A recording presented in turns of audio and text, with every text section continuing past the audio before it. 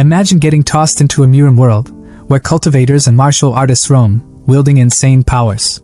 Sounds like a dream, right? Wrong. To survive, you take the only path left, demonic cultivation. The power is unmatched, but the price? Everyone hates you. You're branded a villain, hunted by every righteous sect like you're some kind of final boss. Just when it seems like your story's about to end, fate decides to mess with you. An ancient mirror drags you into another dimension, and boom, you're smack in the middle of a zombie apocalypse. But here's the catch. Your demonic arts? They're perfect for this world. You start turning transcendent humans, basically the strongest of the strong, into unstoppable, overpowered zombies. You build an army, and when the mirror spits you back into the MURIM world, you're not the same. You're a monster now, stronger than anyone can imagine. And the best part? You can jump between worlds. The righteous sects that once hunted you, they're about to regret every damn decision they've made. It all starts in Shinhi City, where rumors are spreading like wildfire about the notorious Wuji sect, infamous for their gruesome demonic arts. Fear grips the city, but some reassure the crowd that righteous cultivators have arrived to destroy the sect. Meanwhile, a mysterious figure passing by overhears everything with some kind of secret technique. He pauses, tilts his hat and turns back. He mutters, "Looks like I can't stay here for long. I've been hunted by these bastards for over a year now. What a pity to live like this." That's Chu Xian, our protagonist. And guess what? He's an inner disciple of the Wuji sect. The sect that sends people and righteous cultivators into a frenzy. But as I mentioned, he's not even from this world. Chu Xian is an earthling who got ice-skate into the Chagzun continent with no family, no background, no cheat system, no maxed out stats, and no girl. Poor guy. But our MC isn't having it, so he took matters into his own hands, walking the dark path of demonic cultivation. Through sheer grit and ruthless determination, he clawed his way into the Wuji sect, the largest and strongest sect in Yugua. To survive, he mastered everything: worm cultivation, poison arts, disguise, corpse puppetry, you name it. After years of relentless effort, he finally reached the chi refining stage, poised to be accepted as an inner disciple by the sect elders. But fate had other plans. Out of nowhere, the first ancestor of the sect went mad and perished, leaving the Wuji sect vulnerable. The 5 major orthodox sects pounced, branding them a demonic cult and slaughtering them mercilessly. The Wuji sect was obliterated, its disciples massacred. The few survivors, like Chu Xian, were now hunted like animals. Back in the present, Chu Xian leaned against a shadowy wall, his hat falling to the ground as a wave of pain hit him. His voice was strained, trembling with desperation. The blood transformation and soul seizure art. It needs so much blood essence, feeding the worms flesh and blood. If I don't get resources soon, the backlash will kill me. But he gritted his teeth, pushing himself forward. A cold resolve filled his gaze. Today, he was going to meet someone, a surviving junior disciple, his only hope to replenish his resources. He turned back to a bar behind him and spotted a figure cloaked in blue sitting alone. The figure seemed to shift uneasily as Chu Xian approached. With a nervous smile, the junior disciple greeted him cautiously. "Brother Chu Xian, you're finally here. You don't look well. Are you alright?" Chu Xian's gaze was cold, his piercing eyes betraying no emotion as he cut straight to the point. "Have you brought the items?" The junior brother hesitated, glancing around nervously, his hands trembling slightly. "Brother, you're still practicing our sex techniques? If the orthodox sects find out, you're dead." Chu Xian's expression darkened, a sharp edge cutting through his words as he replied, his tone icy and laced with frustration. "They've already sentenced us to death. Whether I cultivate demonic arts or not, what difference does it make?" The junior disciple's hands fumbled as he handed over a bag of demon beast blood beads, their crimson glow reflecting in Chu Xian's eyes. But then, a chill ran down his spine. His instincts screamed at him, his body tensing as he discreetly activated his listening technique. The tiny snail embedded in his ear came alive, and what he heard sent a surge of cold fury through him. "Using a traitor to lure out these Wuji stragglers. It never fails. Once we capture him, strip him of his belongings and drain him dry, we'll be rich." Betrayal. Chu Xian's knuckles turned white as he clenched the beads, his calm exterior masking the storm brewing within. "Junior brother, I still need the blood spirit pills. Can you get them?" Xian's voice was calm but commanding, his cold gaze fixed on his junior brother. The younger man hesitated, shifting uncomfortably before responding. "I do have some, but they're usually for Foundation establishment cultivators." His voice trailed off as realization struck, and his eyes widened with excitement. "Could it be that you? Have you found Uncle Lu and the others?" He shot to his feet, his excitement almost tangible. But Xian's expression didn't waver. Instead, his gaze grew sharper. Don't ask questions you shouldn't. His voice was as cold as ice, leaving no room for argument. If you have the blood spirit pill, take it out quickly. The sudden chill in his tone froze the younger man in place, but anger quickly replaced the excitement in his eyes. The blood spirit pill is expensive. The junior brother snapped, his voice rising. Senior brother, you probably can't afford it, can you? But then, a sly grin crept across his face as he leaned in slightly, his voice dropping to something more calculated. If you take me to Uncle Lou, and we get protection from a foundation-building cultivator like him, I'll give it to you for free. He paused for a moment to let his words sink in before adding, I'll even throw in a middle-grade spirit stone. A middle-grade spirit stone, worth 100 low-grade spirit stones. The offer wasn't a small one, but Xian didn't flinch. His lips curved into a faint grin as his hand reached for his chin, his expression unreadable. Although the risk is high, seeing how sincere you are, he handed over his own middle-grade spirit stone with an air of calculated calm, his smirk hinting that he already had a plan brewing to get it back. Without another word, the two left the bar, the tension between them simmering under the surface. From the shadows, a group of men watched their departure with sinister smiles. He Liang went with him, their leader said, his voice dripping with malice. Unexpectedly, today we've caught a big fish. His grin widened as he continued, if we capture another foundation-building cultivator, the rewards will be incredible. Not just the sex merit rewards, but even the dead's assets would be worth far more than wasting time on self-cultivation. The men chuckled darkly, their eyes gleaming with greed as they moved to set their trap. At the temple, the atmosphere grew heavier with every step down the underground tunnel. The damp air clung to their skin, and the flickering torchlight cast eerie shadows on the walls. Junior brother broke the silence, his voice tinged with both admiration and unease. Senior brother is still the most reliable. This small courtyard and the underground tunnel are truly flawless. But how much longer do we have to walk? His voice wavered slightly as he glanced around, the growing darkness gnawing at his nerves. We're almost there, Xian replied, his tone steady and emotionless.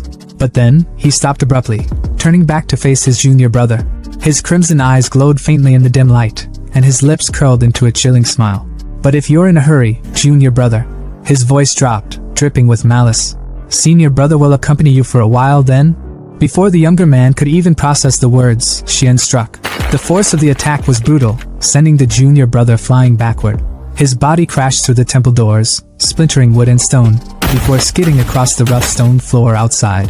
The ambushers outside are confused and shocked, unable to do anything, so they rush to their injured ally. Blood smeared the ground as Liang struggled to lift his battered body, his voice weak but urgent. Downstairs. His words came out in gasps as he pointed a trembling hand toward the temple. Chu Xian and Lu Jinxiong are both downstairs. Don't worry about me, don't let them escape. The ambushers outside sprang into action at his words. Rush in. Kill everyone, their leader barked, his voice sharp and commanding.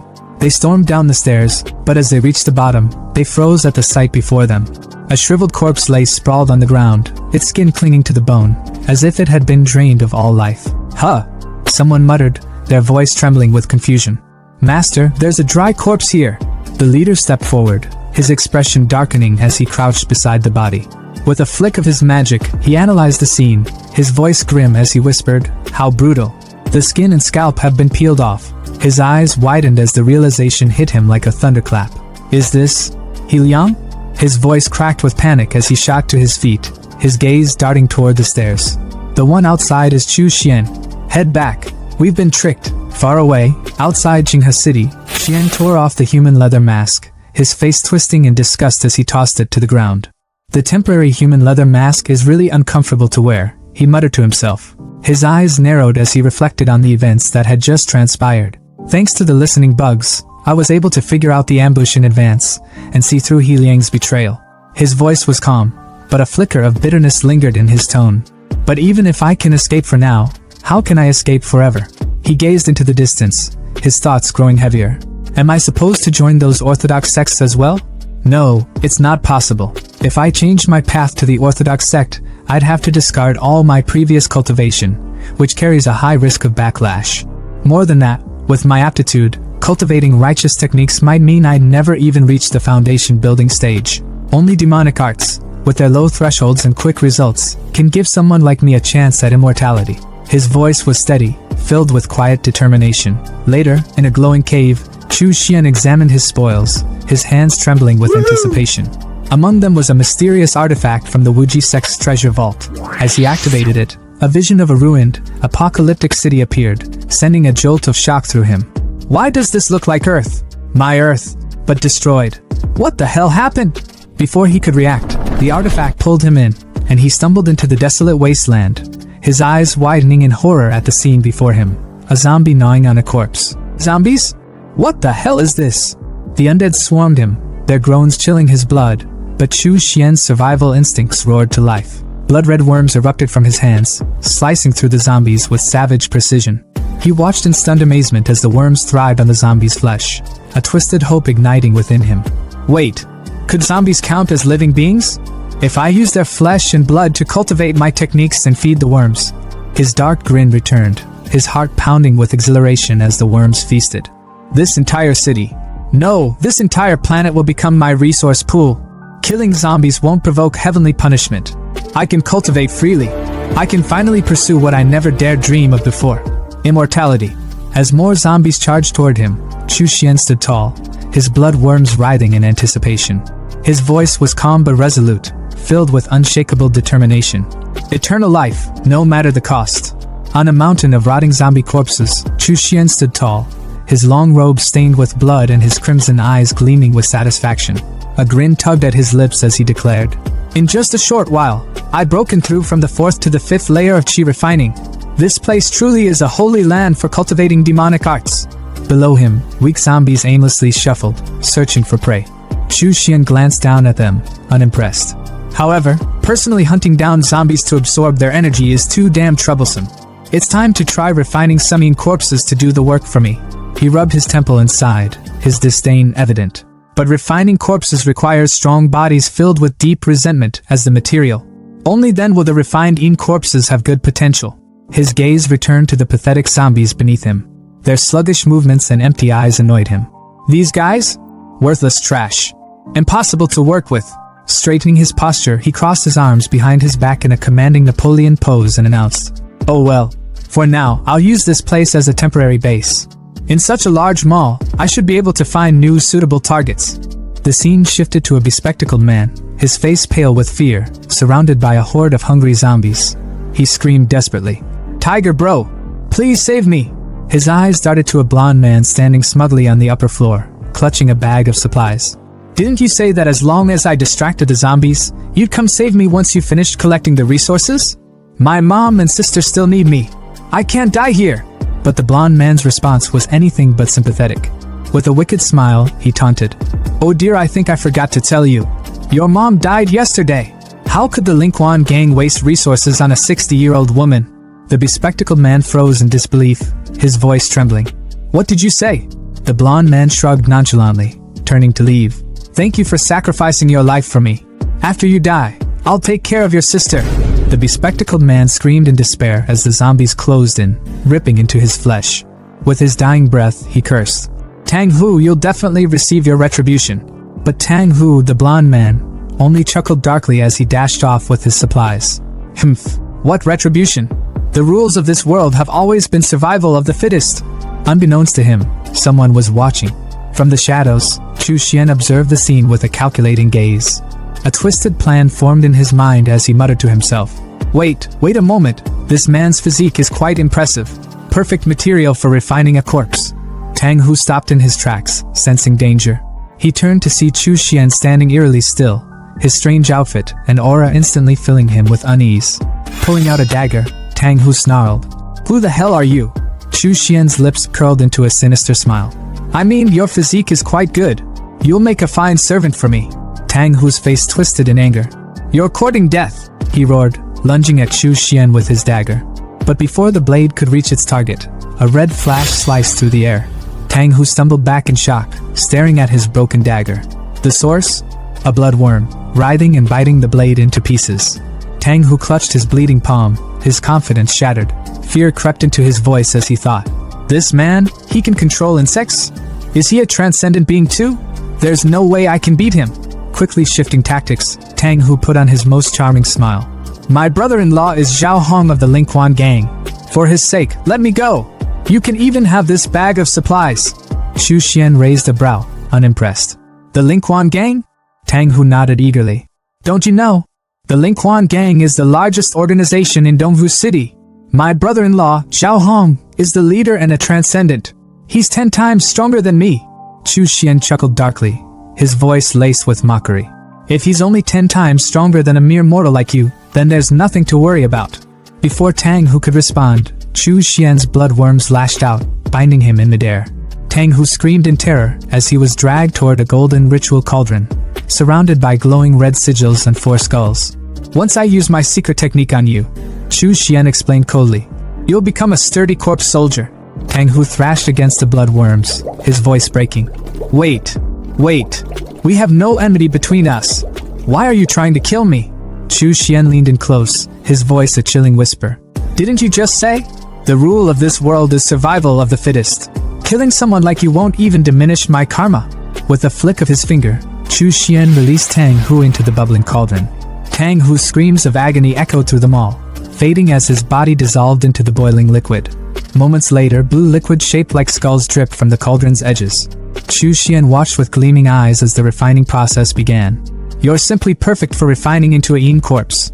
The Vajra corpse refining technique of the corpse puppet sect will make you impervious to blades and spears, with immense strength. Once complete, you'll rival a chi refining stage cultivator. 3 days later, a red hand with sharp claws emerged from the cauldron. Tang Hu had been reborn, a grade 2 corpse soldier with glowing red eyes and a fiery crimson light burning in his stomach. Chu Xian clapped his hands, grinning. I can't believe my first corpse refinement was such a success. Summoning a magical tool in the form of a red tower. Low-grade magical tool, corpse nurturing tower. Used for storing, nurturing, and appraising yin corpses, Chu Xian shouted. Appraisal! The tool analyzed the new yin corpse and returned its details. Grade 2 corpse soldier. Innate spells, bloodthirst technique, golden light incantation. Chu Xian couldn't hide his excitement. Not bad! It's not only reached grade 2, but its innate spells complement each other perfectly. This yin corpse could even rival a chi refining 4th layer cultivator. He turned to his new creation, a proud smile on his face. I'll call you Xiao Xi. Now go and collect zombie flesh for me. With a growl, Xiao Xi leapt into action, tearing through hordes of zombies with ease. In a flash, he returned with a shopping cart full of zombie corpses, presenting them like groceries. Chu Xian, casually eating ramen, patted Xiao Xi's head. Well done! You've greatly improved my cultivation efficiency. Chu Xian mused to himself. Who would have thought that someone like me, barely surviving in the Tsengshuan continent, would become a powerful figure with life and death at my command in this world? All of this is thanks to the blood mirror that brought me here. His expression darkened slightly as he glanced at the now pitch-black mirror. It's unfortunate that the teleportation stopped working. But no matter. I'll continue to cultivate my demonic arts on this zombie-infested planet. When the time is right, I'll return to the Tsengshuan continent stronger than ever. And with that, the demonic king of 2 worlds plotted his next steps. The Haohai Hotel is where it all begins, a high-rise bloodbath waiting to happen. Here, we find a trembling guy in a green jacket bowing his head trembling in fear. He's stammering apologies to a man who looks like Toji Fushiguro's terrifying long-lost cousin. But he isn't the real boss here though. The real boss is Zhao Hong, the Lingquan gang leader, and let's just say his patience ran out about 3 weeks ago. Zhao Hong, seated like an emperor with his wolf beast by his side and a girl draped on his arm, stares down the green-jacketed fool with a face so serious and a head so shiny it reflects light itself. You promised me you'd find out what happened to Tang Hu within half a month, he growls, his voice low and menacing. The guy in the green jacket, practically collapsing under the pressure, drops to his knees, begging, Boss! But Zhao Hong isn't having it. He leans forward, his tone sharp enough to cut steel. It's already been a month! The room feels like it's shrinking, the air heavy with tension. Zhao's wolf beast steps closer, teeth bared, and the green jacket guy starts babbling like his life depends on it. Because, well, it does. Boss, I've found out. Brother who went missing at Zairanfa Mall, but it's dangerous there. 2 of my men already went missing investigating it, and I think there are advanced zombies there. You can't blame me. Only you, boss, can deal with those. For a moment, it seems like Zhao Hong might spare the guy. He even pets his wolf beast, looking almost thoughtful. You're right, he says, his voice calm like the eye of a storm. It's not your fault. After all, you're not a superhuman. Relief floods the green jacket guy's face as he stammers his gratitude. Thank you, boss. Thank you, boss. But Zhao Hong's calm snaps like a twig. His wolf lunges, jaws snapping, and in moments, the green jacket guy is nothing but a meal. Zhao wipes his hands clean of the useless ordinary person and turns to his right-hand man, Wang Bao, the one who looks eerily like Toji. Dead or alive, find him. Take De Huang and Air Hay with you. We're going to Zairanfa Mall. Cut to their tank-like car roaring through the zombie apocalypse. The Linquan gang makes an entrance like a wrecking ball, smashing through hordes of undead like they're nothing but speed bumps. By the time they reach Zairanfa Mall, the parking lot is littered with mangled zombie corpses. But something feels off. The air is too still, too clean. Xiao Hong steps out, his two wolf beasts, one gray, one golden, at his side. His eyes narrow as he surveys the scene. Strange. The zombies here. His voice trails off as he orders his wolves to scout ahead. You two, go in first and check things out. The beasts obey, their growls echoing through the eerily silent mall. As Zhao follows, a strong, unmistakable scent of blood hits him like a slap. His gaze snaps to a row of metal barrels, and his expression hardens. What the hell are these things? Before he can make sense of it, his golden wolf barks violently, its eyes fixed upward. Zhao looks up and freezes. Dozens of zombie corpses hang from ropes, swinging like grotesque decorations. His lip curls in disgust. Ugh, what kind of pervert? Is this really something a human could do? Could it be that Tang who was defeated here? Wang Bao, ever the loyal second-in-command, looks to his boss for direction. Boss, what should we do now? Zhao's face darkens, his aura igniting with a blue flame of pure fury. Whether it was done by Black Blade Security or someone else, he snarls. This debt cannot be settled just like that. His voice booms through the mall. Daring to mess with Zhao Hong's underlings from the Linquan gang is the same as messing with me. I won't rest until I find the culprit and turn them into a dried corpse. Meanwhile, in an entirely different plane of existence, we shift to the MURIM world, a place where spiritual energy flows like a river and grudges are settled with blood. Within a cave on the Tsengshuan continent, a purple glow fills the darkness. Out steps Chu Xian, our boy, looking as fresh as a villain straight out of a power-up montage. He stretches, breathing in the abundant spiritual energy. I'm back, he declares, his voice dripping with confidence. But of course, trouble is already waiting for him. A group of Shenwang family goons stands at the ready, swords drawn and eyes burning with vengeance. Their leader snarls, Chu Xian, you're really running. Last time, you escaped right in front of Xu Shirquan, and we were punished for it. But now, there's no way out. Chu Xian doesn't even flinch. Instead, he smirks, his tone laced with mockery. A few fifth-level Foundation establishment grunts dare to make noise in front of me? What arrogance! The leader's patience snaps. Attack! They roar, and the group surrounds Chu Xian, blades gleaming. Big mistake. Chu Xian's hands move in a blur, and with a sinister grin, he unleashes his upgraded blood steel threads. Long, crimson worms shoot from his palms, tangling the ambushers midair like marionettes in a twisted puppet show. Screams fill the cave as one of them shrieks. How can this be? Weren't you only at the 4th level of chi refinement? Chu Xian laughs darkly. Your information is outdated. My cultivation has already reached the 6th level of chi refinement. The leader stares slack-jawed. That's impossible. It's only been 3 days. How can you break through the 6th level? Chu Xian's mind races. Wait, 3 days? He calculates quickly. I've been inside the Blood Mirror world for a month, yet only 3 days have passed here. The time difference must be about 10 to 1. Out loud though, he's all business. Let me ask you, besides you few, are there any other reinforcements pursuing me? Did that Foundation establishment master of yours come as well? When his question is met with silence, he tightens his grip on the threads, splitting one poor soul into bloody chunks. Answer me, or this will all be your fate. Terrified, the remaining ambushers spill everything. We're the only ones here. There's no other reinforcements. Master thought a few of us could handle you, so he didn't come.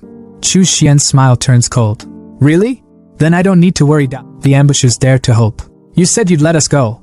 But Chu Xian interrupts, his threads slicing through them like a butcher carving meat. Blood splatters the cave walls as he licks the crimson from his hands, a satisfied smirk curling his lips. Did you actually believe that? After all, I'm the ruthless, cold-blooded demon Cultivator. Watching his blood worms devour the remains, Chu Xian reflects on his recent gains. Blood Mirror. I only had a single bloodline, and now, not only has my cultivation reached the 6th level of chi refinement, but I've also mastered the innate technique Blood Nourishment. On top of that, I have a 3rd level zombie as a trump card. He steps out of the cave, now standing on a cliff overlooking the kingdom below. His gaze sharpens.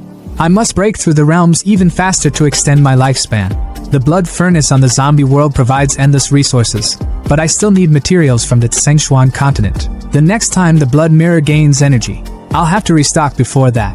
The bustling energy of Tsengshuan market was almost overwhelming, with the air thick with haggling voices and the aroma of rare herbs and exotic wares. Chu Xian strolled through the crowd, his mind preoccupied. He silently calculated his inventory, thinking about the materials he'd gathered for refining the corpse. He had the rare heavenly treasures locked down, but the most essential item? Nowhere to be found in the usual markets. He'd need to dig deeper, find the right channels. His thoughts were abruptly interrupted when his sharp eyes caught something familiar glinting under the sun at a vendor's stall. His heart skipped a beat. What the hell? That's the Wuji sex token, the withered bone. His eyes narrowed as he approached the vendor, his face a careful mask of indifference. Fellow Taoist, he said casually. How much for one of those Silong melons over there? The vendor, a rough-looking guy with a slick, gangster-like expression, glanced at him lazily. 7, no, 2 small spirit stones each. Chu Xian raised an eyebrow, incredulous. 2? What, is the melon skin made of gold, or is the flesh gold? You running a luxury market here? The vendor smirked. You think it's expensive? I think it's expensive too. But these melons? They're scavenged directly from the ruins of the Wuji sect. You won't find these anywhere else. Pick one for me. Chu Xian ordered, his tone sharp. The vendor grabbed a melon and handed it to him. Chu Xian inspected it, his expression critical. Does this ripen well? What about the seeds? The vendor looked slightly annoyed. I run a herb stand, not a melon farm. How should I know? Chu Xian's gaze darkened. I'm asking you, does it ripen well? The tension was palpable, and the vendor's demeanor shifted. He lowers his voice. If you're willing to pay top price, I've got even better quality stock in the warehouse out back. Alright, Chu Xian said, his voice low but firm. Take me there. Once in front of his house, the vendor's tone became respectful. May I ask which senior brother I have the honor of speaking to? Chu Xian removed his hat, revealing his identity. Chu Xian. The vendor's eyes widened in disbelief. Senior brother Chu? It's really you. I'm Chen Long. I joined the Wuji sect in the same batch as you. You probably don't remember me, but I've always admired you. Among us grassroots outer disciples, you were the one who stood out the most. I never thought I'd be exchanging secret signals with the legendary senior brother Chu. Chen Long practically buzzed with excitement, circling Chu Xian like an overzealous fanboy. Uncle Lu and the other senior brothers are hiding in the Wu family manor in Taiping Town. When we heard 3 days ago that you killed that traitor He Liang, it gave everyone hope. You're a legend, senior brother. Chu Xian scoffed, his tone cold. So the third elder's direct disciple, Uncle Lu Junxiong, is still alive, hiding in plain sight within Shigang sect territory. Clever. No wonder they haven't found him. Chen Long's enthusiasm didn't waver. Senior brother Chu, you should join us. Us Wuji sect cultivators need to stick together now more than ever. Chu Xian waved him off. I'm just here to buy something. Chen Long's face fell slightly, but he composed himself. What are you looking for? I need a blood transformation grand array. The words hit the air like a hammer, and Chen Long froze, his face twisting in shock and horror. What? Chu Xian remained unfazed as he explained. The blood melting formation is a tool often used by demonic cultivators for large-scale blood sacrifices. It's infamous for its ability to refine the 10,000 souls blood pearl, used to lay a powerful foundation. There was even a demonic sect leader who once sacrificed 300,000 lives to cast a citywide blood melting formation. It's simple yet devastating, capable of mass murder even when wielded by someone in the chi refining stage. But, and here, his voice dropped chillingly, I'm not planning anything that extreme. I'd deploy it on a zombie-infested planet, no harm to the heavens, and it might even earn me some merit. Chen Long looked pale, his voice trembling. Brother Chu, the 5 major sects are cracking down hard on anything related to demonic arts. If you activate that formation, they'll come for you. Chu Xian's gaze hardened. That's not your concern. Do you have it or not? Chen Long hesitated before mumbling. I know someone who does. They soon arrived at a secret Wuji sect stronghold, where a towering, jacked man stood like a sentinel. Su Ming, once ranked 11th among the inner disciples, greeted them with a sneer. The blood melting formation? Yeah, I have it. But why should I sell it to you, Chu Xian? Chu Xian's eyes narrowed, his thoughts racing. Of course, it had to be Su Ming. They'd butted heads plenty in the past over resources, and it was clear Su Ming was relishing the thought of seeing him fail. But not this time. Chu Xian reached into his bag and pulled out his trump card, an entire sack of glimmering blood pearls. Qianlong and Su Ming's jaws dropped. Blood pearls? So many? How many lives were sacrificed for this? Another voice chimed in, dripping with awe. To refine this many blood pearls under the Shigang sect's watch, Junior Brother Chu's power has surpassed all of ours. It was Wei Hua, ranked 12th among the inner disciples. Su Ming's thoughts churned with frustration. Damn Chu Xian, always outshining him. Fine, he sneered. 200 blood pearls, and the formation is yours. Chu Xian gave a cold laugh. Greedy, aren't we? Wei Hua stepped in, his tone reasonable. A basic formation like this used to go for 80 blood pearls tops. Su Ming, we're all from the same sect. This is unreasonable. But Su Ming wasn't backing down. Even between brothers, accounts need to be settled clearly. I'm the only one with the blood-melting formation, and without it.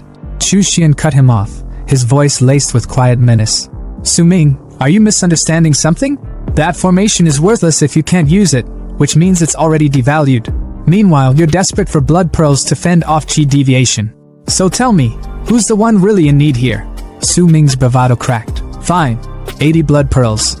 60, Chu Xian countered. Su Ming bristled. Why are you still haggling? If you won't sell, I'll leave, Chu Xian said flatly, turning to go. Wait. Su Ming practically panicked. Fine, 50. Chu Xian smirked, handing over 60 blood pearls. You're wise to agree. The blood-melting formation was his, and Xian wasn't about to let anyone take it. In his mind, he was already scheming. He had plenty of blood pearls left, so why not offer a little more goodwill? Chu Xian spoke up, his tone calm but firm. Senior Brother Wei Hua, if you want the remaining blood pearls, you can exchange them with me for spirit stones. The brunette's eyes lit up, clearly struggling to hide his desperation. Well, thank you, Junior Brother Chu. We're currently in dire need of blood pearls. These things are worth more than gold on the market. With a smirk and a quick dab of his hands, Xian made the deal. 30 small spirit stones for them at a premium. The brunette added, sealing the exchange.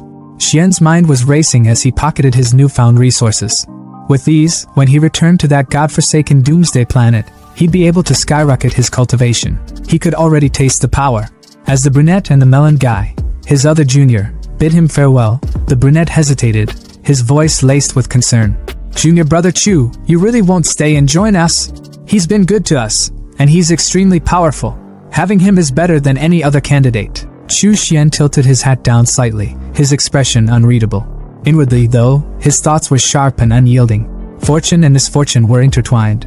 Lu Shihe's immense strength was a double-edged sword. It would draw the attention of the righteous sections. No need, he said flatly, the words carrying an air of finality. Suddenly, a commanding voice broke the tension. You stop right there! A soldier strode forward, his demeanor cold and authoritative. We are acting under the orders of the Shingang sect elders. The Wu family might be harboring survivors from the Wuji sect, so we are here to investigate. The brunette froze, his voice trembling slightly. 7th level of chi refining. Melon Guy's face paled. Even if the 4 of us join forces, we're no match. Chu Xian's expression darkened as he weighed his options. He could escape easily, but these fellow disciples? They'd be slaughtered. Should he intervene? Before he could decide, a jacked guy emerged from the shadows, his voice dripping with malice. Fellow Taoist, the one wearing the conical hat is the demonic cultivator you're after. Chu Xian. The betrayal hit like a thunderclap. The brunette clenched his teeth. Su Ming you. But the damage was done. Chu Xian slowly removed his hat, his eyes burning with anger and a tinge of regret. I'm still not ruthless enough, he muttered. Su Ming had tricked him again, and now, he had no choice. Tossing his hat aside, his true identity was revealed. Melon Guy's jaw dropped. What? The brunette's voice was a mix of fear and resolve. Senior Brother Wei, Junior Brother Qin, we've been exposed. Retreat quickly, and I will cover you. Don't hesitate, he barked. The main force will likely arrive soon. Go and inform Uncle Lu to relocate. As the two fled, the brunette called back, his voice filled with gratitude. Brother Chu, your righteousness will not be forgotten. A soldier moved to chase them, but his commander held him back. Don't bother chasing. He's the same Chu Xian who escaped from Uncle Sunshire's hands last time. His head is worth far more than those nobodies. The commander turned to face Chu Xian, a mocking smile on his lips. I didn't expect you, a demonic cultivator, to sacrifice yourself for others? Chu Xian's eyes narrowed. Demonic cultivators prioritize profit. They're not difficult to kill. Perhaps keeping them alive could bring me greater benefits in the future.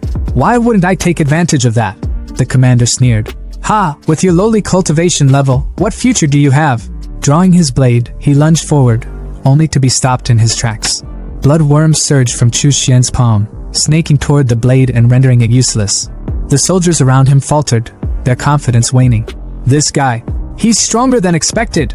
2 soldiers moved to flank him from behind, but Chu Xian's magical tower emerged, its blood-red claws tearing through their defenses with ease. The commander's confidence faltered as he stared at Chu Xian, his voice trembling slightly. What kind of monster are you? Chu Xian smirked coldly. Ridiculous. As a demonic cultivator, how could I not have some trump cards up my sleeve? Now it's your turn. Let's hope your storage pouch won't disappoint me. Meanwhile, at the Wu family's separate residence, chaos was brewing. Lu Jinxiong, the elder of the Wuji sect. What? You left Chu Xian there alone?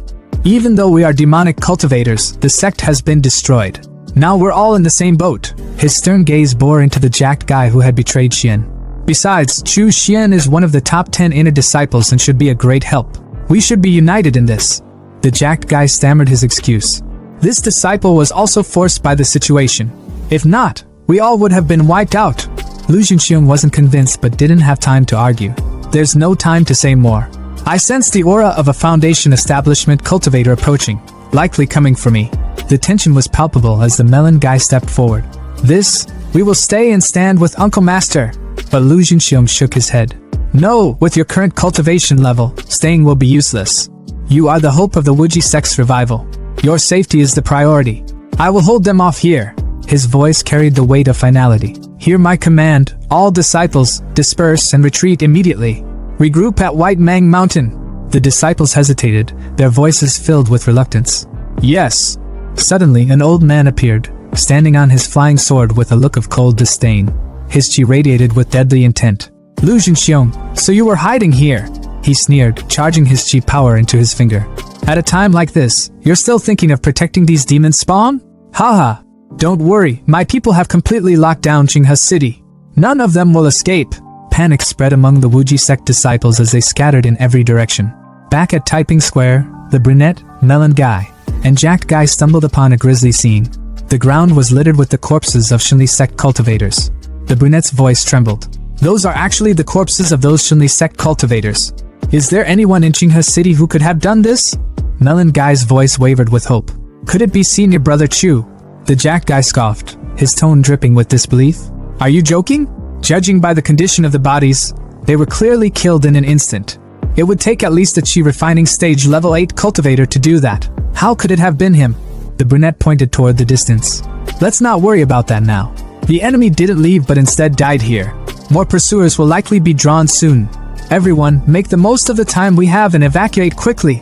Near Taiping Mountain, the remnants of the Wuji sect huddled together in the dense forest, their breaths shallow, their gazes darting at every rustle of the leaves. Tension hung heavy in the air until the melon guy's voice broke the silence.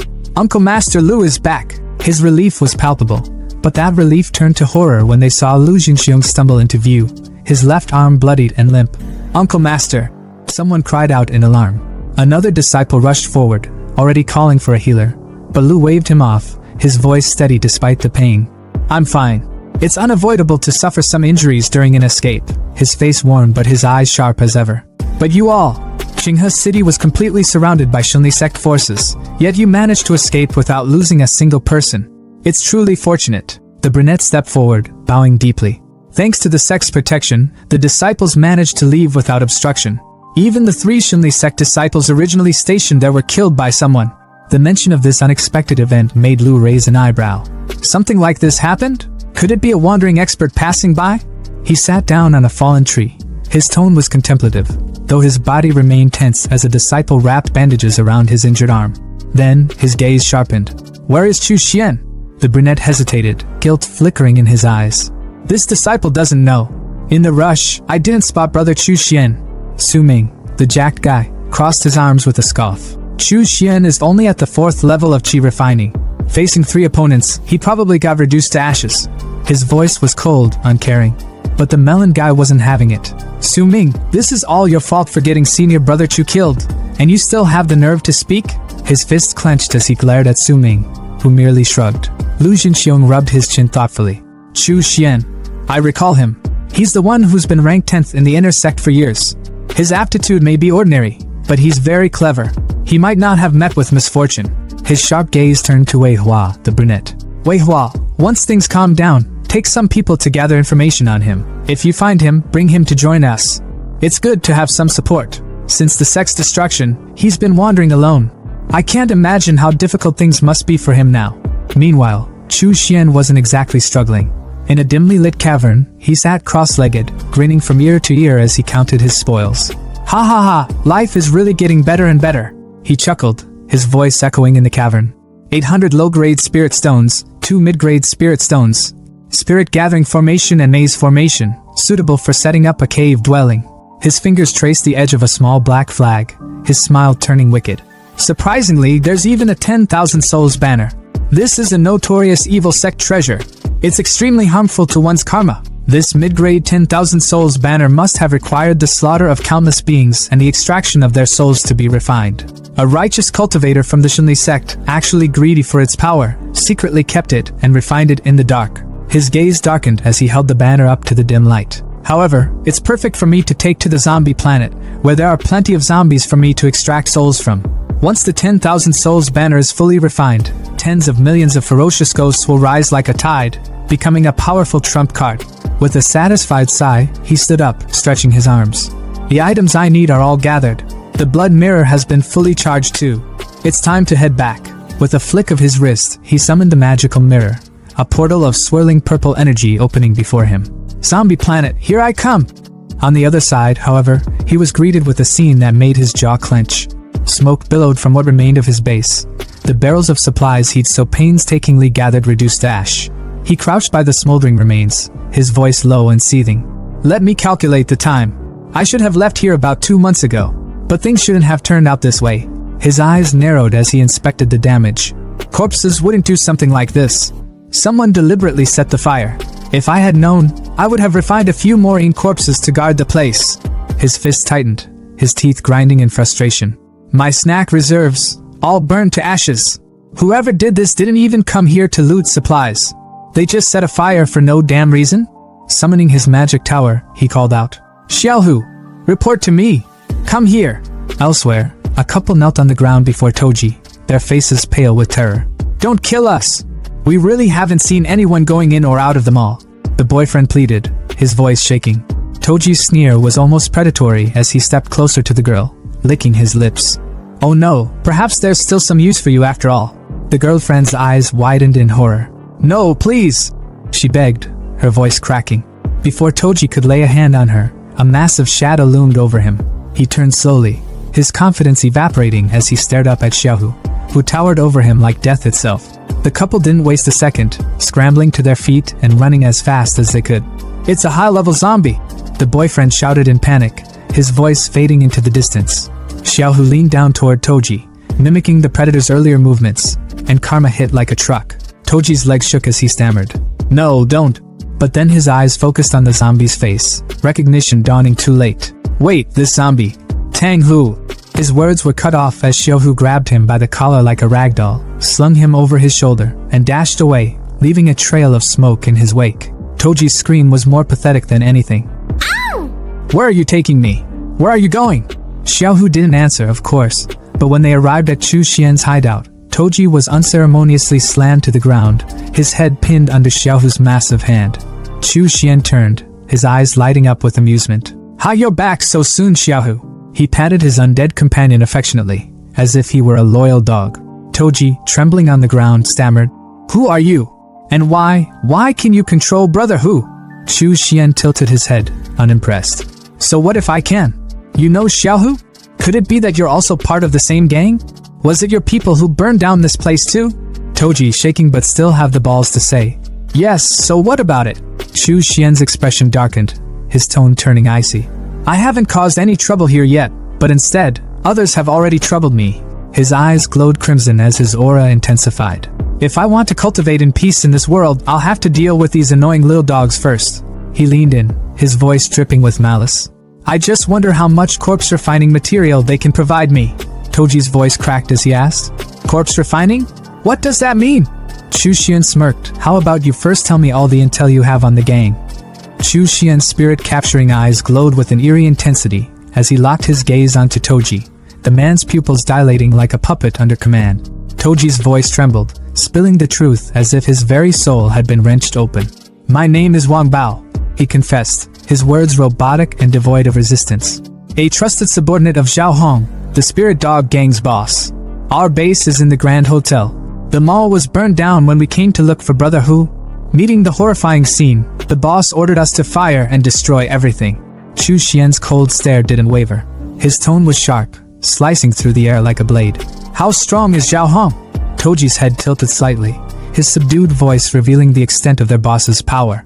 "He's a 5-level transcendent who has tamed 3 spirit dogs.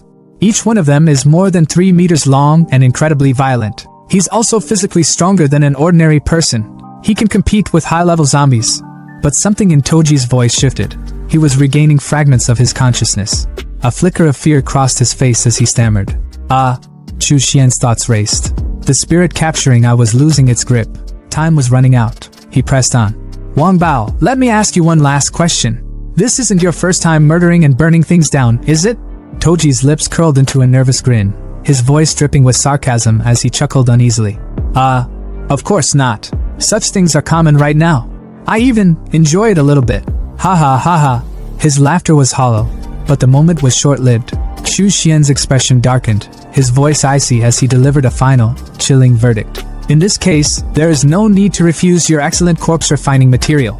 Panic surged through Toji as the realization hit him like a brick wall. His scream pierced the air. "What did I do just now?"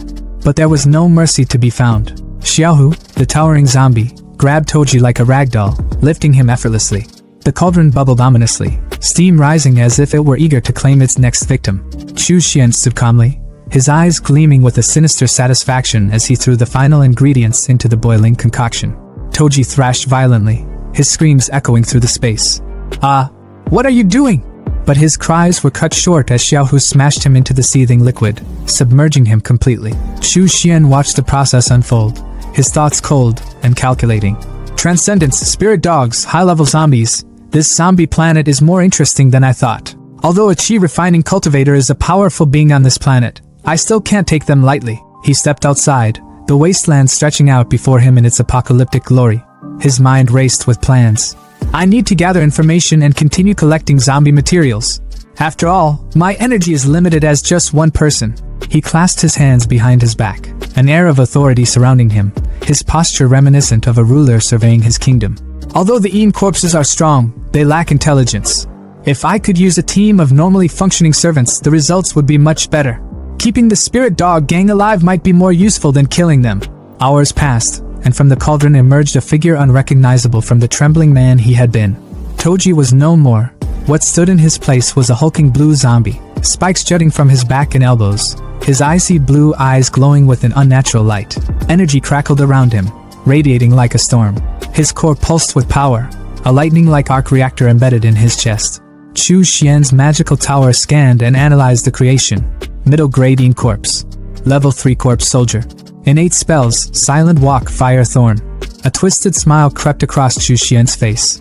"Not bad. A middle grade with 2 innate spells. He's a good pick for an assassin. You're Xiao Bao from now on. You and Xiaohu are a perfect team." But the harmony didn't last long. Xiaohu, the jealous brute, didn't take kindly to the competition. He shoved Xiao Bao aside with a menacing glare, trying to monopolize Chu Xian's attention. Xiao Bao, now despite his terrifying form, cowered behind Chu Xian like a scolded puppy, his glowing eyes wide with fear. Chu Xian sighed, rubbing his temples in disbelief. "So, 2 big strong zombies competing for my favor." His tone shifted, dripping with dark amusement as his expression turned villainous. "Well, it's time to find someone to settle a score with. Come on, cheer up. It's time to go play." At that, both zombies snapped to attention, their rivalry forgotten. Xiao Bao's icy blue aura crackled, while Xiaohu's blood-red energy flared. They roared in unison, ready for action. The scene shifted to the Grand Hotel, its entrance a chaotic mess, with debris scattered everywhere. Inside, the spirit dog gang lounged carelessly, their guard down. A man with braids slapped a card on the table. 3! He barked, his voice triumphant. Across from him, a man with a mohawk laughed as he played his hand. 4-2! Haha, you'll lose! The room reeked of alcohol and stale smoke, their laughter echoing through the space, until the garage door exploded. Smoke billowed into the room, and chaos erupted as they scrambled to their feet. "Who is it?" one of them yelled, panic setting in. "Who's that guy?" And what's with that outfit? A cosplay? Through the haze, Chu Xian emerged, his voice calm but commanding. I am the Spirit Dog Gang's new boss. His words hung in the air for a moment before one of the gang, a man in a durag, burst into laughter, tossing his drink at Chu Xian. So funny!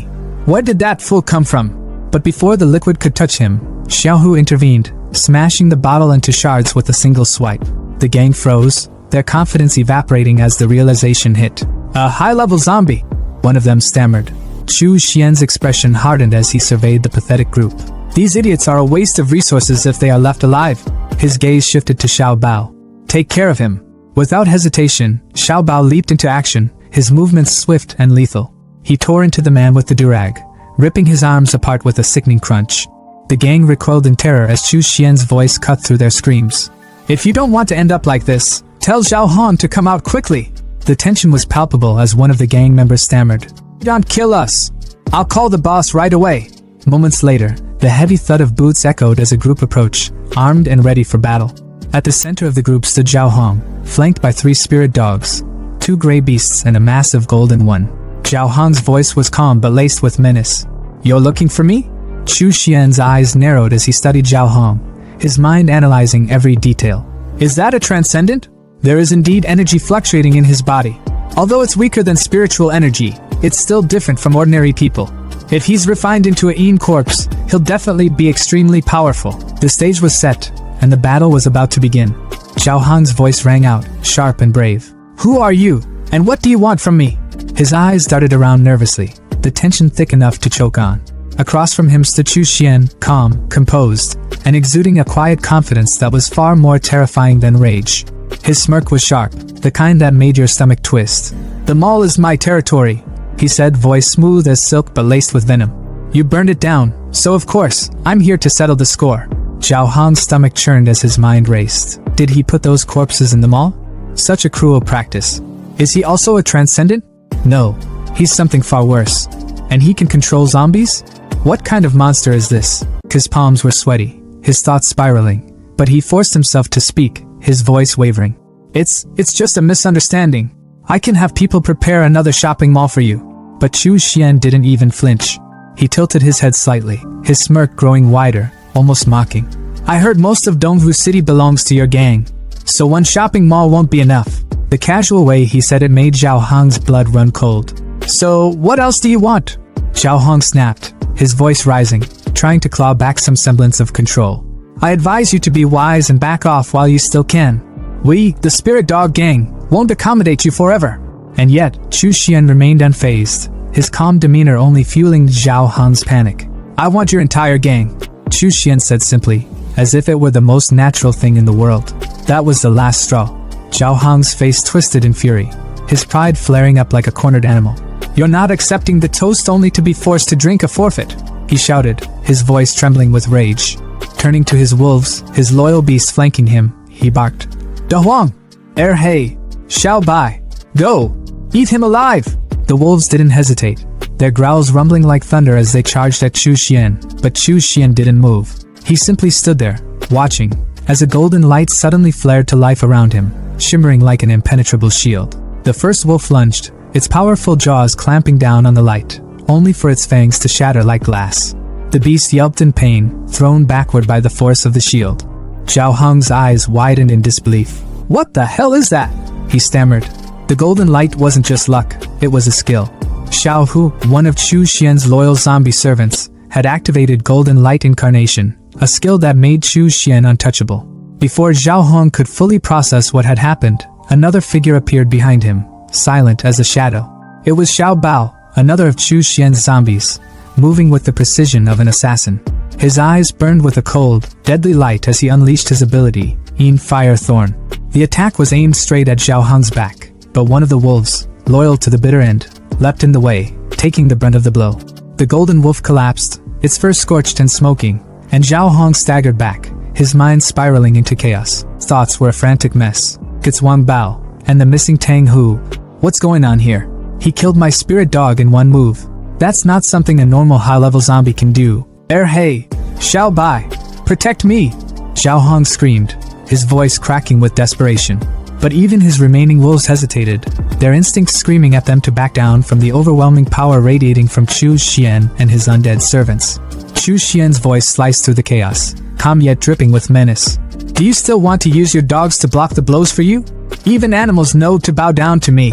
Do you want to become their next scapegoat, or will you be my subordinate? His words hit like a hammer, the weight of his dominance undeniable. But Zhao Hong wasn't ready to give up just yet. His pride reared its head one last time, and with shaking hands, he pulled out a pistol. Don't celebrate too early. No one can take my spirit dogs or my gang from me, he shouted, his voice trembling with rage and fear. He raised the weapon, aiming directly at Chu Xian. Die! The gunshots echoed through the air. Bam! Bam! Bam! But the bullets never reached their target. From Chu Xian's body, steel blood worms erupted, coiling through the air like living shields. The bullets ricocheted harmlessly off them, the projectiles flying back into Zhao Hong's own men. Screams filled the air as his subordinates fell, their lifeless bodies hitting the ground with sickening thuds. Zhao Hong's hand went limp, the gun slipping from his grasp as he stared in horror. Chu Xian tilted his head, his smirk returning. Is this your last resort?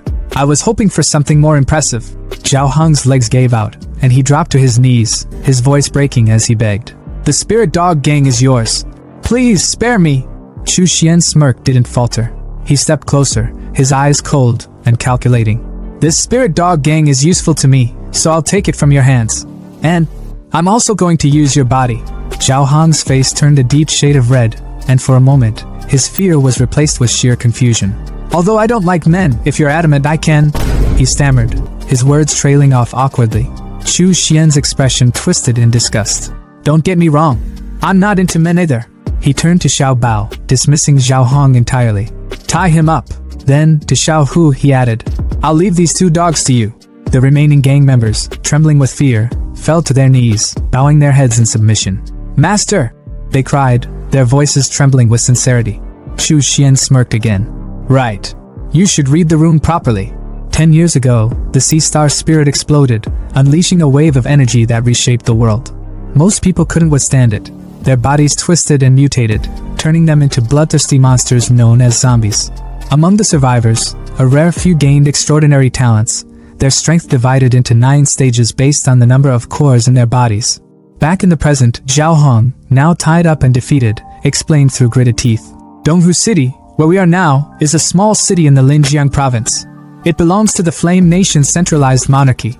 There are only 2 powers here. One is the Spirit Dog Gang, and the other is the Black Security Company. Chu Xian listened carefully, his expression unreadable.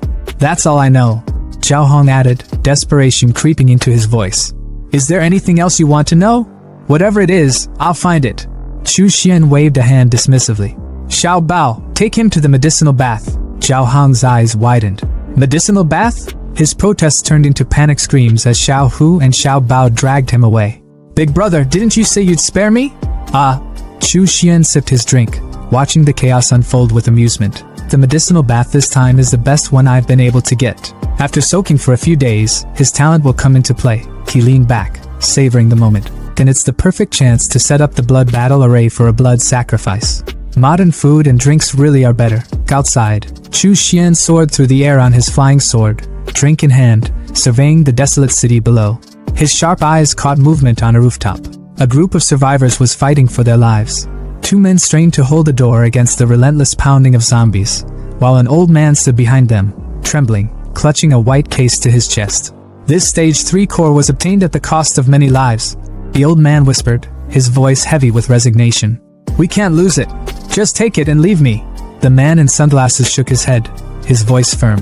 Mr. Jing, you're the Linjiang Province Institute of Sciences chief. Your life is more important than ours. Don't worry. I've sent a rescue signal. The Black Security Company will send someone to pick us up. The old man sighed, his shoulders sagging. Alas, the world has changed. If you want to be rescued, it will be hard. The door behind them splintered and burst open. A wave of zombies poured through, their growls deafening. The 3 survivors froze, their faces pale with despair. We're doomed. Out of nowhere, a sword shot through the air like a damn missile, slicing clean through the zombie lunging at the guy in green. But that wasn't all. This wasn't some one-and-done move, it was a massacre. The blade zipped through the horde, carving through every rotting corpse with terrifying speed and precision until the scene was eerily silent, not a single zombie left standing. Before anyone could process what just happened, a figure floated down from the sky like some ancient deity, his tone calm but commanding. "It's quite lively here," said Chu Xian, as he landed gracefully in front of the stunned group. The survivors, still reeling from the chaos, scrambled to thank him, their voices trembling with gratitude. "Thank you. Thank you so much for saving us, great one." But Chu Xian wasn't here for praise. His sharp gaze locked onto the white case the old man was clutching like his life depended on it. "What's inside? Could it be that these zombies were after this?" he asked, his voice laced with curiosity and authority. The old man froze, stammering as if he'd just been caught hiding a state secret. The two men flanking him immediately raised their guard, their expressions hardening. It's a level 3 psionic core," the old man finally sputtered. "Originating from a level 3 zombie bear." That caught Chu Xian's attention. His eyes narrowed as he stepped closer. "Oh? Let me see." Without waiting for permission, he released a steel blood worm, his personal nightmare fuel, and it slithered out to snatch the case right out of the old man's hands. The group tensed but knew better than to resist. "Please don't take it away," the old man begged, his voice breaking with desperation. "The Life Sciences Research Institute depends on it. With this, we have hope of researching a weapon to counter the zombies, which concerns the entire." Chu Xian cut him off with a glance, opening the case to reveal a glowing green orb. He examined it with a critical eye, unimpressed. "So this is the energy core. It's not that impressive," he thought, his inner monologue dripping with disdain. "The energy inside is nothing compared to the spiritual energy within a small spirit stone." Without a second thought, he tossed the core back to the old man, who fumbled to catch it, his face a mix of shock and confusion. "Don't worry," Chu Xian said flatly. "I'm not interested in things at this level." The old man could barely process what he just heard. A level 3 psionic core, insignificant? Who the hell was this guy? Before he could voice his disbelief, Chu Xian turned his attention back to the group. "You all, where have you come from?" he asked, his tone sharp. One of the men, sporting shades that screamed, "Badass wannabe," stepped forward. "We're from Linjiang Province, Linjiang Army. We're under orders to protect Professor Jing and bring back the psionic core." Chu Xian raised a brow. "Just the two of you?" he asked, skepticism dripping from his voice. The guy with the shades scoffed. "Of course not. The Black Blade Security Company will escort us out temporarily." The jacked guy in green, clearly less impressed with this plan, muttered, "If I may ask, what will the Linjiang Army be of use when coming here?" But before the conversation could spiral, Chu Xian's voice cut through, cold and dismissive. "The Linjiang Army?" he repeated, almost as if the name itself was beneath him. As they spoke, Chu Xian's thoughts wandered. Even the strongest cannot compare to the Wuji sect of the past. In these chaotic times, you never know when everything might fall apart. There's no need to intentionally make friends. But then, an idea struck him. "Help me with one thing," he said, his tone shifting slightly, "and I'll ensure your safe departure." The old man's eyes lit up with hope. "Really? We'll do anything you need." But then, as if remembering his position, he adjusted his glasses nervously. "However, we cannot do anything against regulations. That's our bottom line." Chu Xian smirked, already walking away. "You don't need to do much. Just stay on the rooftop. Attracting the zombies will be enough." Before they could protest, he removed the seal from the door, unleashing a horde of zombies below. The old man looked like he was about to have a heart attack, but Chu Xian waved off his panic. "No need to worry," he said casually. "I've already reinforced the door with a stone talisman. These zombies won't be able to break through. You can rest here for now." And with that, he stepped onto his flying sword and disappeared into the sky in a flash. Hovering above the chaos, Chu Xian pulled out his trump card, the 10,000 Souls banner. "Go!" he commanded, activating it with a wave of his hand. Crimson arrays lit up the ground below, forming a massive, birdcage-shaped barrier. The banner planted itself at the center of the attack, radiating raw power. Looking down at the horde of zombies crowding the mall like Black Friday shoppers, Chu Xian smirked. "With the psionic core attracting the zombies, you've saved me a lot of trouble," he muttered, satisfied. Returning to the rooftop, he addressed the trio. "Everything is ready. Time to take you out of here. I'll make sure of one thing first. Do you want to come with me?" The old man didn't hesitate. "We'll go with you," the jacked guy in green, still cautious, muttered. "Mister." But the old man reassured him. "No worries. If this great one wanted to harm us, even 10 lives wouldn't be enough. He wouldn't need to use any tricks." And just like that, Chu Xian wrapped them in his steel blood worm like some creepy, sentient roller coaster and took off on his flying sword. The trio screamed bloody murder the entire time, their terror echoing through the skies. By the time they landed, they were utterly drained, not from running, but from sheer emotional exhaustion. Chu Xian, unfazed, gestured for them to leave. Alright, you can go seek your rescue on your own now. I won't be accompanying you. The old man tried to stop him, bowing deeply. Thank you, Great One, for your immense kindness. May I ask your name, Great One? Chu Xian, ever the dramatic, turned slightly, striking a pose fit for a painting. Chu Xian, he said simply before flying off into the distance. As the trio watched him disappear, the old man muttered, This is definitely beyond the capabilities of a regular Transcendent's innate talent. Hurry back. We must report this to General Yi immediately. Meanwhile, Chu Xian hovered over the center of his spell range, a sly grin on his face. With a flick of his finger, he commanded, Blood Transformation Array, go! Red beams of light shot out like lasers, draining the blood of every zombie within the range of his spell. The blood coalesced into spheres, which floated up to Chu Xian like offerings to a god. Ha! The Blood Transformation Array lives up to its reputation. He laughed, exhilarated. These blood orbs, they're enough for me to cultivate to the 9th level of chi refining. But then, something unexpected happened. A golden glow appeared above him, and golden flowers began falling from the sky. Chu Xian froze, his eyes widening in shock. Ha! Golden flowers of merit? Golden flowers falling from the sky. Isn't this a rare phenomenon only triggered by someone with immense merit? Could it be because I exterminated those zombies? He paused, his mind racing. Throughout history, demonic cultivators have always been burdened by the karma of their killings. If they didn't bring down heavenly lightning and fire, they were already lucky. But to trigger the phenomenon of golden flowers of merit, he smirked, a dangerous glint in his eyes. No wonder those righteous cultivators keep clamoring about eradicating evil demons. They must be envious of the benefits of merit.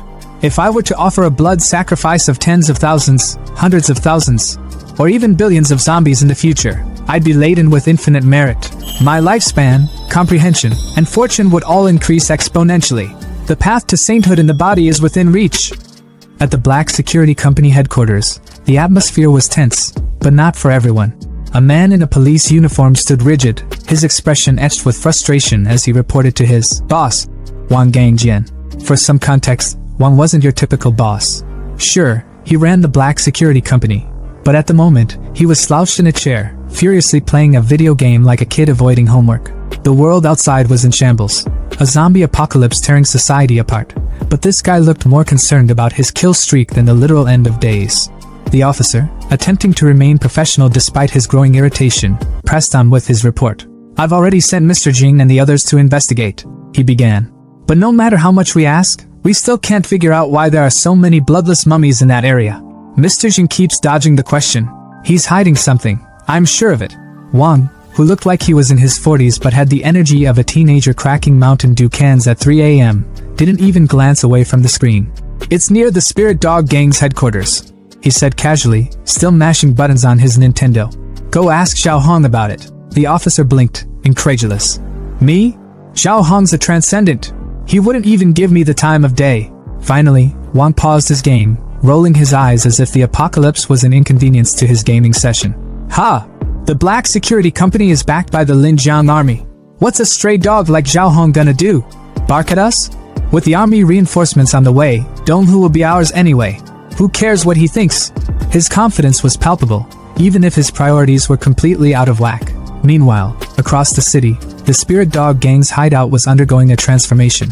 The gang, now under Chu Xian's control, was a picture of loyalty, or so they thought. The scene was unexpectedly wholesome. A hot pot feast was in full swing, with steaming dishes of meat and vegetables laid out like a family dinner. A man with a mohawk haircut beamed as he announced, "Boss, dinner's ready!" Chu Xian, the new leader, picked up his chopsticks and surveyed the spread with calm satisfaction. But beneath his composed exterior, his thoughts were as cold and calculated as ever. These people still have their uses, he mused silently. Eating corpses lack the precision for tasks like this.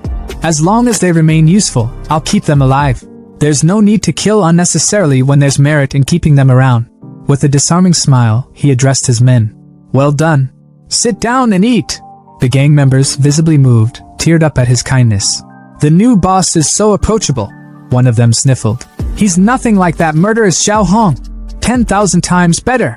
For a moment, the scene looked almost idyllic, like a group of misfits bonding over a shared meal. But the reality was far darker. One of the meatballs rolled off the table, cracking open as it hit the ground to reveal a writhing green worm. Unbeknownst to the gang, the hot pot wasn't just food, it was a trap. Chu Xian's demonic arts had infused the meal with parasites designed to control their minds and bodies.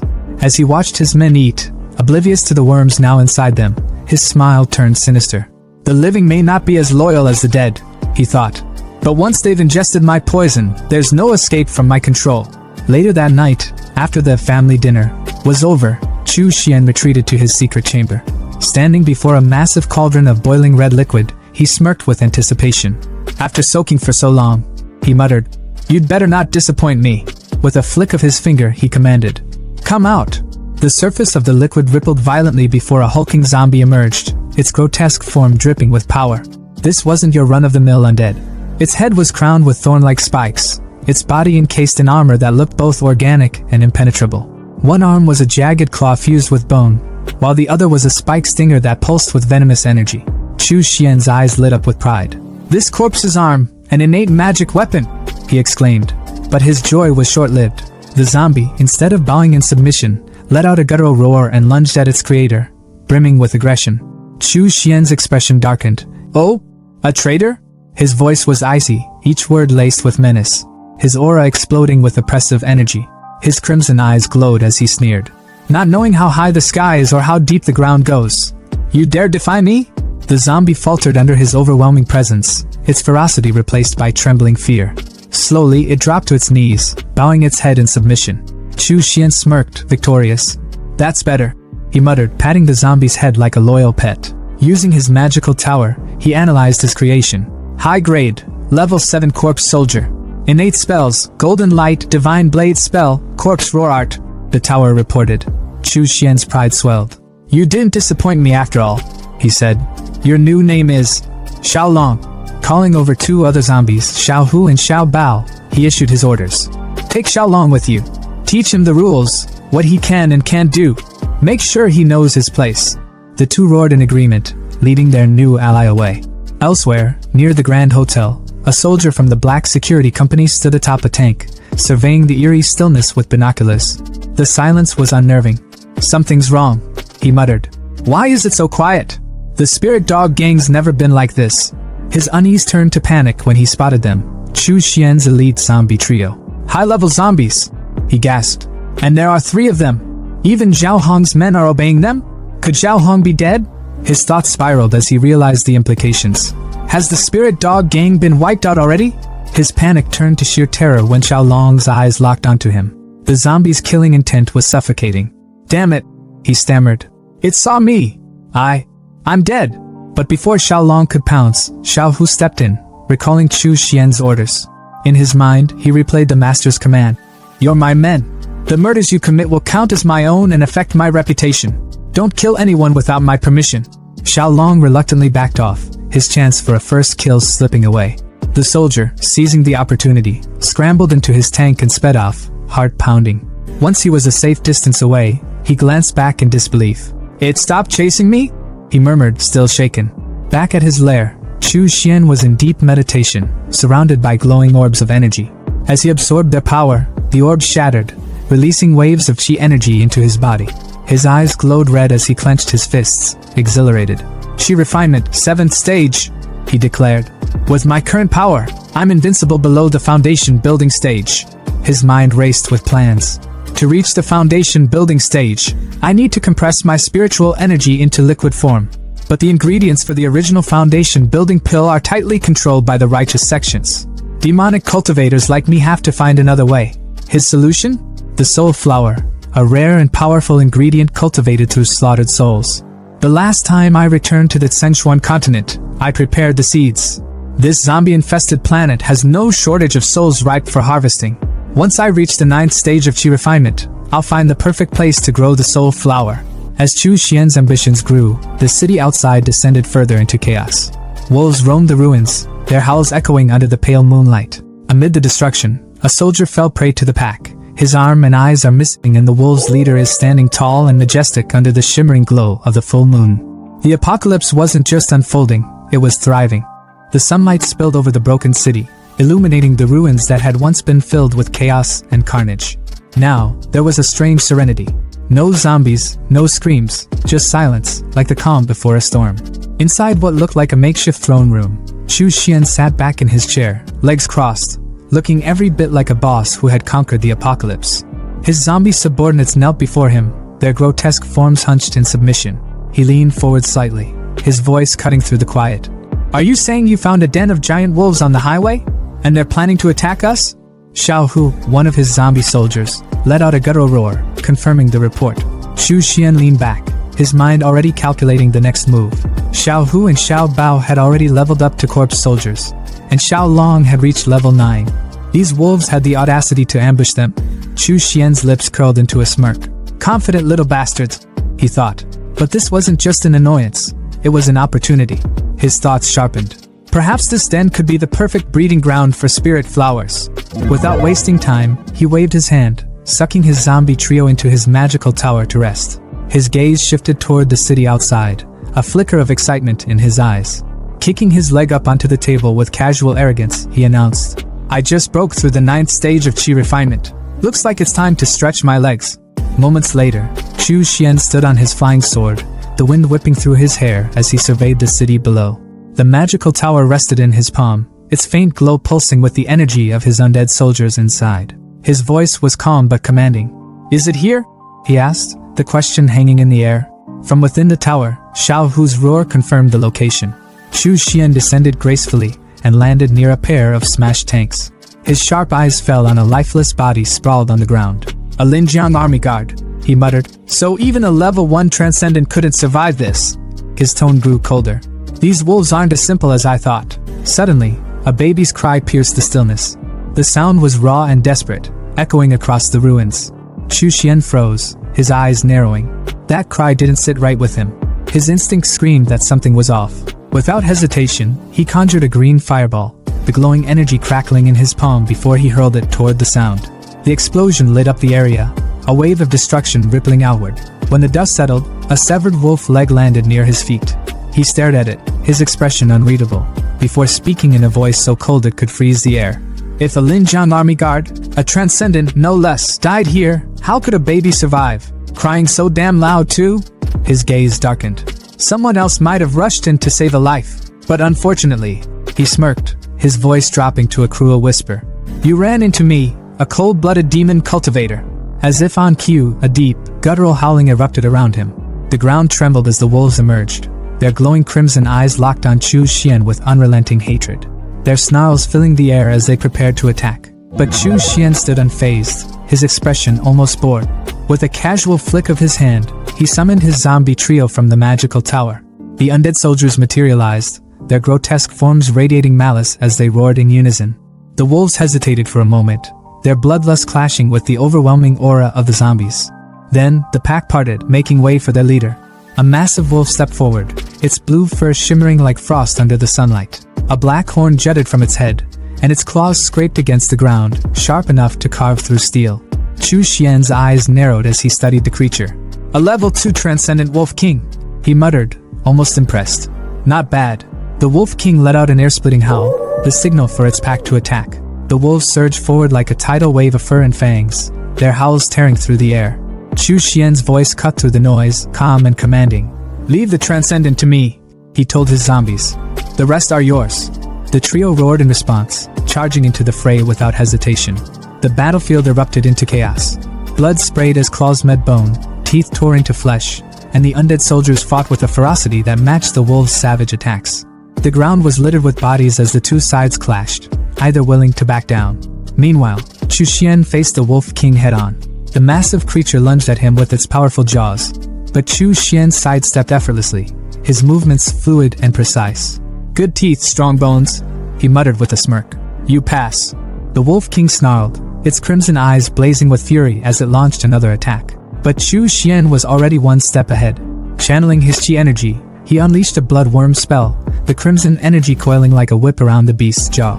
With a flick of his wrist, he slammed the Wolf King into the ground, the impact sending shockwaves through the battlefield. Dust and debris flew everywhere as the creature groaned, momentarily stunned.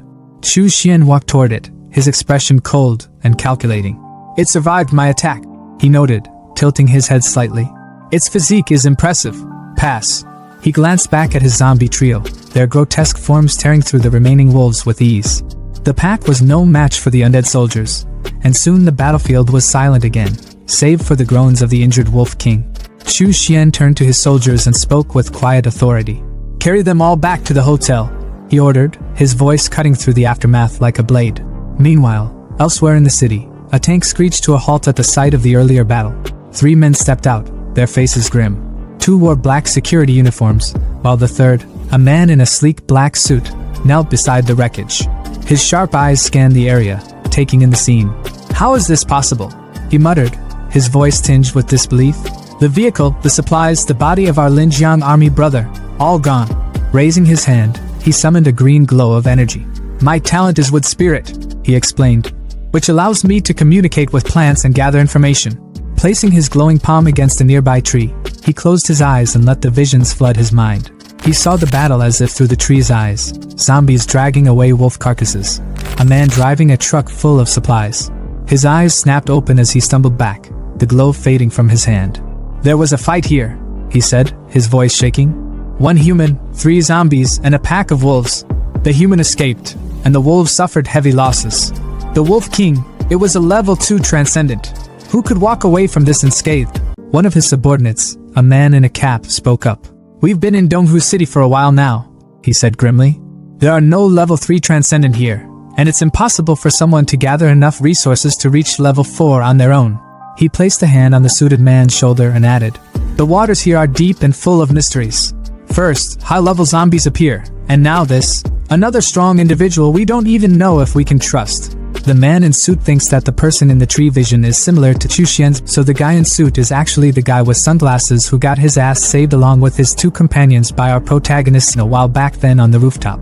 Back at Chu Xian's base, the once ruined mall was now a thriving farm. Crops flourished under the glow of spirit energy, the air thick with the promise of life. In the center of it all, Chu Xian stood within a glowing magical circle, golden light swirling around him. "The fog array and spirit gathering array are complete," he declared. "Now, this place is a holy land. You can farm and raise livestock in peace." His men cheered, their arms full of fresh crops and vegetables. "The boss is amazing," one of them shouted. "Since the zombie outbreak, we never thought we'd see a day like this." Chu Xian turned away, his mind already on his next move. "This land will be managed by the Spirit Dog Gang to improve food quality," he thought. "But as for the demon spirit plant I want to grow." He entered a dark, ominous room where the injured Wolf King was bound. The creature growled weakly, its body wrapped in sharp, bloodthirsty vines that tightened with every movement. Chu Xian's eyes gleamed with ambition as he stepped closer. "Spirit flower," he said, his voice low and full of resolve. "My path to building my foundation rests on you." The streets of Qinghe City were alive with the buzz of daily life, people moving about their mundane routines, blissfully unaware of the storm brewing right under their noses. Among the crowd, a figure cloaked in black moved with quiet determination. Chu Xian, his hat pulled low to obscure his face, walked silently, his mind racing. The spirit flower had been planted on the blue sea star and would only mature when the blood mirror was restored. His mission this time was crystal clear, to obtain magic skills suitable for the foundation period. As he activated his hearing technique, the range of his red aura expanded, thanks to his snail companion's recent glow-up. The glow wasn't just for show, it meant business. Chu Xian muttered under his breath that he needed to find a disciple of the Wuji sect to connect with Lu Junxiong. It didn't take long for his technique to pick up a conversation. 2 cloaked figures were talking in hushed tones nearby. It wasn't hard to figure out who they were. Melon Guy and Brunette, Chengge and Wei Hua. Melon Guy's voice came through first, his tone laced with worry as he asked if Zhang Sheng would even show up. Chu Xian smirked to himself, the thrill of the hunt lighting up his thoughts. "Found them." Brunette's voice was steady, urging caution. They couldn't afford to get caught, or worse, betrayed. But Chu Xian scoffed under his breath. Caution wasn't going to cut it. Even if Zhang Qing wasn't a traitor, trouble would follow him like a bad smell. Adjusting his hat, Chu Xian decided it was best to keep his distance for now. He'd deal with them when the time was right. The street's calm was shattered when a head, wrapped in white cloth, was tossed onto the ground. The crowd gasped in horror, their murmurs filling the air like static. A tall man with striking blue hair stepped forward, oozing an aura of menace. With a smug grin, he introduced himself as Ouyang Hao, the Shigang sect's 4th disciple. His voice was loud and commanding as he declared his mission, hunting down the remnants of the Wuji sect. The head on the ground? Zhang Cheng's. The crowd recoiled as Ouyang gloated, his tone making it clear he wasn't just here to hunt, he was here to make a statement. When one brave, or foolish, soul in the crowd dared to question his actions, Ouyang silenced him in the blink of an eye, slicing the man's hands clean off. His expression was cold, his voice even colder. "Ignorant and stupid," he sneered. "I'll spare your life, this time." As Ouyang's sharp eyes swept over the crowd, they locked onto Melon Guy and Brunette. His twisted grin widened, and his voice dripped with malice. "Demonic villains," he sneered, his tone almost playful, like a predator toying with its prey. Melon Guy and Brunette didn't wait around for a second invitation. They bolted, weaving through the panicked crowd as fast as their legs could carry them. Ouyang wasted no time, launching a blue beam of energy in their direction. The blast tore through the street, nearly hitting innocent bystanders. The crowd erupted in whispers, their fear palpable. "Ouyang Hao is too overbearing," one muttered. Another hissed for them to keep their voices down. Ouyang was no ordinary disciple. He was a genius of the Shingang sect, already at the 9th stage of Qi refinement. His reputation for cruelty was legendary, and he was a rising star destined for greatness. Chu Xian, still concealed among the crowd, listened to the whispers with a smirk. A genius disciple? More like a fat sheep ready for slaughter. His eyes flicked to the severed head on the ground, and an idea began to form. The chase intensified as Ouyang closed in on Melon Guy and Brunette. The red and purple lights of their aura streaked through the air as Ouyang's blue energy bore down on them. With a flick of his hand, Ouyang unleashed his spiritual sword finger technique. The sheer force of it sent waves of panic through the duo. They thought it was all over, until a crimson shield suddenly appeared, blocking the attack. High above, Ouyang hovered on his flying sword, his eyes narrowing as he glared at the figure who had intervened. The man stood tall, his presence commanding. "Have you forgotten me so quickly?" he asked, his voice steady and cold. "I am Zhang Qing. I've returned to claim your eyes." Melon Guy froze. "Zhang Qing? But how?" It didn't make sense. Ouyang wasn't buying it either. His voice dripped with scorn as he drew his second sword. "You're playing tricks," he growled. With his attention diverted, Brunette and Melon Guy took the opportunity to escape, disappearing into the chaos. Ouyang's focus snapped back to the imposter. "Demonic cultivators always have tricks," he sneered. "You let my prey escape. If you don't satisfy me, I'll make your life worse than death." But Chu Xian, now disguised as Zhang Qing, wasn't fazed. His crimson eyes glowed ominously as he laughed. "You've got it all wrong. You're the prey here." The tension snapped like a drawn bowstring as Chu Xian's zombie trio emerged, charging toward Ouyang with unrelenting force. But Ouyang moved like a storm, cutting through them with ease. His sword aura was relentless, indestructible, or so he thought. When he finally reached Chu Xian, ready to deliver the killing blow, his blade was stopped midair by something unexpected. A steel blood worm coiled around the blade like a living chain, its metallic body impervious to the sharp edge. Ouyang's eyes widened in disbelief. The worm had evolved. Chu Xian wasted no time, activating his blood-binding skill. The worm wrapped itself around Ouyang's body, tightening like a vice. But Ouyang wasn't done. "Interesting," he said, his grin returning. With a burst of golden energy, he activated a Shingang sect secret skill. "Release!" The energy shattered Chu Xian's binding, and Ouyang's aura flared brighter than ever. With his chi energy gathered at his fingertips, he prepared to unleash his ultimate move. "Your little tricks end here," he spat. Chu Xian's grin widened. "Is this your trump card? Looks impressive. I've been waiting for a decent opponent." Ouyang charged, his voice echoing as he screamed the name of his killer technique. "Shingang Absolute Sword Finger!" The air crackled with raw energy as he closed in on Chu Xian. But in a flash of smoke and chaos, everything changed. Ouyang froze mid-attack, his finger piercing nothing but air. Behind him stood Chu Xian, his zombie Xiaolong by his side. Ouyang's chest, however, was no longer whole. A gaping hole had been drilled through him by Xiaolong's devastating fist. This kinda reminded me of a scene from One Piece. Blood poured from the wound as Ouyang dropped to his knees. His voice trembled, weak and broken. "How is this possible? Who are you?" Chu Xian removed his Zhangqing disguise with a flourish, his cold voice cutting through the air. "The sex genius is just that." Back at the Wuji sex hideout, Melon Guy and Brunette reported their escape to Master Lu. "It must have been Chu Xian!" Melon Guy exclaimed, his voice filled with awe. "Senior brother Chu saved us twice." But Master Lu wasn't impressed. His voice was sharp as he barked his orders. "This kind of disciple must not be allowed to cause trouble. Where did you meet Ouyang Hao? Take me to rescue him now." A voice cut through the tension like a knife. "No need." Chu Xian stepped into the room, holding Ouyang Hao's severed head like a trophy. His voice was calm, almost casual. "Wuji Sexji Refinement Disciple Chu Xian greets Uncle Lu." Melon Guy's voice bursts with uncontainable excitement, practically shaking the air around him as he yells, "Senior Brother Chu?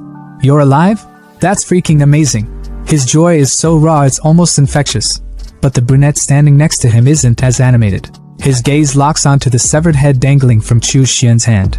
The shock on his face is undeniable as he points at it, his words coming out slow and full of disbelief. "Is that Ouyang Hao?"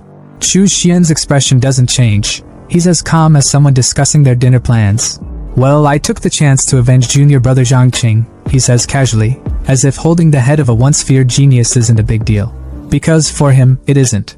Master Lu steps forward, his tone a mix of pride and amazement, unable to hide how impressed he is. "Chu Xian, you've grown up so quickly. When the sect was destroyed, you were only at the 4th stage of Qi refinement, barely scraping by. And now you've killed Ouyang Hao? That can only mean you've reached at least the 9th stage." At this, Melon Guy's face twists comically, his eyes so wide they look like they might pop out of his head. Ninth stage? His voice is a stammer, disbelief dripping from every word. Even the brunette, who had been silent up until now, flinches, his expression betraying his struggle to process what he's just heard. Master Lu's pride deepens, his voice booming with satisfaction as he steps closer to Chu Xian. Great. I never thought talent like yours would come from the Wuji sect. It's truly a blessing for us. Chu Xian, stay with us at the Wu family estate. I'll do everything I can to help you break through to foundation." But Chu Xian, ever the lone wolf, shakes his head. His tone is steady, carrying a quiet but unshakable resolve. "I appreciate your kindness, uncle, but I intend to rely on my own strength to reach the next stage." Master Lu's brow furrows, concern flashing across his face as he presses further. "Why are you so determined to go at this alone, Chu Xian? What are you hiding?" Chu Xian's thoughts turn inside him, but outwardly, he places a hand on his chest, his voice taking on a dramatic edge. "Uncle, this situation isn't optimistic. If all the resources were poured into me, my brothers' lives would only become harder. I can't live with myself knowing I've made their paths more difficult just for my selfish gains." His words hit hard, cutting through the tension like a blade. Both Melon Guy and the brunette are visibly moved, their expressions softening. Melon Guy's voice trembles with admiration as he blurts out, "Senior Brother Chu, you're so selfless." Master Lu places a hand on Chu Xian's shoulder, his tone heavy with emotion. "It's rare to see someone with a heart like yours, Chu Xian. If the sect still existed, I would have never let talent like yours wander off on its own. If you ever need anything, don't hesitate to come to me." Chu Xian hesitates for a moment, his tone careful but direct as he asks, "Uncle, I was wondering about the blood refining scripture. How much does it cost?" Without hesitation, Lu raises 5 fingers, his voice calm. 500 blood beads, and I'll give you a copy." Chu Xian's mind races for a moment, a flicker of surprise crossing his face. In the past, even 1,000 sect contribution points wouldn't have been enough to exchange for something like this. Uncle Lu really is giving me a good deal. Outwardly though, he sighs, fumbling with his pouch as he blurts out, "Thank you for your kindness, uncle, but I only have 300 blood beads, plus the spirit stones I got from Ouyang Hao." Lu chuckles, brushing off the difference with a wave of his hand. "Don't worry about it. They're resources meant for disciples anyway. If they don't need it, I can just give it to you for free." Chu Xian freezes for a moment, stunned by Lu's generosity. His earlier wariness dissolves, replaced by a newfound respect. This disciple is truly grateful," he mutters, his voice soft but sincere. Lu hands him the blue book, the coveted blood refining scripture, his tone fatherly and full of warmth. "Take care of yourself out there, Chu Xian. Don't push yourself too hard. If trouble comes your way, come find me at the Wu family estate." Chu Xian bows deeply, his voice carrying the weight of his gratitude as he replies, "Yes, uncle." As he leaves, his brothers and Lu's voices echo behind him, their farewells tinged with both pride and sadness. Chu Xian, however, is lost in thought as he walks away. The Wuji sect may have been a demonic sect, but someone as kind and good-hearted as Lu Jinxiong exists here. This world, that Sengshuan continent, is there even a place where good people can thrive? His thoughts linger, heavy with contemplation, until the scene shifts to the Wuji sect training grounds. There, Su Ming, the arrogant traitor who once betrayed Chu Xian, is blindsided by shocking news. "Uncle Lu, how did we get so many blood beads?" His voice is sharp, suspicion dripping from every word. Lu's reply is simple but heavy with meaning. "They were brought by Chu Xian." At this, Su Ming's face twists in disbelief, his voice rising. "Chu Xian? He's still alive?" The brunette, who had been silently observing, finally speaks, his tone cutting like a blade. "Not only is he alive, But he's reached the 9th stage of chi refinement and killed Ouyang Hao.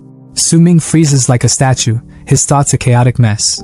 Did Chu Xian really kill those guards at typing? But how the hell did his power grow so fast? The brunette smirks, his words sharp and mocking as he addresses Su Ming. If you think so little of senior brother Chu, then you won't want his share of the blood beads, right? Melon guy, never one to miss a chance to tease, jumps in with a grin. If you don't want them, we'll happily take them. Su Ming panics, his desperation spilling over as he stammers. I want them. I want them. His hands reach out greedily, clutching at the air as if afraid the beads will vanish. But deep inside, jealousy burns like fire. Damn it, Chu Xian must have found something extraordinary. How else could he grow so strong so quickly? What the hell is he hiding? Back at the Grand Hotel, Chu Xian's hideout. The atmosphere is anything but calm. A shimmering purple energy leaks from a small golden mirror, rousing one of the wolves guarding his room. The mirror, the very artifact that summoned Chu Xian to this apocalyptic world, hums with power as Chu Xian steps through. His wolves rush to greet him, their tails wagging with unrestrained excitement. He pets them briefly before heading inside, where 2 of his men greet him with relieved smiles. Boss, you're finally back. It's been 2 months, but everything is fine. The garden core were harvested without a hitch. Chu Xian smiles, his voice calm and approving. With Xiao Hu and the others patrolling with the spirit dogs, plus the arrays, it looks like no one dared approach the Grand Hotel. But his focus quickly shifts as he opens a nearby door. His thoughts are sharp and focused. The most important thing now is the spirit flower. Purple energy spills out through the gap, and as he steps inside, his eyes widen at the sight. The room is overrun with spiky purple vines, their flowers blooming in abundance. There are so many of them. These spirit flowers are enough for me to refine 3 foundation blood pills, he exclaims, his excitement barely contained. But his expression darkens as his gaze falls on the unconscious Wolf King, its body wrapped tightly in vines. He crouches down, his voice low and cold. You've lasted this long thanks to your strong body. But now that everything is ready, your time is up. With a swift motion, he disconnects the main vine, ending the Wolf King's life without hesitation. The room fills with the ingredients he's carefully cultivated for his next plan. The path of cultivation, it's all about resources. Talent alone isn't enough, he muses. Sitting before an ancient furnace, Chu Xian begins the refining process. 1 foundation blood pill can increase the success rate of breaking through by about 30%. As the red spheres of energy brew within the furnace, Chu Xian retrieves them one by one, their power radiating in his hands. With 1 orthodox foundation pill from Ouyang Hao's storage, I have 4 chances to break through to foundation, he calculates. Dropping a golden pill into his mouth, golden energy surges around him like a storm, his hair standing on end. But he quickly regains focus, gathering the energy into a concentrated ball that dissolves into his body. The power of just 1 pill isn't enough to liquefy my spirit power completely, he thinks, his resolve hardening. Foundation blood pill, work for me. He swallows another pill, the air around him becoming thick with chi energy. The yin-yang symbol projects behind him as his glowing eyes focus with intensity. Then, in a flash, his consciousness shifts. Chu Xian finds himself in a vast, dark blue space, like the depths of an ocean. Confusion flickers across his face as he mutters, "This is..." Before he can make sense of it, a thunderous voice cuts through the void, filled with rage and hate. "Chu Xian, you cruel, demonic cultivator." A massive wolf silhouette emerges from the shadows, its presence oppressive and suffocating. "I will never let you break through foundation." The wolf lunges toward him, its jaws wide enough to swallow him whole. But Chu Xian remains calm, his thoughts sharp and clear. No, this is a hard demon illusion. The creature let out a deafening roar, its immense aura crushing the air around it, but Chu Xian didn't even flinch. His gaze was sharp, unbothered, as he raised a single finger. From its tip, a glowing red spiritual energy began to swirl, crackling with raw power. Without hesitation, Chu Xian unleashed his energy bullets at the monstrous wolf in front of him, his voice cutting through the chaos like a blade. "Get lost!" he shouted, his tone dripping with venom. But even as he attacked, his mind was racing, sharp and analytical, piecing together the situation like a puzzle. He thought bitterly, although the foundation-building blood pill mimics the effects of a genuine foundation-building pill, it's nothing more than a counterfeit, a desperate crutch for demon cultivators.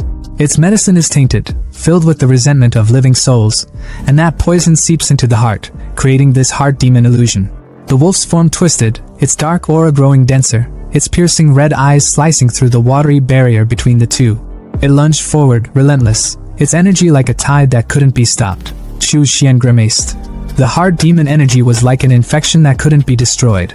Every attack only seemed to feed its strength, making it grow fiercer. His aura bullets slammed into the beast over and over, but the damn thing just kept regenerating, like some cruel cosmic joke.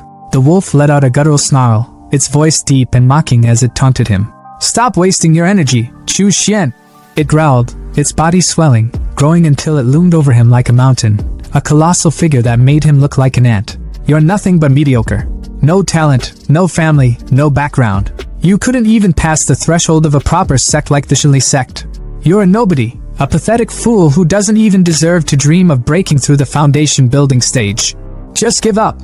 Cultivation will only lead you to misery." Chu Xian's eyes burned with defiance.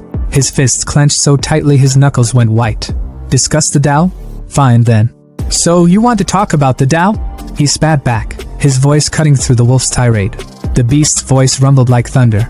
"The sage is merciless, treating people as livestock. The righteous sects monopolize resources, locking the weak in chains and reinforcing class divides. Following the so-called righteous path leads nowhere. It's a road to insignificance." Chu Xian's lips curled into a smirk, his eyes fierce as he pointed a finger at the creature. "And yet, the path of demon cultivation is no better," he fired back. "You seize the essence of heaven and earth, drain the vitality from all things, and call it power? How could such an unorthodox path lead to true success?" The wolf's massive claw, crackling with blue lightning, came crashing down toward him, but Chu Xian didn't even blink. He stood tall, arms outstretched, his voice rising above the chaos. "If the heavens won't give it to me, I'll carve my own path. I'll dominate, even if it means wading through rivers of corpses. I now possess the blood mirror destiny and the resources of an entire planet. I, Chu Xian, will defy the heavens themselves and rewrite my fate." The wolf hesitated for a fraction of a second, but it was enough. Its massive form began to crack, its skin rotting away in an instant, leaving behind only a pile of shattered bones. As the remains fell into the waters below, something new emerged, a pair of delicate hands, pale and almost glowing. From the bones rose a stunning woman with feline ears, her body barely wrapped in a thin, silk-like cloth that left little to the imagination. She floated upside down toward Chu Xian, her movements slow and deliberate, her gaze seductive. Most men would have been utterly disarmed by her presence. A literal nosebleed moment. But Chu Xian, nah, my boy wasn't about to simp. His expression didn't falter for a second. She leaned in, her hand brushing against his shoulder with a teasing touch. Her voice was smooth, almost hypnotic, as she whispered, "Chu Xian, you were never inherently evil. Think back to why you began cultivating in the first place." She floated behind him, pressing herself against his back, her breath warm against his ear. "When you first crossed over, you were oppressed, living on the edge of survival, willing to do anything for power. But now, look at you. You're already the strongest in Donghu City. No one can threaten you anymore." She moved in front of him, her silk falling away completely, leaving her entirely exposed, but Chu Xian only frowned, unimpressed, almost disappointed. Her voice dripped with temptation as she said, "Power, wealth, beauty, it can all be yours. Stop fighting, and you can enjoy everything life has to offer." Chu Xian's smirk returned, sharp and unyielding. His voice was steady and cold as he replied, "As expected of the infamous hard demon illusion. You almost had me, but this little performance of yours? It's just a stall tactic to outlast the effects of the foundation-building blood pill." Her composure cracked, her body tensing as his words cut through her like a blade. He raised his hand, revealing a crimson pill glowing with ominous energy. Without hesitation, he popped 2 of them into his mouth, swallowing them down like candy. His body erupted with fiery energy, his aura exploding outward as flames began to consume him. The woman's eyes filled with panic as she screamed, "You're insane! You actually dared to swallow 2 foundation-building blood pills at once? The spiritual power might grow, but the resentment of the living souls will only make me stronger. You'll die an even more miserable death." Chu Xian's lips curled into a menacing grin, his aura now overwhelming, his presence dominating. "No," he said calmly, his voice cutting through her panic like a knife. "I'm done wasting time with you. This little illusionary discussion of the Tao. It's reminded me of one thing. No reason, no obstacle, no force can stop the spirit of human progress." His body trembled slightly as fiery wings burst from his back, flames engulfing him completely. He shot into the air like a phoenix, leaving an explosion of fire in his wake. His eyes now glowed a blazing red as he hovered above her, his voice booming with power and conviction. "No reason can stop me." The woman, unable to withstand the searing heat of his flames, muttered weakly, "You've won." Ek. Her voice trembled with defeat, her seductive demeanor completely shattered. But Chu Xian wasn't done. Raising a hand, he summoned his flames, his expression cold and merciless as he aimed his power at her. She fell to her knees, begging, her voice desperate. Chu Xian, I'll stop. I won't obstruct your breakthrough anymore. What more do you want from me? His voice was deathly calm, his aura suffocating. I'm just curious, he said, his tone sharp and cutting. Whether the blood fiend magic refining scripture can burn away this hard demon of yours. Chu Xian clenched his fist, and his magic lashed out like a serpent, wrapping tightly around the catgirl. She screamed in agony, her cries echoing through the space, the heat of his magic searing her skin. Well, considering she was completely naked, it probably burned even worse. Her voice rose, desperate and filled with pain. What? No! Chu Xian! You are cruel, heartless! Are you not afraid of retribution? But Chu Xian barely spared her a glance, his tone cold and detached as he watched her body burn away into raw energy. Retribution? You're wasting your breath, beast. That's not something I'm worried about.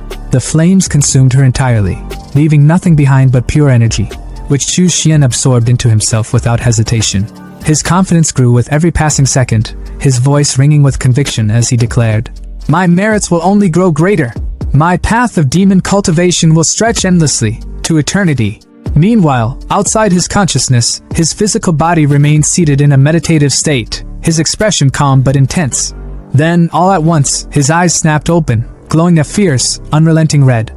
A thunderous shout erupted from his mouth. Break for me. A tidal wave of energy exploded from his body, radiating outward in every direction. His aura was suffocating, and his glowing red eyes gleamed with an intensity that could pierce the heavens. The power surged beyond the confines of his room, breaking through walls and spreading across the entire building. Outside, pedestrians trying to avoid the wandering zombies stopped in their tracks, shielding their faces from the fiery red light that shot through the roof like a beacon in the night. Even the zombies, mindless and devoid of consciousness, paused in confusion, their heads turning toward the light. Far away, in the headquarters of the Black Security Company, the phenomenon caught the attention of the boss, Wang Gangjian, who stood with his men. The Cap's subordinate beside him spoke with urgency. A strange phenomenon has appeared. It could be a sign of the zombie tide. Wang Gangjian's face darkened as he addressed his men. Once the zombies form a tide, it's no different from a natural disaster. Wherever they go, everything is destroyed. Even level 3 extraordinary beings don't stand a chance. You, investigate the surrounding situation immediately. If there's any sign of a zombie tide, report back at once. His men replied swiftly. Understood. Back in Chu Xian's room, the energy began to stabilize. Surrounded by the red glow of his aura, Chu Xian's lips curled into a triumphant smile. His voice was filled with excitement, yet there was an eerie calm to it. I've broken through. Foundation building level 1. He laughed softly, almost in disbelief. To think, becoming a foundation building cultivator means an additional 100 years to my lifespan. I've truly transcended the ordinary now. His smile grew wider as he continued. From now on, I can fly without the aid of external tools. And not just that, I can refine a personal magic weapon, binding it to my soul so it grows alongside me. It'll be leagues stronger than any ordinary magic tool. He reached for the Blood Fiend Magic Refining Scripture, the book Master Lu had sold to him. Flipping through its pages, his eyes rested on a specific section, and he muttered, In the Blood Fiend Magic Refining Scripture, the most suitable weapon for me is the Soul-Devouring Rope. The text described its terrifying abilities. Once activated, the rope could launch a piercing attack, targeting the soul directly, and its wielder could control it with precision. The crafting process, however, was no small feat. The rope required hot steel as its base, combined with rare materials like white bone bamboo, the soul of a powerful being, and 6 other components, including intoxicating vine. The refinement process alone would take 36 days. Insha steel is a material crafted by demon cultivators. It's made by placing ordinary steel in areas rich with Insha energy, letting it absorb the Yin Qi. It sounds simple, but Insha zones on the Tsengxian continent are heavily guarded by spies from the righteous sections. If I get too close, it'll put me in mortal danger. He paused, weighing his options. Even here on Blue Star, condensing Insha requires the blood and souls of at least 10,000 zombies. His gaze sharpened as he pieced together a plan. Based on how they behave, zombies usually roam alone. But wait, those undead are drawn to high-level spirit cores. If I hunt some extraordinary beasts, I can use their spirit cores as bait to lure the horde. Then, with the right array, I can accelerate the formation of Insha steel. That will make crafting my personal magic weapon almost effortless. The scene shifted to Xiao Bao, darting through the streets like a blur, a glowing green core clutched tightly in his hand. Behind him, a horde of zombies stumbled and scrambled to keep up, drawn to the core's energy like moths to a flame. Meanwhile, a fat man crouched behind a building, observing the chaos from a safe distance. High above the city, Chu Xian stood on his flying sword, his gaze sweeping over the streets as his zombie trio herded thousands of undead from 3 different directions, funneling them toward a central location. Chu Xian's mind calculated quickly. The number of zombies has almost reached 10,000. I need to find the right ground, bury the demonic steel, and activate the formation to begin the refinement process. As Chu Xian scanned the area, his eyes caught sight of the fat man sprinting away from the scene, his movements frantic. Chu Xian frowned. Who's that guy? He'd better not mess this up. I don't want to lose merit because of some random bystander. The fat man rushed toward the black security company, gasping for air as he reached his comrades. 5 high-level zombies. It's a sign of a zombie tide, he stuttered. I also found a bunch of first-level spirit beast skeletons outside. The zombies must have eaten them. The capped man's face tensed as he processed the information. If the zombies provoke the spirit beasts into gathering, Dongwu City will be wiped out completely. Suddenly, a scream pierced the air. The capped man turned to see one of his comrades being dragged into the shadows, a giant spider sinking its fangs into his neck. The poor man's pleas for help were drowned out by the sound of the spider's venomous enzymes corroding his body. Within seconds, he was nothing but spider food. The fat man, thinking he was the main character of this story, stepped forward, pulling out what appeared to be a magical spear. But instead of a traditional weapon, he used his own unique ability, fat manipulation. His body shimmered as he shaped his excess fat into a spear, hurling it at the spider with surprising speed, like a thunderbolt made of pure grease. The spear impaled the beast, but it was too late to save their comrade, whose body had already been reduced to a liquefied mess. The capped man observed the scene grimly. Spiders are mutated spirit beasts. Even though they don't form spiritual energy cores, their venom and enzymes are lethal. There's no saving someone once they're bitten. The fat man glanced nervously at the room ahead, which was filled with webs. His stomach churned as he muttered, "There are so many webs in there. What if there's more than one spider?" The silence was heavy, but Fatty's intuition was sharper than anyone gave him credit for. He was right, too damn right. From the shadows, an army of spiders began crawling out, their numbers quickly swelling to about 20. But the real nightmare? Behind them loomed a massive spider with 6 glinting, soulless eyes, a grotesque predator that screamed, "Boss fight." The guy in the cap froze for a moment before blurting out, "Shit, this is an actual spider's nest." Fatty, true to his survival instincts, turned on his heels and yelled, "Run for your lives!" But before they could make it far, the giant spider's web shot out, snaring Fatty and his friend mid-run. They dangled upside down like bait, Fatty screaming his lungs out, "Help me! Somebody save me!" The guy in the cap's face twisted in panic as he recognized the monster. A 3rd-level spider mother? Are you kidding me? He pulled out his dagger in desperation, slashing at the sticky, glistening web with everything he had, but it was like trying to cut steel with a butter knife. Damn it! Damn it! I can't cut through this! It's over! We're done for! Despair choked the air as the spider closed in, its fangs glinting with venom. Just when it seemed like the end, a burst of red energy sliced through the web like it was paper, freeing the trapped duo in an instant. The guy in the cap stared in disbelief, his mind racing. There's no way. That web is the strongest material spun by a 3rd-level spider mother.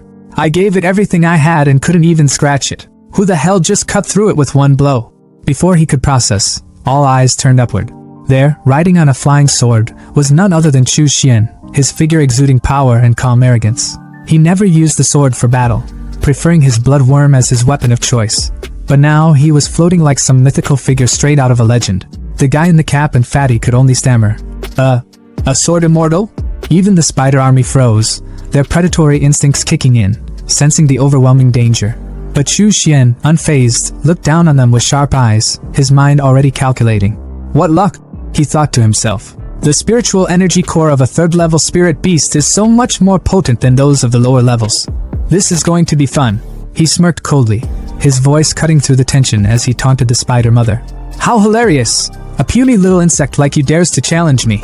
Without waiting for a response, he summoned his magical tower, and with a commanding voice, called out, "Come forth!" Descending from the sky like harbingers of doom, Chu Xian's zombie trio landed with an earth-shaking impact. What followed was nothing short of a massacre. The zombies tore through the spider army with inhuman strength and terrifying efficiency. each swing of their fists, and every burst of power was a sick montage of destruction that left even the guy in the cap slack-jawed. "He can control zombies?" he muttered, his voice trembling. Fatty, on the verge of fainting, pointed shakily. "Wait, those zombies, weren't they the ones leading the zombie tide earlier? Does that mean the tide was caused by a human?" The spider mother, realizing the dire situation, shot a web directly at Chu Xian, desperate to turn the tide. But Chu Xian simply raised a hand, purple energy crackling at his fingertips. "Hellfire explosion!" he roared, unleashing a fiery blast of purple flames that incinerated the web midair. The flames devoured the silk as if it were nothing, leaving nothing but ash. The spider mother screeched in fear and turned to flee. But Chu Xian's laughter echoed like a sinister thunderclap. "Run? You think you can escape from me?" The flames intensified, consuming the spider mother as she writhed in agony, her screams fading into silence. The zombie trio stood motionless, watching the carnage with eerie detachment, as did the two black security members, frozen in awe and terror. When the flames died down, the spider mother's corpse lay charred, her body yielding 3 glowing green energy cores and a glimmering silk thread. Chu Xian retrieved the loot effortlessly with his magic, inspecting the silk with fascination. "Tempered by hellfire, and it's become even stronger? What a surprise. This will be perfect material for the soul-killing rope." Handing the energy cores to his zombie trio, he ordered, "Use these to attract more zombies. Let's keep the tide rolling." Turning back, his expression darkened, and the two men felt every nerve in their bodies scream in fear. They knew. The zombie tide, the thing that had terrorized them and countless others, was caused by this man. And now, he was looking at them with a cold, suffocating aura. Was he going to silence them for knowing too much? Chu Xian's voice, sharp and icy, cut through their thoughts. "Are you two with the black security company?"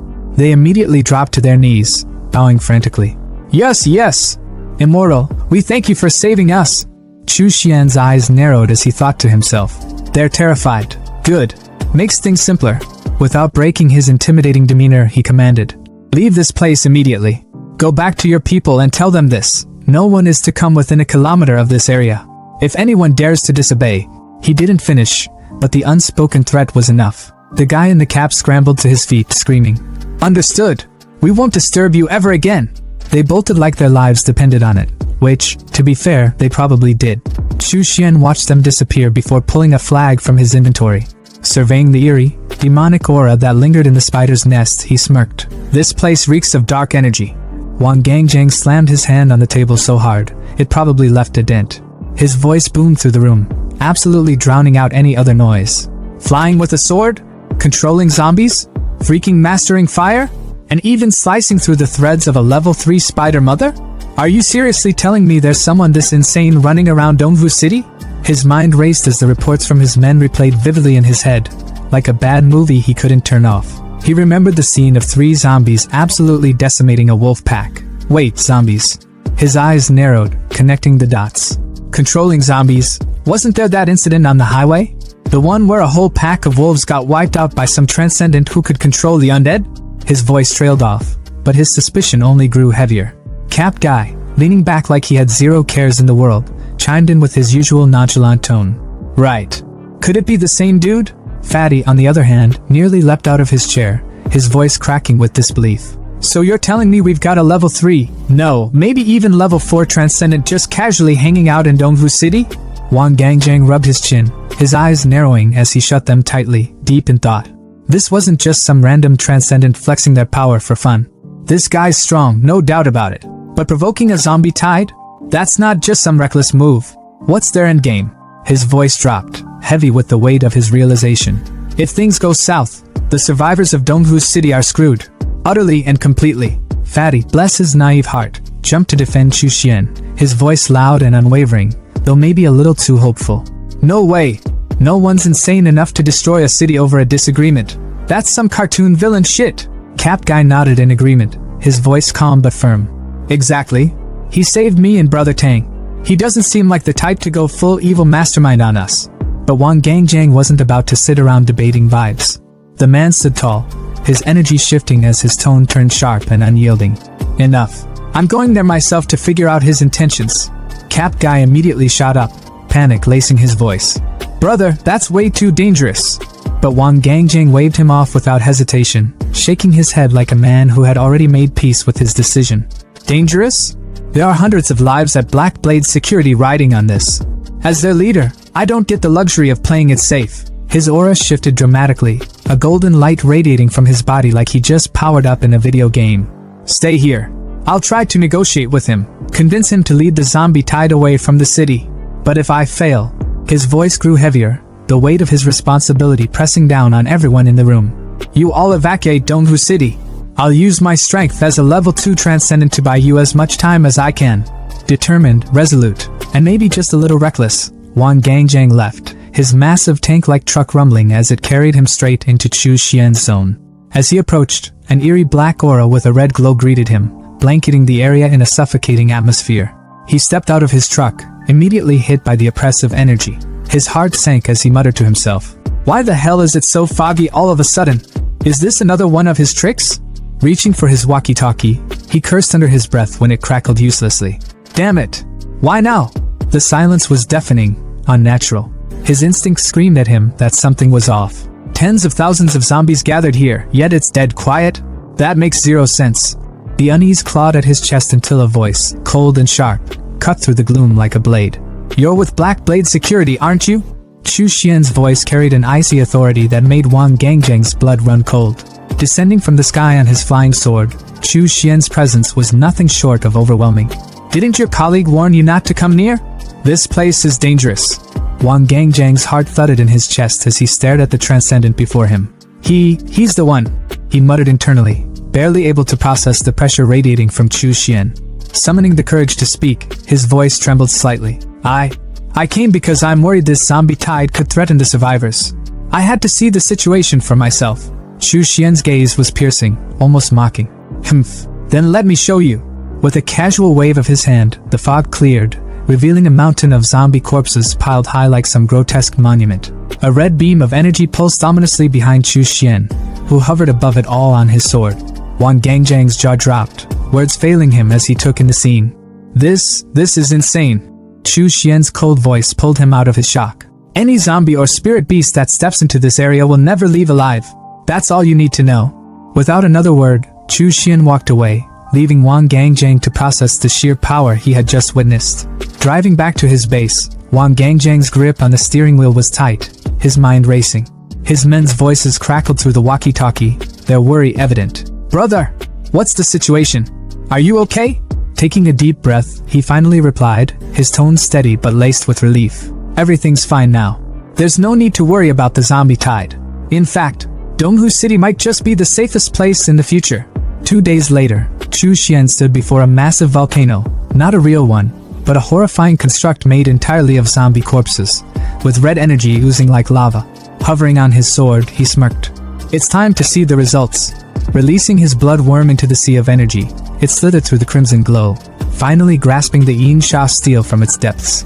Chu Xian held the steel, feeling the malevolent energy coursing through it. "Not bad," he thought. "Nearly 100,000 zombies condensed this high-quality aura. Finally, I have all the materials I need for the soul-binding rope." Suddenly, the sky above him shifted. Dark clouds parted as golden lightning struck down, illuminating the volcano. Red energy erupted into the air, colliding with the golden light, forming a dragon of pure gold and a fiery red phoenix. The two celestial beings spiraled above him, their forms radiant and awe-inspiring. Chu Xian's grin widened as he realized what was happening. Dragon and phoenix auspicious clouds, cleansing soul golden rain. He could barely contain his excitement. This phenomenon is even grander than the last. Golden rain began to fall, and Chu Xian felt its power seep into his very soul. His mind cleared, his cultivation advancing rapidly. "My soul has doubled in strength," he thought, shielding his eyes from the blinding light. "This golden rain is like enlightenment. My control over corpses has skyrocketed. Truly, this phenomenon is boundless." Even the wild grass around him began to glow, benefiting from the rain's mystical energy. "Heh," he chuckled. "Even the plants here owe me one. Maybe some unique spiritual life will emerge in the future." 3 months later, Chu Xian's base was thriving. His men worked the fields, a stark contrast to the apocalyptic chaos outside. In his room, Chu Xian sat cross-legged, a whip lying in front of him on a glowing magic circle. His eyes gleamed with satisfaction as he picked it up. "Finally refined," he muttered, wrapping it around his hand. Testing it with a casual flick, the whip exploded against the wall, sending his underlings outside into a panic. "What the hell was that? one of them shouted, his voice cracking. Chu Xian smirked, binding the rope to his soul. As expected, it's like an extension of my will. Its potential is unmatched. Opening his blood-refining scripture, he began planning his next steps. The Blood Fiend Refining Demon scripture is divided into 9 layers, each tied to the levels of foundation establishment. Each level unlocks a new spell, and with yin energy, their effects increase exponentially. For most, this amplification was meaningless. But for Chu Xian, with his endless supply of yin energy, it was a game-changer. Gathering the malevolent energy into vials, he felt the power surge through him. Smirking, he thought, I'll use this yin energy to push my cultivation to the next level. Let's see how far I can go. In the heart of Longjiang City, the capital of Linjiang Province, the tension was almost tangible in the grand meeting hall. General Yi, the embodiment of authority and control, stood at the head of the room. His voice boomed as he ordered his commanders to take their seats, the weight of his words instantly silencing the chatter. Without any preamble, he laid out the dire reason for this emergency assembly. A colossal underwater creature had surfaced, wreaking havoc in Longjiang. This wasn't just another sea monster story to laugh off over drinks. This thing was a leviathan, over 30 meters long, with the power to drag entire ships to their doom. One of his officers, stepping forward, pointed to a projection of the beast's handiwork, a sunken cargo ship, twisted and broken like a child's discarded toy. The grim reality hit harder when the officer confirmed that all 30 crew members aboard had perished. The room buzzed with murmurs of disbelief and fear. One commander declared that the creature was no ordinary beast. It had to be at least level 3, a threat that was far beyond what they usually faced. Another grimly admitted that, given their current military strength, taking it down would be anything but easy. But they couldn't just sit idly by while this monstrosity terrorized Longjiang. General Yi slammed his fist down, his voice cutting through the tension like a blade. Their mission wasn't to kill the creature, not yet, but to drive it away, to make it fear the Linjiang army's might. The hall echoed with their unified cry as every commander stood and saluted, ready to carry out their orders. An older man, his voice cautious but filled with purpose, stepped forward. He suggested reaching out to a cultivator he knew of in Donghu City, someone with the power to take on such a beast. General Yi, however, dismissed the idea with a calm arrogance. He acknowledged that extraordinary individuals existed across the empire, but no single man, no matter how powerful, could surpass the might of his 100,000-strong army. Besides, this cultivator was elusive, a shadow that came and went without a trace. Where could they even begin to find him? The idea was left to hang in the air, unanswered, as General Yi moved on to more immediate concerns. Meanwhile, in the MURIM world, Chu Xian sat in a quiet cafe, the picturesque balcony offering a stark contrast to the tension in Longjiang. The waiter approached, handing him a steaming cup of tea. Chu Xian, playing the role of a curious traveling merchant, casually asked about the tea house's name change.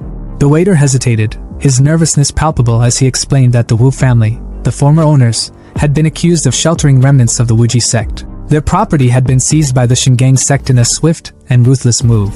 Chu Xian, though outwardly calm, felt a pang of inevitability. He had seen this coming.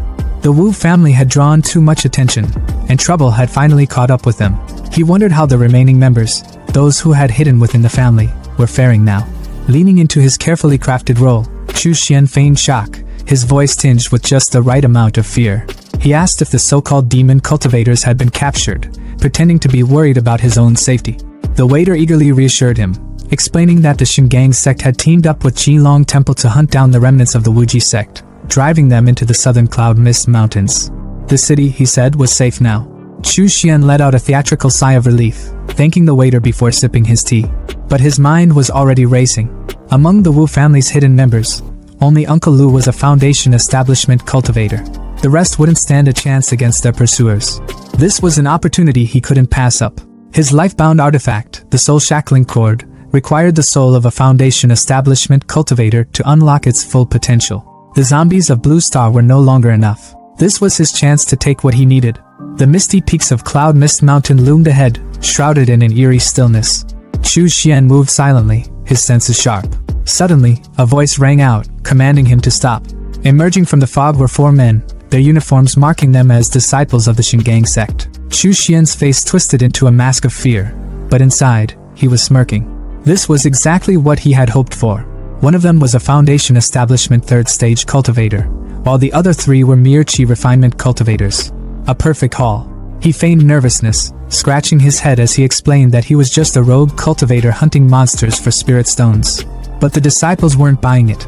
They accused him of being a demon cultivator, their leader sneering as he admitted the truth. It didn't matter whether Chu Xian was guilty or not. His head was worth sect contributions, and that was all they cared about. They attacked in unison, their fists crackling with electric energy. But Chu Xian was already one step ahead. Their strikes passed right through his body as if he were a ghost. Before they could process what had happened, Chu Xian's afterimage dissolved, and the real him appeared above them, his whip drawn and glowing with deadly intent. In a split second, his whip lashed out, decapitating all 4 men in one swift motion. Their lifeless bodies hit the ground as Chu Xian calmly collected their souls, sealing them into his pouch with his soul-seizing technique. He examined his prize, noting that the Qi Refinement Souls would strengthen his 10,000 soul banner. But the Foundation Establishment Soul required special care. He needed a quiet place to refine it properly. Without a second glance at the fallen disciples, he disappeared into the mist, already planning his next move. In the dim, cold silence of a cave, Chu Xian meticulously tightened his grip on the whip in his hands, its surface glowing with an ominous red light. Yet, as the glow flickered and died, his face twisted in frustration. Another failure.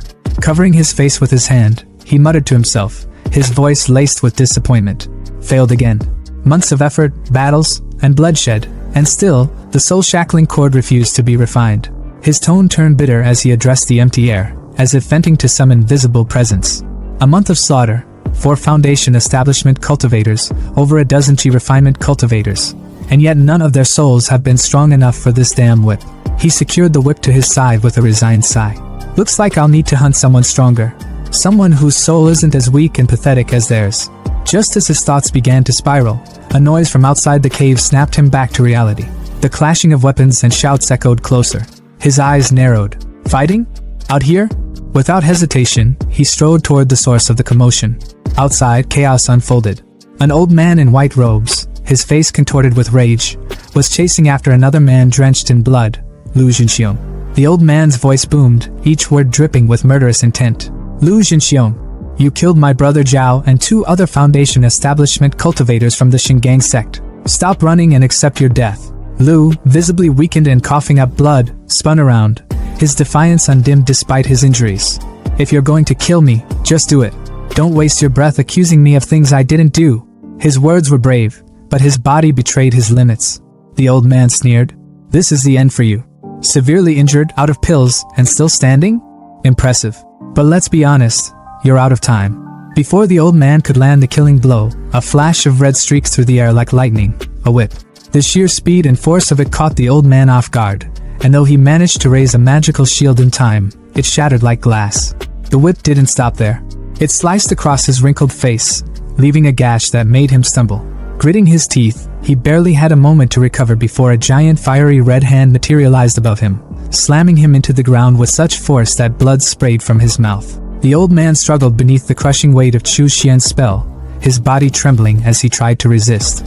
Lu looked up, his vision blurry, and muttered in disbelief. Chu Xian? You've advanced to the Foundation Establishment stage? But before Lu could process what was happening, the old man gritted his teeth and chanted a spell, summoning a burst of blue energy that sliced through the fiery hand pinning him down. Blue Cloud Divine Sword. The spell shattered the oppressive force, freeing him. Lu's expression darkened with worry as he watched the 2 cultivators face off. This isn't good. Sunshire's foundation has been stable for years, while Chu Xian just broke through. This could turn ugly fast. Sunshire, the old man, glared at Chu Xian with a mix of anger and fear. I should have killed you back then. Letting you escape was my mistake. I never imagined you'd break through so quickly. But no matter. Today, I'll finish the job and kill you, you arrogant upstart. He raised his hand, summoning a flurry of glowing swords that shot toward Chu Xian with deadly precision.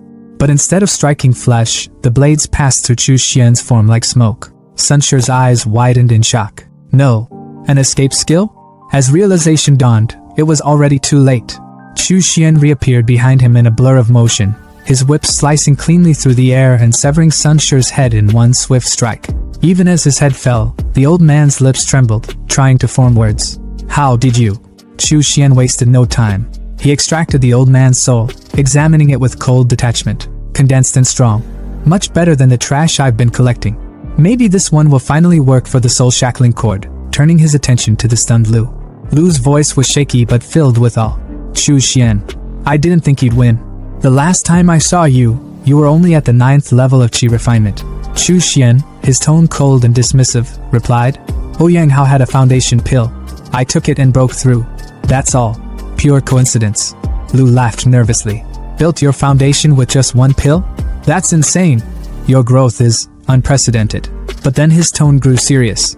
By the way, when Sunshire was chasing me earlier, he accused me of killing several of his junior apprentices. Was that? Chu Xian cut him off without hesitation. It was me. His bluntness made Lu break into a cold sweat. You took them all out? Cultivators who've been at the foundation stage for years? That's incredible. If I bring you to the ancestor, I'm sure you'll be made a personal disciple. Chu Xian remained stoic. Speaking of the Golden Core ancestor, is there any news? Lu nodded. Yes. But this isn't the place to talk. Follow me. Back at the Wuji sect's hideout, nestled in a forest cave, the atmosphere was lively. Disciples rushed to greet Lu, their faces lighting up with relief. Uncle Lu is back. I told you he'd be fine. But their excitement turned to shock the moment they spotted Chu Xian. Junior brother Chu Xian? You're here too. Brunette guy chimed in. Senior brother Chu, weren't you stopped by the Shingang sect's blockade? Melon guy asked, but Lu silenced them with a raised hand, introducing Chu Xian with pride. Chu Xian has now reached the foundation stage. Thanks to him killing Shingang sect's Sunshire, I was able to return alive. Not only that, but he's taken care of several other enemies along the way. With such achievements, Chu Xian is promoted by 1 rank in the sect. From now on, you will address him as Uncle Chu. The disciples quickly bowed, their voices a mix of awe and respect. Greetings, Uncle Chu. Congratulations, Uncle Chu. Chu Xian's gaze fell on one disciple who hadn't joined the chorus, Su Ming. His voice was icy. Su Ming, you didn't shout. Why? Su Ming stuttered, his face pale. Uncle Chu, Chu Xian didn't let him finish. His whip lashed out, piercing through Su Ming's neck with brutal precision.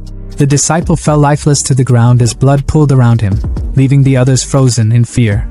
Lu stepped forward, his voice tinged with shock. Junior brother, what was that for? But before Chu Xian could reply, another disciple spoke up, his tone filled with anger and disgust. Proper kill. When the Shingang sect interrogated us earlier, it was Su Ming who betrayed Uncle Chu's identity. Another chimed in, piling on. Uncle Chu let him live this long? That guy was lucky to even breathe after what he did. Lu finally nodded in understanding. So that's how it was. Junior brother Chu, I'm sorry for what you endured. Chu Xian's voice was calm, but the cold edge in his words was unmissable. No need to apologize, senior brother. If Su Ming dared betray me once, he'd betray all of you in the future. Such behavior is no different from betraying the sect. He deserved to die. Today, I'm merely enforcing the sect's rules. Let this be a warning. Don't follow his example. The disciples, once boisterous, were now silent, their faces pale with fear. Sensing the tension, Chu Xian's demeanor softened slightly. In addition, I have some good news. I found a lot of blood beads on the Shingang sect's men. Hundreds of them. I've already reached the foundation stage, so these little beads are of no use to me. I'll give them to you. The disciples' eyes lit up with excitement, their earlier fear replaced with gratitude. Thank you, Uncle Chu. Thank you so much. As they eagerly accepted his gift, Chu Xian allowed himself a small, knowing smile. These scraps might be useless to me, but they're enough to win their loyalty. Let them celebrate. They'll need it for what's to come. The air was thick with tension as a mysterious figure stood in the shadows, observing the chaos unraveling before him. His voice was low but laced with admiration, muttering to himself as if chronicling the moment. He used both kindness and force, and he didn't hesitate to kill when necessary. Congratulations, Wuji sect. Looks like you've picked up another prodigy. His words hung in the air like a quiet storm, drawing Chu Xian's attention. Turning to the shadowy figure, Chu Xian narrowed his eyes and asked, Who is he? Before Chu Xian could say more, Lu jumped in, practically buzzing with excitement. This is Wu Ku, the head of the Wu family. His voice carried the energy of someone who clearly respected the man. He risked his life gathering intel on the ancestor and got hurt pretty badly in the process. He's been recovering here since. Chu Xian, his expression softening into gratitude, nodded respectfully toward Wu Ku. Thank you for your help. Wu Ku, ever composed, returned the gesture with a slight bow, his palms pressed together. No need to mention it, he said coolly, though his thoughts revealed a sharper edge. This young man is extraordinary. Making him my enemy in the future would be unwise. Chu Xian, however, was all business. Fellow Taoist Wu, is there any news about the sect's ancestor? Wu Ku didn't waste time. The Golden Core ancestor, Wan Wuying, is also your senior brother Lu's master.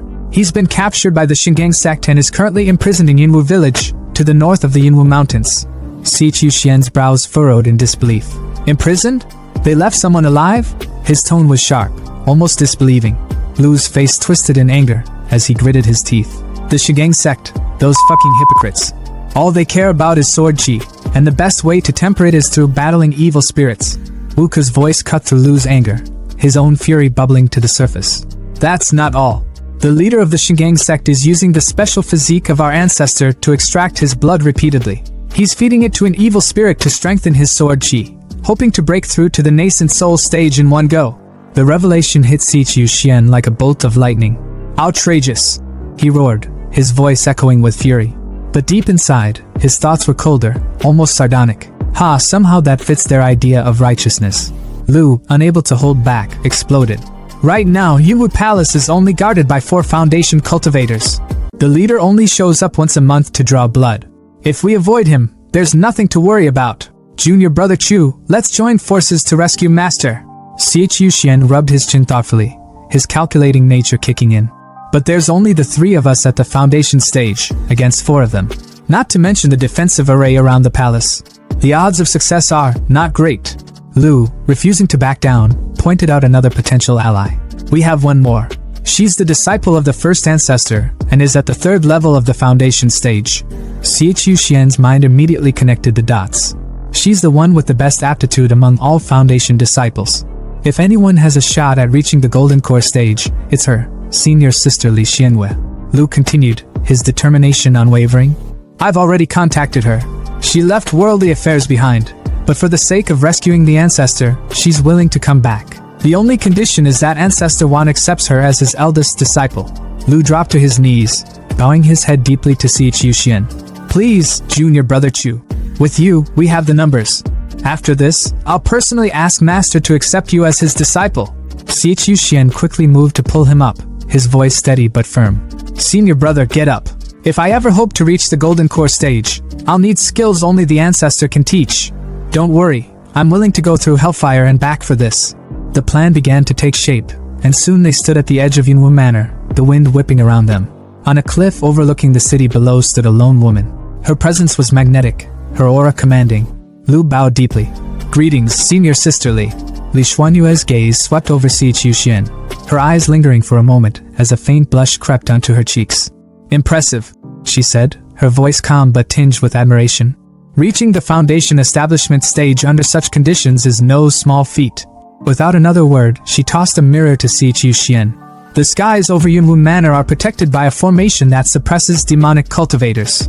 This treasure, the formation-breaking mirror, can locate the flags of the formation. Since you've just reached the Foundation stage and lack strength, focus on breaking the formation from the perimeter.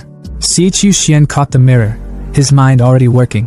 Just as I hoped. With others leading the charge, I can act as I see fit. Out loud, he said. As you wish, senior sister. Li Xianwei turned, her voice sharp as she outlined the plan. Inside the manor are 4 Foundation cultivators. The strongest is at the 3rd level, the weakest has just broken through. I'll handle 2 of them. The other 2 are yours. If there are no objections, let's move. The group nodded in unison. Understood. The battle erupted in a flash of chaos. A massive explosion lit up the sky, a golden mushroom cloud rising high above. The shockwave shook the ground as a voice screamed. Who dares intrude on the forbidden grounds of the Divine Sword sect? Another voice shot back, dripping with mockery. Your dad, that's who? Watching the chaos unfold through the mirror Li Xianwei had given him, Si Chuxian's eyes glinted with resolve. It's time. Summoning his magical tower, he called forth his trio of zombie minions. Xiao Bao, Xiao Long, Xiao Hu, go! As his undead warriors charged into the fray, Si Chuxian thought to himself, the situation's too chaotic to waste my own spiritual energy. Best to outsource the dirty work. Meanwhile, amidst the battle, Lu shouted to Li Xianwei. Senior sister, the formation's suppression is gone. She smiled faintly, a small blush betraying her thoughts. Good. Junior brother Chu works faster than I expected. Her demeanor shifted instantly as she lunged forward, piercing one of the Divine Sword sect cultivators through the chest like a skewer. The man's companion, panicked and drenched in fear, screamed, Master Wei Kong! The formation's down! If you don't act now, we're all dead! From deep within the temple, a golden light flared. A sword burst forth, cutting through the air with terrifying speed. A voice, cold and commanding, followed. Foolish! I was waiting for the perfect moment to strike, and you ruined it. The sword shot toward Li Xianwei, but she dodged at the last second, the weapon returning to its owner like a boomerang. From the shadows emerged a monk, his golden aura radiating power. Li Xianwei, he said, his tone sharp. Benefactorly, we meet again. Xie Qiuxian, watching from a distance, muttered to himself. Hui Kong, the battle monk from the Golden Dragon Temple. A genius on par with senior sister Li herself. They've clashed before, and he's got more wins than losses. Li Xuanyue's aura flared, a mix of purple and pink energy swirling around her as she shouted at the monk. Hui Kong, your Golden Dragon Temple claims to be compassionate, yet here you are, colluding with the Divine Sword sect, imprisoning cultivators, and feeding their blood to ghosts. Hui Kong's golden aura burned brighter as he retorted, his voice steady but sharp. Nonsense! This monk is here to slay vengeful spirits. I know nothing of imprisoning cultivators or blood-feeding ghosts. But you, demonic scum of the Wuji sect, have delivered yourselves to death's door. The monk's cold sneer twisted into something far more dangerous as he hurled his pearl bracelet towards Sister Li, Lu, and Wu Ke, his voice booming with a sinister edge. Allow me to send you all to your graves. The bracelet tore through the air like a blade. In a flash, Wu Ke's hand was severed clean off, blood spraying as he cried out in pain. The bracelet hurtled toward Lu next, but his magical cloak flared to life, deflecting the attack just in time. Sister Li, however, moved with an almost ethereal grace, vanishing momentarily before reappearing a few paces away. Her skill, Shadow Step, saving her from what had been a near-death strike. Barely catching her breath, Sister Li's thoughts were racing. This damned Hui Kong. He intentionally let us burn through our spiritual energy. Now he's making his move to clean up what's left of us. Her eyes darted to the horizon. Reinforcements from the Divine Sword sect and the Golden Dragon Temple would arrive soon if they didn't wrap this up. Her grip tightened on her weapon, and she summoned her life-bound artifact, a black flag that seemed to crawl with an ominous wind. Leaping into the air, she screamed, "Out of my way!" With a burst of power, she unleashed the black wind banner, its smoky tendrils swirling like a violent storm around her. But Hui Kong didn't flinch. His muscles bulged as his aura erupted in golden fury, his body glowing like a super scion ascending to a higher form. Running? Did you ask this monk for permission? His voice thundered as he launched himself at Sister Li, his sheer speed blurring his figure. Before she could counter, his strike landed with devastating precision. Her flag splintered in her hand, its shards scattering like broken glass. Her body hit the ground hard, rolling as smoke and debris exploded around her. Her robes were torn, her weapon destroyed, and her energy drained, but her spirit remained unbroken. Hui Kong stalked toward her with a smug grin, his voice dripping with mockery. Benefactorly, prepare to die. Struggling to lift herself, Sister Li glared up at him, her voice ragged but defiant. Suppressing evil mark, you've actually mastered this technique? No wonder you dare face 3 of us alone. So, this was your trump card. Her words were bitter, her mind racing as she realized the monk's terrifying advantage. Hui Kong raised his sword high, its edge gleaming with murderous intent. His red, devilish eyes glowed as he prepared to end her. But just as he brought the blade down, his body froze, his instincts screaming danger. Something was coming, fast. Summoning his golden bow artifact with a flick of his hand, he prepared to block the oncoming attack. But it was futile. A devastating strike pierced straight through the bowl, shattering it like brittle wood. The whip that had torn through his defense crackled with dark energy, and its owner stepped forward from the shadows. Chu Xian? Sister Li's voice carried a mix of disbelief and awe. Her eyes widened, and for the first time, a faint blush colored her cheeks. He didn't run. He didn't abandon us. He waited for the perfect moment, and destroyed Hui Kong's suppressing evil mark in one flawless strike. Hui Kong staggered back, clutching his chest where the whip had left a searing wound. His fury boiled over as he growled. Brat, who the hell are you? Chu Xian didn't answer, his silence more menacing than any words. Instead, he surged forward, his hand igniting with a fiery claw of dark energy. The monk's confidence cracked as he retreated, barking, Dark Fiend Claw? Laughable! Do you think such a low-level technique can even scratch me? A Divine Sword sect lackey, watching from a distance, chimed in with a sneer. So slow. I doubt that thing can even graze the hair on Master Hui Kong's head. Chu Xian ignored the taunts, muttering to himself. Dark Fiend Energy, as the claw shimmered with an ominous crimson flame. Without hesitation, the claw clamped down on Hui Kong, its sinister energy wrapping around him like a vice. The monk's body convulsed violently, and before he could even react, blood erupted from his mouth as the claw tightened, crushing him. A stunned Sister Li watched the scene unfold, her voice brimming with admiration. What a clever move! Junior brother Chu first used spiritual energy to form the Dark Fiend Claw, tricking Hui Kong. Then, at the perfect moment, he infused it with Dark Fiend energy, turning it into a lethal weapon. Lu, pulling off his magical cloak, looked equally amazed. Where did Chu Xian even get such potent Dark Fiend energy? Hui Kong, still pinned in the claw's grip, roared in rage and desperation. Cunning demonic bastard! I'll rip your guts out! Summoning his final treasure, the Vajra beads, he called forth a glowing shield of golden light that surrounded him. But Chu Xian wasn't fazed. With a flick of his wrist, his whip cracked through the air like a thunderbolt, obliterating the beads in an instant. The shattered fragments rained to the ground as Hui Kong's face twisted in horror. Chu Xian's expression darkened, his voice low and deadly. Die! The whip lashed out again, its tip slicing through the air with terrifying precision. Hui Kong's bravado crumbled as he stammered. If you kill me, my master will hunt you to the ends of the earth. His words were cut short, quite literally, as the whip cleaved his head clean in two. Blood sprayed in a gruesome arc as his body collapsed lifelessly to the ground. Chu Xian stood over the fallen monk, his whip coiling back like a serpent. His voice was cold, unyielding, and filled with disdain as he spat. Do you really think I'm the type to be intimidated by empty threats? After Chu Xian absolutely wrecked Hui Kong, their so-called master, the Divine Sword Sect members didn't even bother sticking around. They bolted like scared cats, tails tucked, not daring to look back. Sisterly, still catching her breath and looking like she'd just seen her life flash before her eyes, turned to Chu Xian. Junior brother Chu, I owe you big time for saving me, she said, her voice shaky but full of gratitude. Before Chu Xian could even respond, Wuka stepped up, his tone a mix of surprise and curiosity. Yo, Taoist Chu, is this how strong you are after just stepping into Foundation establishment? You've been playing us this whole time, huh? Chu Xian, as unbothered as ever, just gave a small smirk. When you're out in the world, he replied casually, it's only smart to keep some of your cards hidden. No offense, Taoist Wu. He then pointed toward the temple entrance, his expression sharpening.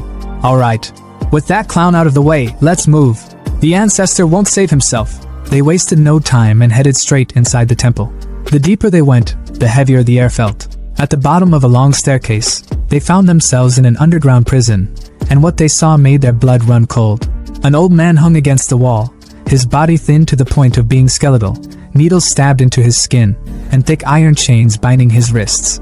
His voice was weak, almost like a whisper, as he muttered, Again? How much more blood do they need this time? But this time, it wasn't his torturers, it was his disciples. His tired eyes widened in disbelief as Lu's voice cracked with emotion. Master! It's me, Jin Xiong! The old man blinked, his voice trembling as realization hit him. Jin Xiong. It was none other than Wan Wuying, the legendary Golden Core ancestor of the Wuji sect. Lu didn't waste a second. He unsheathed his sword and swung it down, breaking one of the chains. Master, don't worry! We'll get these restrictions off and get you out of here! Lu's voice was determined, but there was also urgency. Sisterly and Chu Xian stepped forward. Disciple greets ancestor Wan Wuying, they said in unison. For the first time in who knows how long, Wan Wuying cracked a smile. His laughter filled the room, not with mockery, but with pure relief and joy. The heavens really do have mercy. Who would have thought I, Wan Wuying, would live to see freedom again? Haha. Good, good, good. You all make this old man proud. The pride of the Wuji sect. Wan Wuying's body began to glow. Purple energy burst out of him, shattering the restraints as he yanked the needles out like they were nothing. Even Lu, who had seen his master's immense power before, was left speechless. Without hesitation, Lu handed Wan Wuying a bag filled with blood beads. Master, your recovery comes first, he said, urgency still in his tone. Wan Wuying didn't need to be told twice. He tore into the blood beads like a starving man at an all-you-can-eat buffet. The transformation was immediate. His bony frame filled out, his muscles swelling with every bead he devoured. His aura became so intense it felt like the room was suffocating under it. Even Chu Xian, who rarely showed emotion, raised an eyebrow in surprise. Wan Wuying's laughter returned, loud and booming. The heavens truly show mercy. I can't believe I'm alive to witness this day. Good, good, good. You are all the pride of the Wuji sect. But as his laughter faded, his expression turned serious. Now that I'm free, Emo Huanshan will undoubtedly catch wind of this. We need to leave. Now. No delays. 3 days later, Chu Xian was sitting behind a breathtaking waterfall, meditating in a glowing red magic circle. His face was calm, but his thoughts were anything but. 3 days ago, Ancestor Wan brought us here to recover in secret, he thought to himself. He had us carve out caves to rest, but something's off. The spiritual energy here is way too abundant. This place clearly belongs to the righteous 5 sects of the Yu Kingdom, so why hasn't anyone come for us yet? He opened his eyes, his gaze locking onto the whip coiled around his hand. His expression darkened. Huh! The soul-devouring chain is reacting? He pulled it out, its aura swirling ominously. Originally, I planned to use Sunshure's soul for this, he muttered. But then I got my hands on Huikong's soul and figured, why not throw him in too? Inside the chain, 2 souls clashed violently, their energies colliding like a storm. Chu Xian watched with a faint smirk. Looks like the 2 of them have been duking it out, and it's finally over. His voice dropped to a commanding tone. Come out. The air around him shifted as Huikong's soul emerged, his spectral form glaring at Chu Xian with pure, unfiltered rage. The monk's ghost let out a roar and charged at him, but honestly, he wasn't as intimidating as he thought he was. Chu Xian didn't even flinch.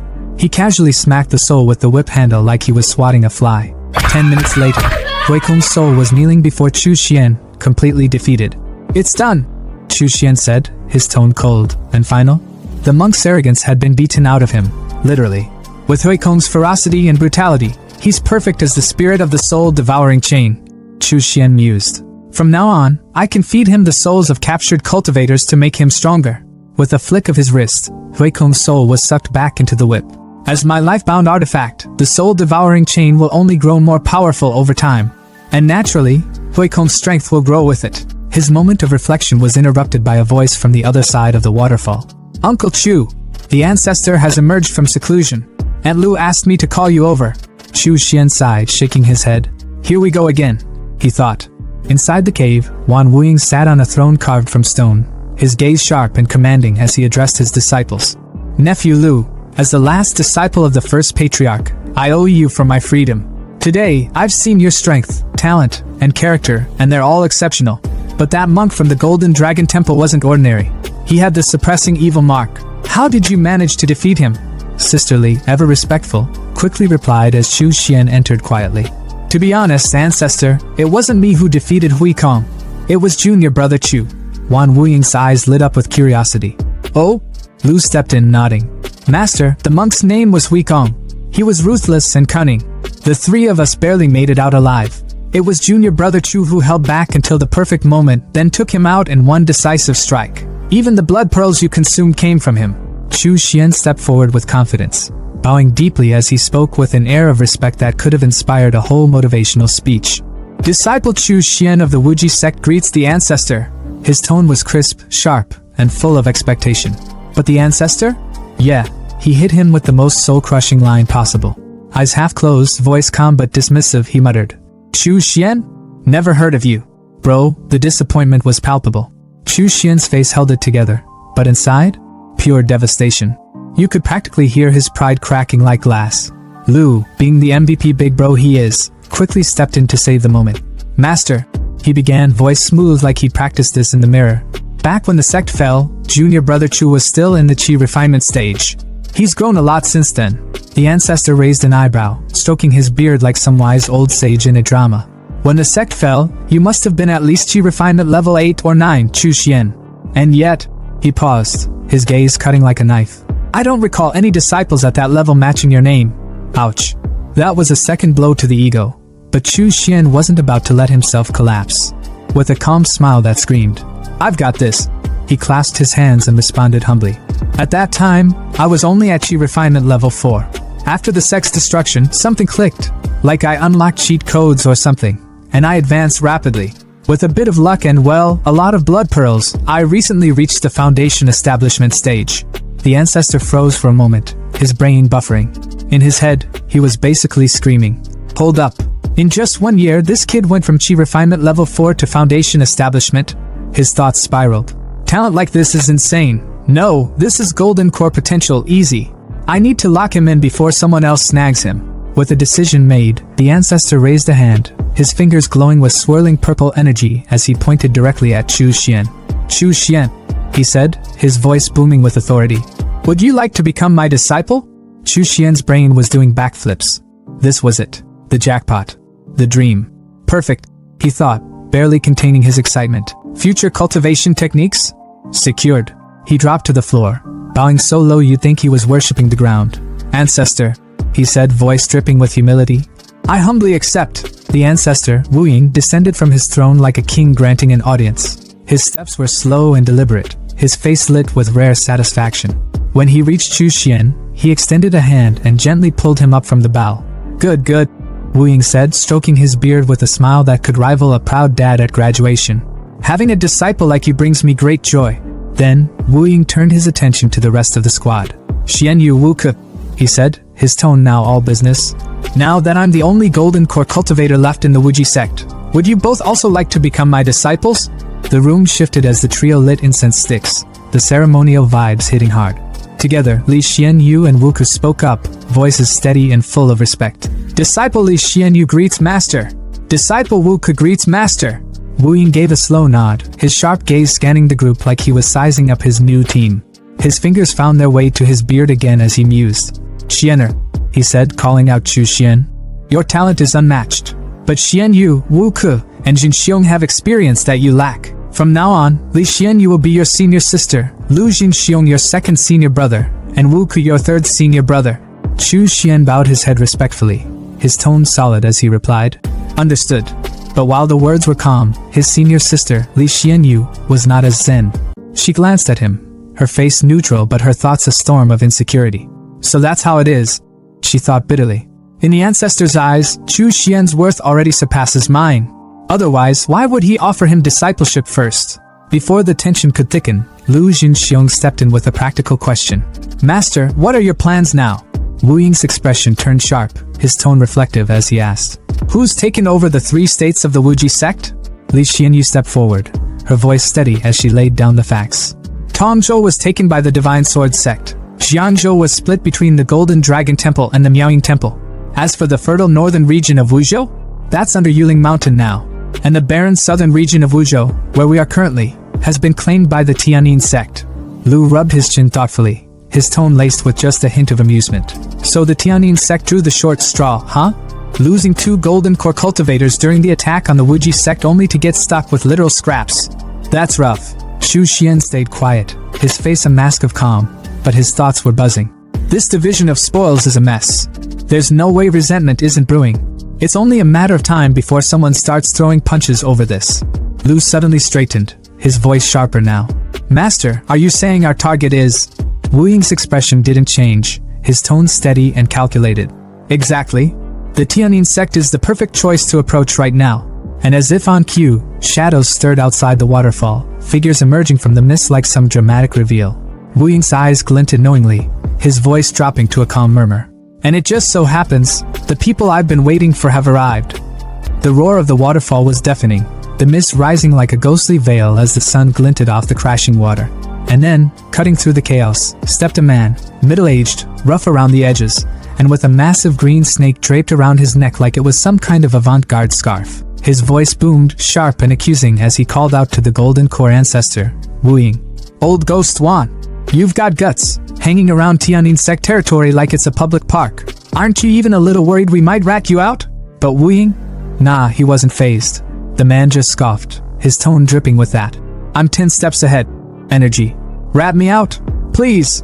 With Wuji sect's cultivation techniques and 50 trained cultivators in the bag, don't even act like you're not tempted to make a deal.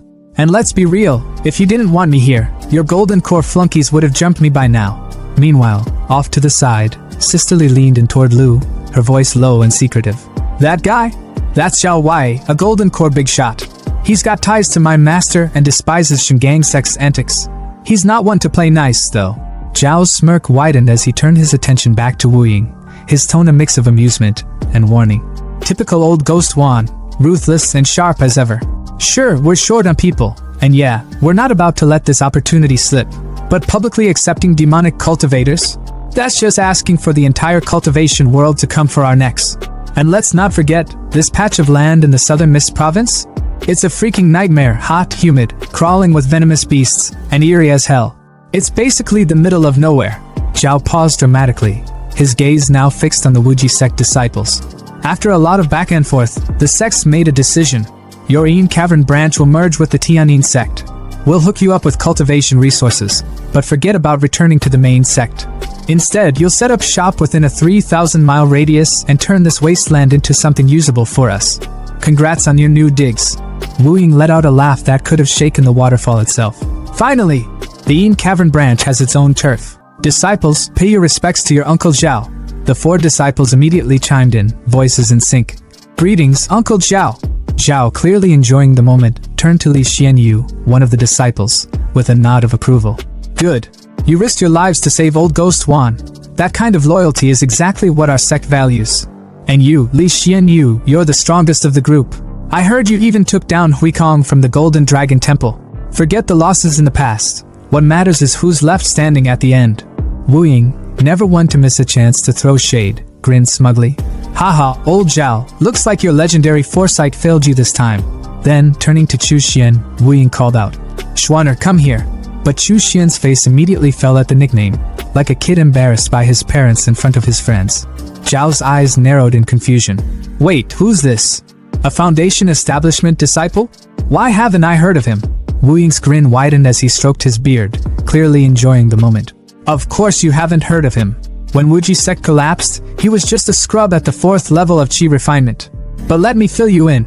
He's the one who took down Huikong, and he's the one who busted me out of Yinwu Manor. Impressive, huh? Zhao's jaw practically unhinged, his shock written all over his face. Wait. He went from Qi refinement to Foundation establishment in just a few years. Old Wan, you've hit the jackpot with this one. He grabbed Chu Xian by the shoulder, his excitement radiating. Chu Xian, on the other hand, looked like a shy kid being introduced to a long-lost uncle. Jackpot? Nah, he's Tianin Sect's gain now. And as his uncle, I guess I owe him a gift. With a dramatic sigh, Zhao pulled out a glowing golden crystal and handed it over. Here, take this blood parasite serum. It's rare and perfect for refining parasites. Don't say I never gave you anything. Chu Xian hesitated, glancing at Wu Ying for reassurance. His master gave him a firm nod. Take it. No need to overthink. Oh, and while you're at it, take my blood parasite manual and spirit forge technique. Don't let us down. With the rare serum, a manual, and a technique in hand, Chu Xian bowed deeply. Thank you, master. Thank you, uncle. Meanwhile, the other 3 disciples looked like they were seconds away from combusting with jealousy. Fast forward to a sunnier day, and we see Chu Xian cruising through a lush valley on his flying sword, the wind whipping through his hair as he took in the scenery. For the first time in years, a sense of pride flickered in his chest. After drifting through Tsenchuan for so long, I finally have a place to call my own, he thought, a small smile creeping across his face. He steered toward a waterfall, slicing through the cascading water with his sword to reveal a hidden entrance. Inside, the underground base was everything he dreamed of. A cultivation room, an alchemy lab, a forge, and a spirit plant room. It's all here, he murmured, his voice echoing in the cavern. Sitting on a throne carved from bone, he surveyed his domain with a sense of triumph. Perfect, he declared, the word hanging in the air like a promise. He summoned his blood worms, holding up the glowing serum Zhao had gifted him. The worms writhed in excitement, practically begging for it. You want this? He teased, smirking at their eagerness.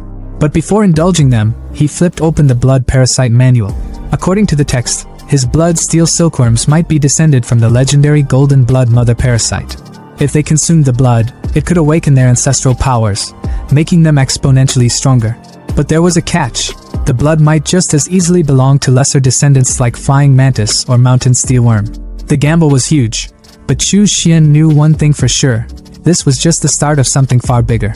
The crystal shimmered faintly as Chu Xian casually tossed it into the air, letting his steel silkworm worm snatch it with a snap. His tone carried a chill indifference as he muttered to himself. If it craves blood, there's no harm in letting it feed. The moment the worm consumed the crystal, it began to glow, an eerie, intense red that illuminated the darkened space. Chu Xian's body tensed, his blood roaring like a raging river, a strange sensation coursing through him. His eyes widened in realization. The steel silkworm's blood, it's cocooning. Could it be, it's advancing to its second evolution? Wasting no time, he summoned his magical mirror, its surface gleaming with an otherworldly hue, and declared with steely determination. Parasites like this can take weeks, even months to evolve. Staying here in Sichuan would just be pointless. I'll make my way to see Blue Star. The time distortion there will give my cultivation the speed boost it needs. His voice hardened, his ambition crystal clear. Excelling above my senior brothers and sisters isn't just a goal, it's essential if I want greater benefits. Besides, I'll gather in fiend chi, snag some blood pearls, and maybe even find a beast powerful enough to serve as the core spirit for my formation. The scene shifted abruptly to Chu Xian's hideout, a dimly lit space buzzing with the subdued chatter of his subordinates. One of his men noticed his arrival and greeted him with enthusiasm. "Boss, you're finally back." Chu Xian, ever the picture of nonchalance, asked calmly. "Anything out of the ordinary while I was gone?" Another subordinate stepped forward, his tone serious. "Not much, but there was one thing. A two-headed python, over 50 meters long, showed up in Longjiang City. It's been dominating the area. 2 months ago, it escaped from the Linjiang army's pursuit and fled to Donghu City." The man hesitated, then continued.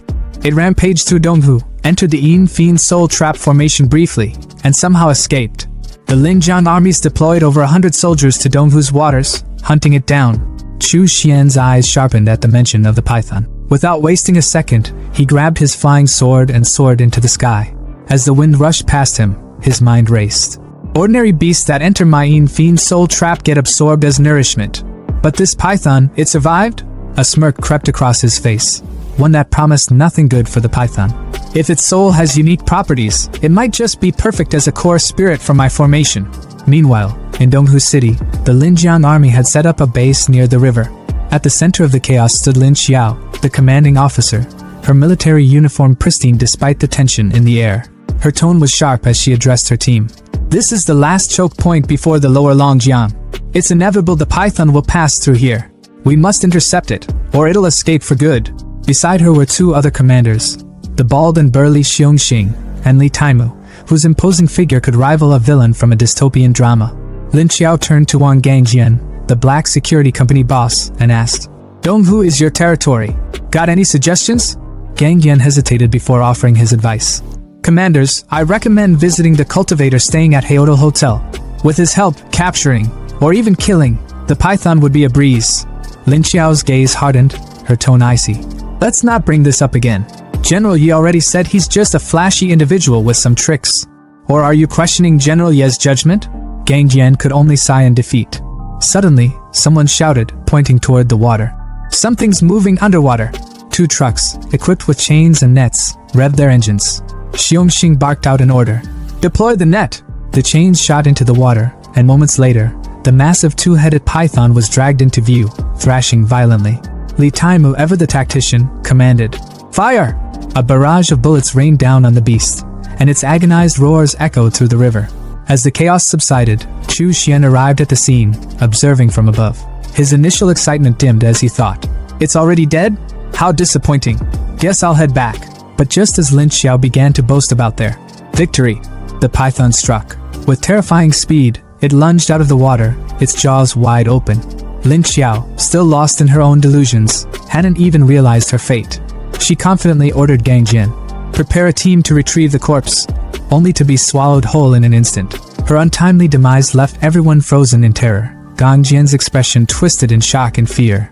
Chu Xian, sensing the commotion, turned back, his eyes narrowing as he pieced it together. The python pretended to be dead, he thought. It waited for the commanders to drop their guard before striking. Such cunning, even if I extract its soul, it'll retain this shrewdness. As an enemy, it'd be a nightmare. A sly grin spread across his face, his eyes gleaming with delight. But as my servant, it'll guard my domain perfectly.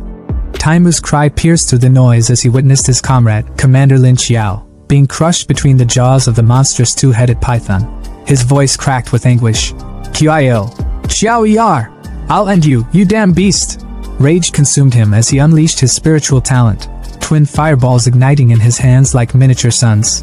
With a roar, he hurled the blazing orbs at the serpent, the flames illuminating his fury. The fireballs collided with the python's scaly skin, briefly engulfing it in fire, but the creature's resilience was terrifying. The bald commander, Xiongxing, barked orders at the top of his lungs, his voice cutting through the pandemonium. "All transcendents, listen up! Everyone, charge! We take that monster down, no matter the cost!" Soldiers steeled themselves for battle, each preparing their unique abilities. The commander's thoughts raced as he assessed the dire situation. Losing a second-tier transcendent was already a devastating blow. They couldn't afford another loss. Boats, like armored beasts, surged forward across the churning waters toward the python, their engines roaring in unison with the soldiers' battle cries. Xiongxing's body swelled as his spiritual talent activated, shredding his shirt to reveal a physique that looked forged from iron itself. With an iron pipe in hand, he leapt fearlessly onto the python, stabbing the weapon into its thick hide. The beast's guttural scream echoed through the battlefield as Xiong clung on, relentless in his assault. Meanwhile, Chu Xian stood at a distance, his sharp gaze dissecting the scene. He wasn't one to jump into action without understanding the bigger picture. His mind churned with clarity, observing the beast's tactical approach. This python knows it's vulnerable on land. It baited the army into its territory, the water, where it has the upper hand. But, his brow furrowed. Why does it seem so at a disadvantage? Could it have something up its sleeve? His suspicions were confirmed when a chilling sight unfolded. The python, despite its injuries, began charging a sinister purple energy within its twin heads, its scales glowing ominously. Xiong Xing watched in horror as the creature unleashed jets of venomous demonic energy, spraying it like a deadly laser across the battlefield. Soldiers screamed as the venom tore through them like acid, their agonized cries cutting through the air. One unlucky soldier, engulfed in the venom, shrieked, "What in the name of hell is this sorcery?" The python's rampage laid waste to the army's ranks, leaving only despair in its wake. Xiong Xing clenched his fists, his voice trembling with despair. "Is this it? Is our Riverby army destined to be wiped out here?" Amidst the carnage, a blazing red light streaked across the sky, cutting through the chaos like a divine intervention. A commanding voice thundered through the battlefield, dripping with disdain. "Stealing my evil energy? You must have a death wish!" All eyes turned skyward as Chu Xian descended, his flying sword radiating an intimidating aura. Gasps rippled through the survivors. "It's him!" A soldier, his cap askew, shouted in awe. "The mysterious cultivator is here!" Gang Jian, standing next to Xiong Xing, nearly shook with excitement. "Commander Xiong, that's the immortal I told you about! He's real!" Chu Xian's arrival was like the calm before a storm. His gaze locked onto the python with an unyielding intensity. Summoning his magical tower, he called forth two of his most fearsome undead warriors, Xiao Long and Xiao Hu. Without hesitation, Xiao Hu exploded onto the battlefield, his energy-charged fist obliterating one of the python's heads in an instant. Meat and shattered teeth rained down as the remaining head wailed in agony. Xiong Xing stood paralyzed, muttering in disbelief. That python, impervious to swords and spears, just lost a head to one punch? Gang Jian's voice trembled with reverence. And that's just one of the zombies under his command. If the immortal himself were to fight. His words trailed off, the implications too staggering to voice. Meanwhile, Xiao Long prepared to finish the job. Charging his beast stinger-like hand with energy, he sliced clean through the remaining head of the python, the severed skull crashing to the ground like a defeated titan. Despite its decapitation, the python's body thrashed wildly, driven by sheer demonic energy as it lunged at Chu Xian in a final act of defiance. The capped soldier whispered in horror, "That energy, it's suffocating. The immortal is completely engulfed in it." Gang Jian's face turned pale. "It's trying to take him down with it before it dies." Even Fat Eye, ever skeptical, couldn't hide his concern. That level of demonic energy, it's at least 100 times stronger than before. Can he really withstand it? Chu Xian, unfazed, smirked as his fiery demon claw materialized around him. The python's thrashing came to an abrupt halt as Chu Xian wrapped its monstrous mouth shut with a single, dominating motion. His voice was calm, almost mocking. "Good. Now that you've returned everything you stole from me, you can rest. Don't worry, death is just a new beginning. You'll serve me well as the main spirit of my formation." With that, he crushed the python's essence into a glowing soul, its energy now a radiant orb in his palm.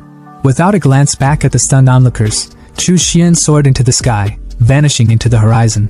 Xiong Xing collapsed to his knees, his voice a mix of regret and sorrow as he surveyed the devastated battlefield. "Damn it, this is all my fault. If only I had sought his help earlier, things wouldn't have turned out like this."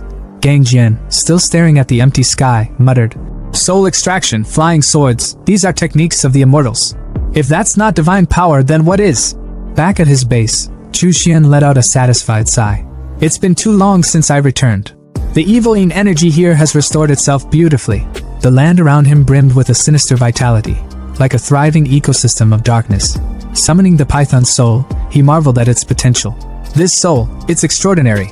Most would disintegrate under the evil energy, but this one absorbs and refines it.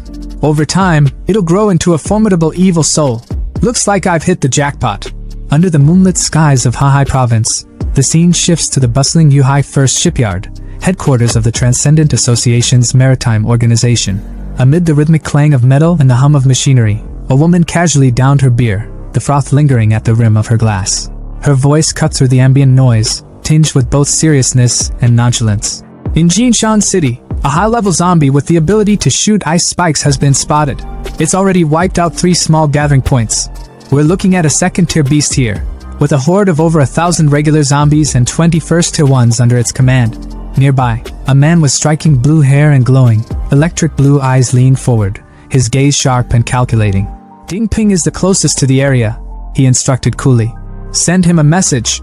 He'll lead the team to clear out the horde. The woman nodded, her usual laid-back demeanor giving way to quick compliance. Yes, she replied crisply. Her curiosity soon took over though, and she couldn't resist probing further. Looking at the man, she asked with a sly grin. Since you awakened your transcendent talent to strengthen your mind, every major decision for this organization has been entrusted to you. You've never made a single mistake. Tell me, Xiaoyang, how does it feel to be infallible? Ignoring her attempt to needle him, she pulled out a leather-bound book, flipping it open to reveal fresh intelligence reports. Here's the latest intel from Linjiang Province, she announced with a slight edge of intrigue. The 2-headed python we once encountered? Dead. It was taken down in Donghu City. Xiaoyang, unfazed at first, turned his attention to the horizon, his glowing eyes reflecting the shimmering sea under the night sky. His voice remained steady, but there was a trace of skepticism. That python wasn't just some oversized snake. It was clever, cunning. Its spiritual abilities made it a nightmare to take down. Even with the combined might of Xiongxing, Lin Xiao, and Li Taimu, I calculated only a 72% chance of them temporarily subduing it. If 2 of them fell in battle, even that slim chance would vanish. The woman smirked, stepping closer, her tone dripping with playful mockery. Well, Xiaoyang, it seems even you can be wrong sometimes, she teased, holding the open book just under his nose. Her grin widened as she watched his expression shift from calm detachment to outright shock. His glowing blue eyes scanned the page, the words leaping out at him like a slap to the face. Sword flight? He muttered, his voice laced with disbelief. Soul extraction? Immortal techniques? The air around him seemed to still as his mind raced to process this new information. Whatever this mysterious cultivator was, it was clear they had just entered a realm far beyond the ordinary, and Xiaoyang, for once, had underestimated the game. He analyzed the so-called immortal they were pursuing, concluding there was a little over a 50% chance he was a level 4 transcendent, and a smaller, but still concerning, chance he was level 5. If this man could control zombies, Liang reasoned, there was an even stronger likelihood that his abilities were connected to the brain. To him, this wasn't just speculation, it was a clinical fact. Yu, standing nearby with a bottle of liquor in hand, couldn't hide her surprise. Liang rarely gave such high-level evaluations, and this one was clearly significant. But as usual, he wasn't one to linger on the details. With a casual shrug, hands stuffed in his pockets, he turned and announced that it was time to leave. No drama, no hesitation, just a quiet, matter-of-fact departure. Gil watched him walk away, her gaze lingering for a moment, her curiosity piqued. Later, the 2 of them stood before the leader of the boat gang, a grizzled man with a perpetual cigar between his lips. His voice carried the weight of someone who had seen too much of the world. He questioned their decision to leave after spending over a year with the gang. His tone wasn't accusatory, but there was a hint of disappointment as he asked if they were truly ready to go. Gil stepped forward, her voice steady and firm. She reminded him of the promise they had made when he'd saved their lives during a brutal attack by the zombie king. They had been on the verge of death back then, and the gang's leader had pulled them back from the brink. In return, they had agreed to stay and help the gang for a year. That time was up now, and they were free to pursue their own goals. The leader sighed, his rough exterior cracking just enough to show a sliver of sadness. He turned to stare out the window, the gray light of the water reflecting in his eyes. When they had first joined, they'd spoken about recovering Liang's lost memories and their hope of finding a transcendent with brain-enhancing abilities. Now it was clear they believed this so-called immortal was their next lead. Still, he warned them, this man they were chasing wasn't going to be easy to approach. His actions alone made that crystal clear. But Liang's resolve was unshakable, and he reassured the captain that they had thought this through. Gear, ever confident, added that they had something to offer that no one could refuse. The leader knew there was no stopping them, so he let out a quiet sigh and walked away. Far from the boat gang's ship, in the zombie-ravaged ruins of Donghu City, a scene of pure chaos was unfolding. A beam of energy shot down from the heavens, striking the formation with a thunderous crack. Chu Xian's eyes glowed a blood-red hue as he screamed, his voice reverberating through the empty streets. He could feel it. His cultivation was surging, breaking past barriers as he reached layer 4 of the foundation establishment. The energy coursing through him was intoxicating, and he stood tall amidst the chaos, his confidence swelling. With his newfound power, He felt invincible, certain he could take on even those above his level. As the energy dissipated, Chu Xian rose into the air on his flying sword, surveying the empty city below. He noted with some irritation that his 6 months of seclusion had drained his resources.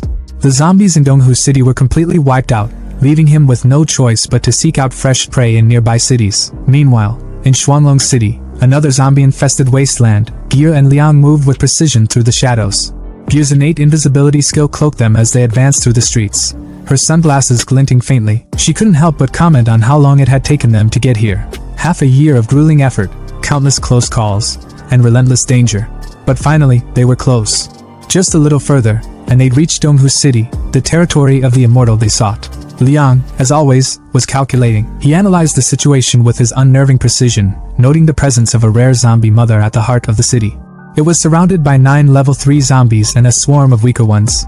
He ran the numbers in his mind, concluding that Ge had a strong chance of success if she went after it. But there was still a slim chance of failure, one she couldn't afford to ignore. He asked her if she was absolutely sure about using the zombie mother's energy core as a gift. Ge's answer was immediate and unwavering. A level 4 core was the only thing worthy of their target's attention. Anything less wouldn't even get a glance. With their plan set, Ge sprinted into action, her form vanishing completely as she approached her target.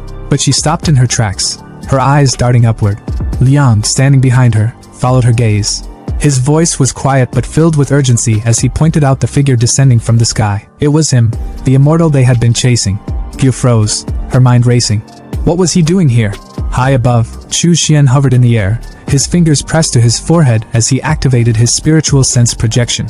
With his eyes closed, he could see the entire city laid out before him as if it were a 3-dimensional map. When he opened his eyes, excitement flickered across his face. The strange shape of the building below suddenly made sense. Beneath it, hidden from view, lay the zombie mother. He explained its significance to himself, his tone almost gleeful. The zombie mother was the key to creating a zombie farm, a plan he had been dreaming of for months. It was like a queen ant, endlessly producing eggs as long as it was fed by smaller zombies. Bro is about to build a Minecraft zombie farm for experience points. It was perfect, he mused. His lips curled into a grin as he pulled out a magical tower. This was going to be his masterpiece. Without hesitation, he summoned his 3 elite zombies, Xiao Long, Xiao Hu, and Xiao Bao, and ordered them to drag the zombie mother out. The 3 roared in unison, charging into the fray with terrifying power. Ge and Liang watched the chaos unfold from a nearby rooftop. Ge's voice was quiet but filled with awe as she observed the battle. The immortal zombies were leading the charge, each one a powerhouse in its own right. The armored one, the bulky one, and the shadowy figure. They were all level 4, and they tore through the horde with ease. Liang's sharp eyes narrowed as he watched the immortal command his forces with ease. Her voice broke the silence among the watchers, inquisitive and tinged with skepticism. She turned to Liang, whose calculating mind was already at work. Do you think those 3 can handle it if the zombie mother goes all out?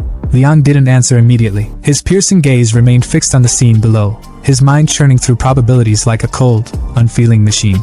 Finally, he spoke. He estimated there was a slim chance, 35% to be exact, that the trio could take the zombie mother down.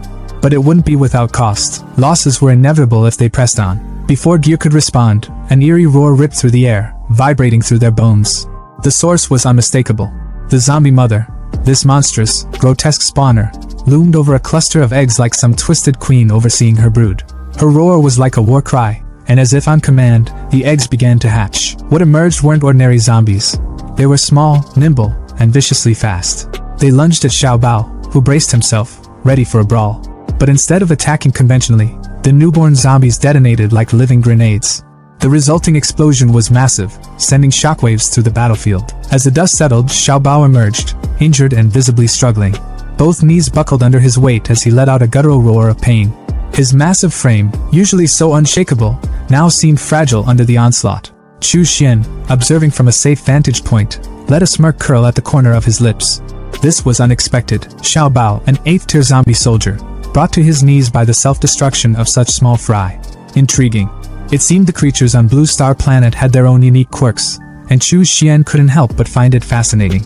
Meanwhile, the battle raged on between Xiaolong, Xiaohu, and the other zombies. The chaos was relentless, but Liang's mind was elsewhere. He could feel it, the tremors beneath the ground. The zombie mother wasn't just playing defense anymore. She was coming. And if those 3 didn't retreat soon, the stealth-focused one, Xiaohu, had a 70% chance of taking severe damage. Liang's calm voice broke the tension as he answered Yu's earlier question. The immortal would intervene, no doubt about it. Liang's estimation was clear. Taking down the zombie mother would drain significant energy from the immortal, leaving him vulnerable. Yu's sly grin widened at the thought. Perfect. Once the immortal was exhausted, they could swoop in, lend a helping hand, and get on his good side. Two birds, one stone. Suddenly, a violent quake shook the battlefield, sending rubble tumbling and startling the zombie trio. The ground beneath them cracked ominously. But while panic might have been the natural response, Chu Xian's reaction was anything but. His smirk turned into a full-blown grin, the kind that spelled trouble. It had been far too long since he got his hands dirty, and this seemed like the perfect opportunity to test out his latest technique. With an authoritative wave of his hand, he commanded the trio to retreat. They hesitated for a moment before obeying, sensing the gravity of his tone. Chu Xian's voice rang out as he summoned the formation. Foundation Establishment Low-Grade Formation Ceiling Array. The air seemed to hum with energy as glowing, intricate red flags materialized around him. The tension hit a peak as a massive, clawed hand erupted from the ground. The zombie mother herself emerged, her presence suffocating. She was a grotesque monstrosity, her decayed form radiating rage and power as her babies swarmed around her. But Chu Xian wasn't fazed. Not one bit. Instead, his voice was calm, almost mocking, as he called upon his next skill, blood-refining corpse fire. In an instant, violet flames erupted around the zombie mother and her brood, consuming them in a terrifying inferno. The flames licked hungrily at their forms, burning with an intensity that seemed almost alive. The zombie mother let out a bone-chilling roar of agony, shaking the ground as she lunged at Chu Xian in a desperate attempt to silence him.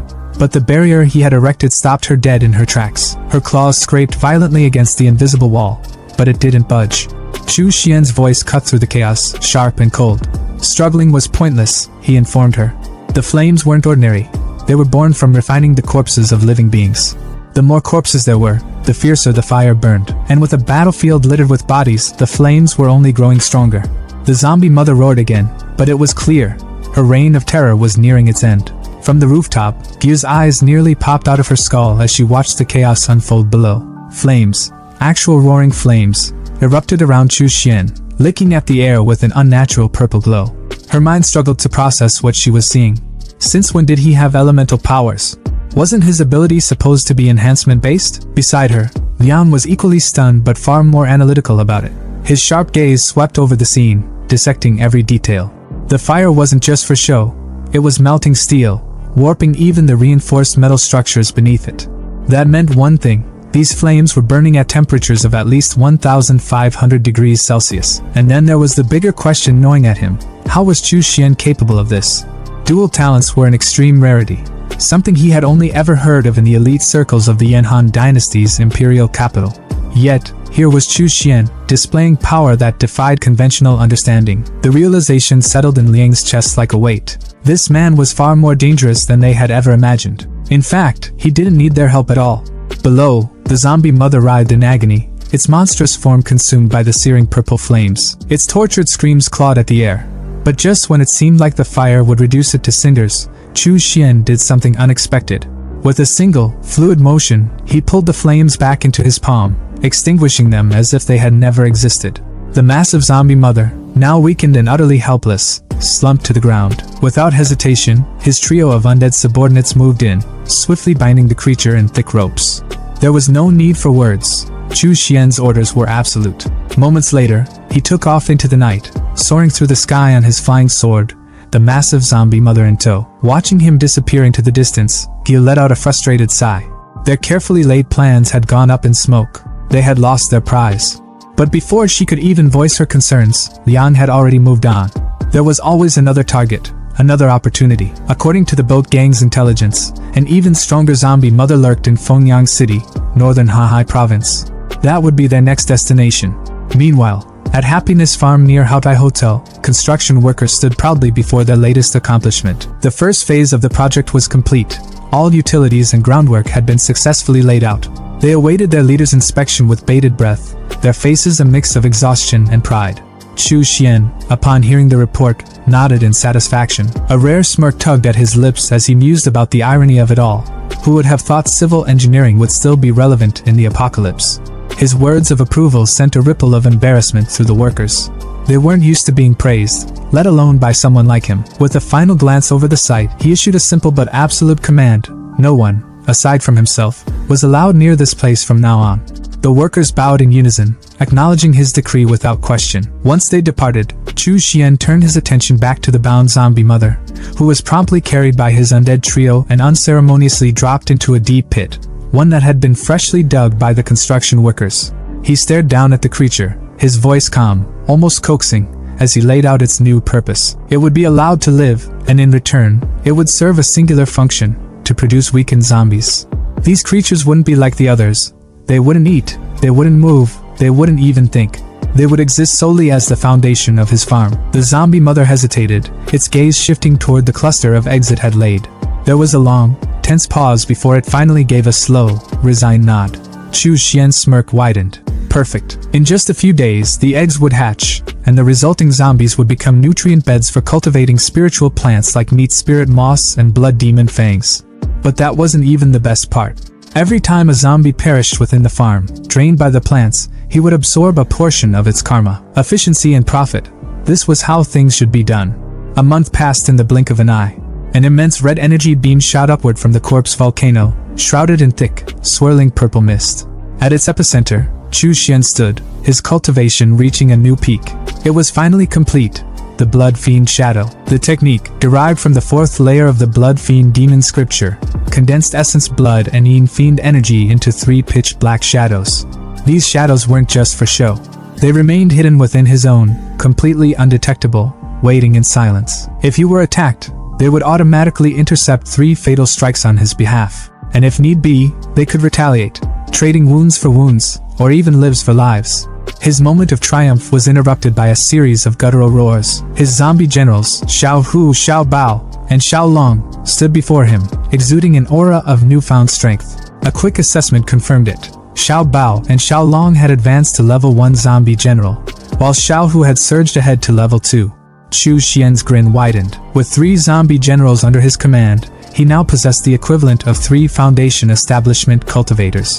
The sheer output of Happiness Farm had made this possible, allowing him to continuously harvest meat spirit moss and refine Tai Shui pills to accelerate their growth. If he had still been in Sichuan world, raising 3 zombie generals would have been an impossible feat. His gaze flickered to Bloodsteel, his weapon, which had undergone its second transformation.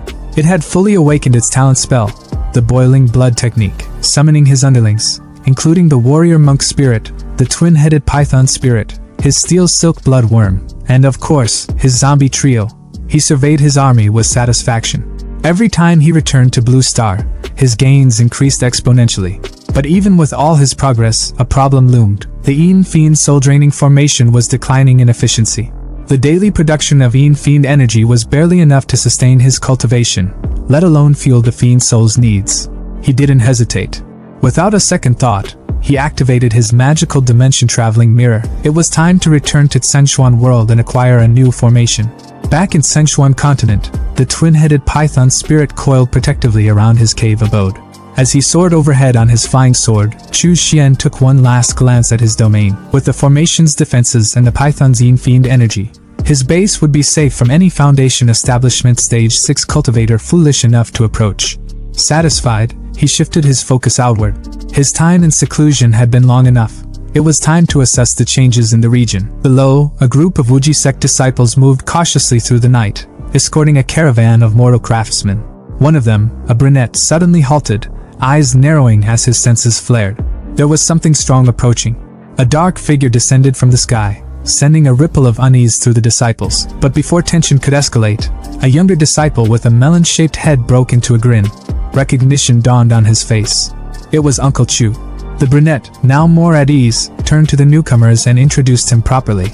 This was Chu Xian, the Foundation Establishment cultivator of Extreme Yin Cave, their Uncle Chu. The younger disciple eagerly explained that they were escorting a group of mortal craftsmen to establish a new settlement. As soon as the craftsmen realized who stood before them, they immediately lowered their heads in deep respect. "Greetings, Master Chu," they intoned in unison. Chu Xian studied the man before him, his expression unreadable as he mulled over the latest information.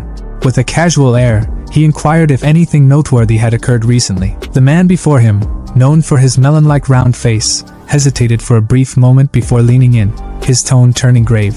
"Actually, Uncle Chu, there is something urgent," he admitted, his voice edged with concern. He proceeded to explain that the Tianyin sect was preparing for a large-scale offensive against the native factions of Wuzhou. The catalyst for this escalation? A Golden Core elder had been ambushed, left critically injured and unconscious.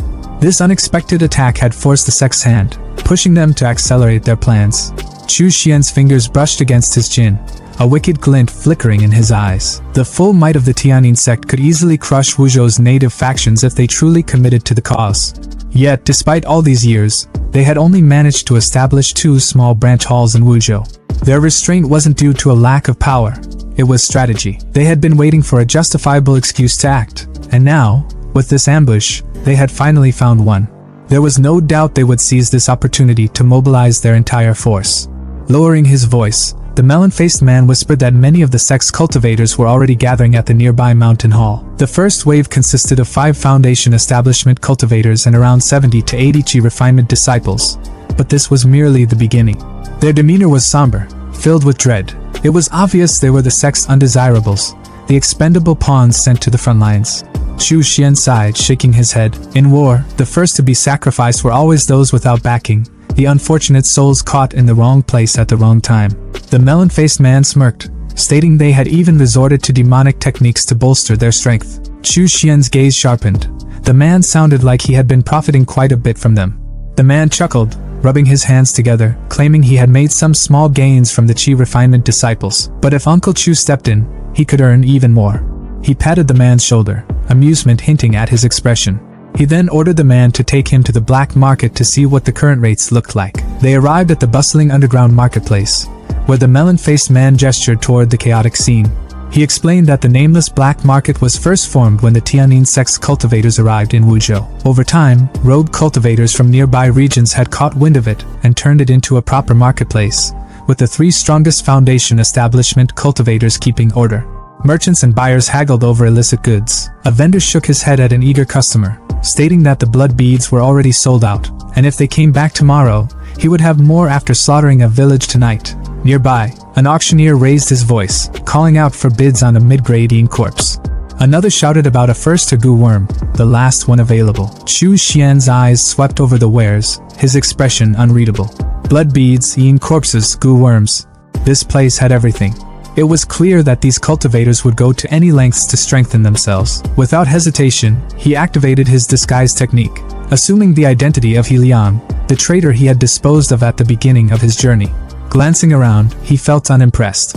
Most of the items here were low-grade, nothing worth his attention. The melon-faced man leaned in again, his voice hushed, mentioning he had a few long-term customers who had bought plenty of beast blood beads from him. Chu Xian tossed him a bag without blinking, instructing him to sell these for him and promising a 10% commission. The man caught the bag and peeked inside, nearly dropping it in shock. His jaw slackened at the sight of large blood beads, Fiend ore-infused artifacts, low-grade and mid-grade spiritual weapons, rejuvenation pills, and recovery elixirs. His mind reeled at the astronomical amount of spirit stones a 10% commission on these treasures would yield. However, with so many valuables, greed would naturally follow. His whispered concerns were a little too loud, drawing sharpened gazes from those around them. Chu Xian, unfazed, summoned a towering, corpse-like entity from his magical tower, ordering it to accompany the melon-faced man and kill anyone who dared to make a move on him. A murmur rippled through the crowd, with one cultivator paling at the sight of the corpse general, realizing it meant its master was a high-level Foundation establishment cultivator. The melon-faced man, now reassured, straightened his back, promising to handle everything. Meanwhile, Chu Xian's gaze turned toward a tea house, where Brother Chen had mentioned the market overseers resided. Approaching the entrance, he was stopped by a guard who declared, "No unauthorized entry." Chu Xian's response was simple. He released a fraction of his aura. The guard's face drained of color, and he collapsed to the ground, stammering his apologies, begging for forgiveness. Chu Xian coolly accepted the apology, but chillingly added that if he truly wanted to punish him, the guard would not be alive to apologize. The guard shuddered, promising to call for the 3 Foundation establishment cultivators immediately. He informed Chu Xian that only one was present and led him to a private room on the 3rd floor. Shortly after, as Chu Xian sipped tea and gazed out the window, his business partner arrived. "Apologies for the wait, Taoist friend." The man greeted him politely. "I am Old Han, May I know your name? Chu Xian replied smoothly. He Liang. Old Han nodded. And what exactly are you looking for? Chu Xian studied the man. He, too, was using a disguise technique. Interesting. Without hesitation, he got to the point. Do you have the Yin Fiend Soul Refining Formation, the Tainted Blood Fiend Nurturing Formation, or the Soul Rebirth Blood Fiend Formation? Old Han's expression faltered for the briefest moment. His wariness spiked as he discreetly pulled out an artifact. Taoist friend, those are top-tier demonic formations. The 5 righteous sects are doing everything they can to eradicate them. They're nearly impossible to find. But how about this one instead? Chu Xian took the offered scripture and examined it. Fiend Nurturing Formation? He scoffed. This is only mid-grade foundation establishment level. I don't need it. Old Han sighed. The ones you're asking for are long gone. Even the remnants of the Wuji sect probably don't have them anymore. He paused before sliding another item across the table. This Fiend Nurturing Formation is still quite decent. I'll even throw in a formation manual as a bonus. He leaned forward slightly, his eyes glinting. If you have talent in formations, you might be able to combine this with other formations to meet your requirements. Chu Xian flipped open the scripture and skimmed through its contents, his sharp eyes scanning the intricate diagrams and notes. He gave a small nod of approval. It'll do, he murmured, closing the pages with a decisive snap. Without hesitation, he glanced up at Old Han. Name your price. Old Han's lips curled into a knowing smile, but before he could respond, Chu Xian spoke again. Can I pay with large blood beads? The merchant's eyebrows lifted in surprise as Chu Xian casually retrieved a bead and rolled it between his fingers before tossing it over. Old Han caught it effortlessly and held it up to the light, his face shifting from intrigue to barely contained excitement. If they're all this quality, I'll offer you a higher price. 50 small spirit stones per bead. He tapped the scripture on the table. This Fiend Nurturing Formation, plus the illustrated guide to demonic formations, would normally cost around 500 small spirit stones.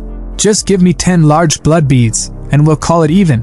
Chu Xian didn't hesitate. He tossed the beads over, watching as Old Han greedily scooped them up. Internally, he noted how the value of large blood beads had only been increasing since the fall of the Wuji sect. A scarce resource always became more precious over time. Deal.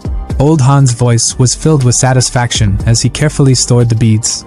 If you have more business in the future, come to me first. He leaned forward slightly, his eyes gleaming. I also have plenty of other goods, Yin corpses, goo worms, blood arts, evil pills, demonic talismans. If you're looking for something special, I might be able to procure it. Chu Xian gave a thoughtful hum. Do you have second-tier goo worms? Old Han's expression shifted. Now that's rare, he admitted, rubbing his chin. But I happen to know someone who breeds a lot of them, including second-tier ones. He leaned back, folding his arms. However, he's not here right now. When he arrives, I'll contact you immediately. Chu Xian didn't waste time. He reached into his robes, retrieving 4 more large blood beads and a jade slip. Fine. Here's your finder's fee and a parent-child sound transmission jade. He placed them on the table. When he arrives, just crush the jade, and I'll know. Old Han's grin widened. Haha, I like doing business with generous people like you, he said, clearly pleased with the transaction. As Chu Xian rose to leave, the guard at the entrance gave him a respectful nod. Have a safe journey, senior. From the upper floor of the tea house, Old Han quietly watched Chu Xian's departing figure.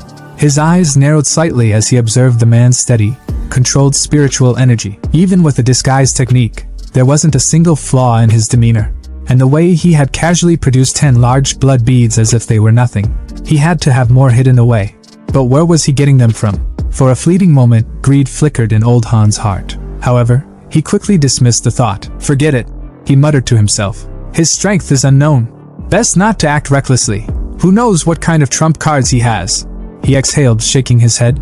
As long as there's profit, that's all that matters. Meanwhile, Chu Xian, fully aware that Old Han had chosen the smart path by not digging into his origins, the scene shifted to the Haotai Hotel. Seated comfortably in his room, Chu Xian idly munched on a bag of chips, his mind already focused on his new acquisition. His talent in formations was average, but after killing Hui Kong, he had obtained the Foundation Establishment Formation Essentials. Though filled with righteous path theories, formations ultimately followed universal principles. Now, with the illustrated guide to demonic formations in his possession, he was beginning to see new possibilities. He flipped through the scriptures, his eyes gleaming with understanding. I see now, he murmured. If I combine the Chi Refinement Peak Grade Formation, Soul Capturing Formation, with the Fiend Nurturing Formation, then any living creature caught inside will have its soul extracted, and their death aura and Yin energy will condense into Yin Fiend energy. An excited grin spread across his face. This will be far more efficient than the Yin Fiend soul-draining formation. His fingers tapped against the table as he thought further. And those extracted souls, they'll be transformed into ghosts, strengthening my 10,000 soul banner. His smirk deepened. A win-win situation. Then, a new thought struck him. I heard that in the southern region of Twin Dragon City, there's a forbidden zone for humans, a paradise for killer bees. He leaned back, letting his mind paint the scene. Killer bees were numerous, their swarms hunting endlessly under the Queen's command. The sheer number of victims they devoured ensured a constant supply of death aura, and the Queen herself. She had to be highly reproductive. A sinister glint flashed in his eyes. I'll use her to test the formation. Hopefully, she'll spawn enough killer bees before she dies. He chuckled to himself, fully satisfied with his plan. Perfect. In Swanglong City, things are looking wild as a swarm of bee monsters flies straight for a giant red barrier. Inside the barrier, Chu Xian doesn't even blink. He's totally unbothered. He activates his soul-capturing and fiend-nurturing grand formation with a wave of his hand, and bam! The barrier expands, trapping all the bees in one giant net. These bees, however, don't back down. They use their paralyzed skill to form these massive, venomous bees and send them flying at Chu Xian like a bad sequel to a bee horror movie. But does Chu Xian even flinch? Nope. He lifts his 1,000 souls flag with confidence, and like a boss, he commands all the souls inside to rise up and fight. The red and dark souls charge at the giant bees like they're in a full-on battle. Chu Xian is just standing there watching the chaos unfold with a grin on his face, thinking, yes, the bees and the ghosts are going at it, generating a ton of resentment energy and Yin energy. This is my chance to farm some serious Yin Fiend aura. It's like he's grinding in a game, but for real-life power. After the bee and ghost showdown, Chu Xian heads back to the Sichuan continent, where he meets up with his disciple, Melonhead. Melonhead's practically bouncing with excitement, showing Chu Xian a treasure chest full of items he sold. Uncle Chu, I sold everything just like you told me to and made 2,000 small spirit stones, Melonhead says with a big grin. Chu Xian's a little surprised, thinking, dang, these cultivators are really out here dropping money just to get stronger. But he's chill about it, and hands Melonhead 200 small spirit stones like it's pocket change. Melonhead's face lights up, and he thanks Chu Xian, practically jumping with joy at how much he's earned in one day. Just as they're celebrating, Chu Xian's transmission jade rings with an alert, like a phone notification. He glances at it with a smirk, noticing that the parent stone cracked. That means Old Han's got some news. Double blessing today. At the tea house, Old Han introduces Chu Xian, disguised as He Liang, of course, to a guy who looks like he hasn't slept in days. This guy is known as the Insect Taoist, and he starts going on about goo worms, explaining that they need to be implanted inside the body and how most cultivators can't handle the backlash from them. He takes one look at Chu Xian and asks if he's ever raised goo worms, clearly thinking Chu Xian's a newbie.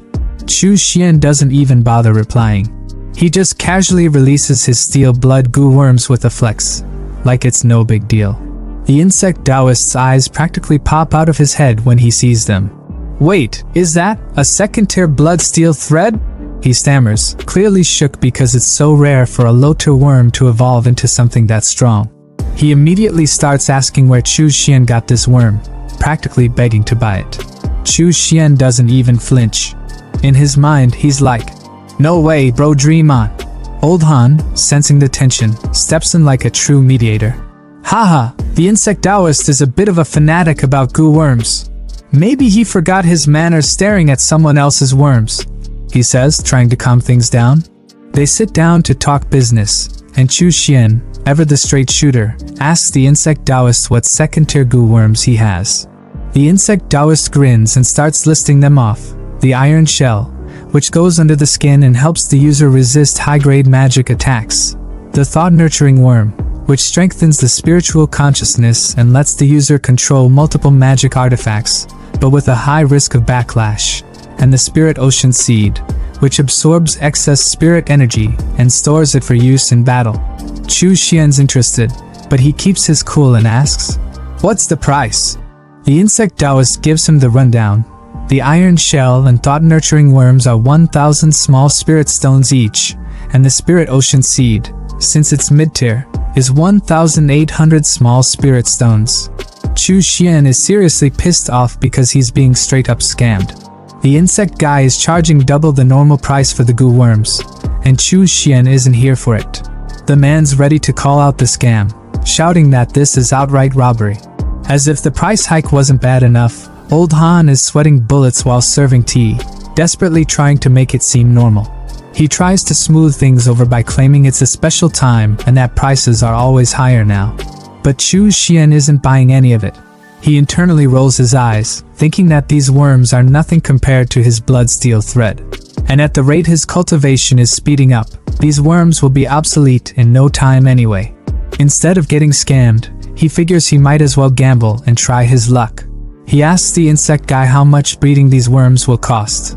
The insect guy laughs and tries to discourage him, claiming that breeding goo worms is a huge risk. Despite investing tons of effort, the results could end up being useless or deformed insects. But Chu Xian's not backing down.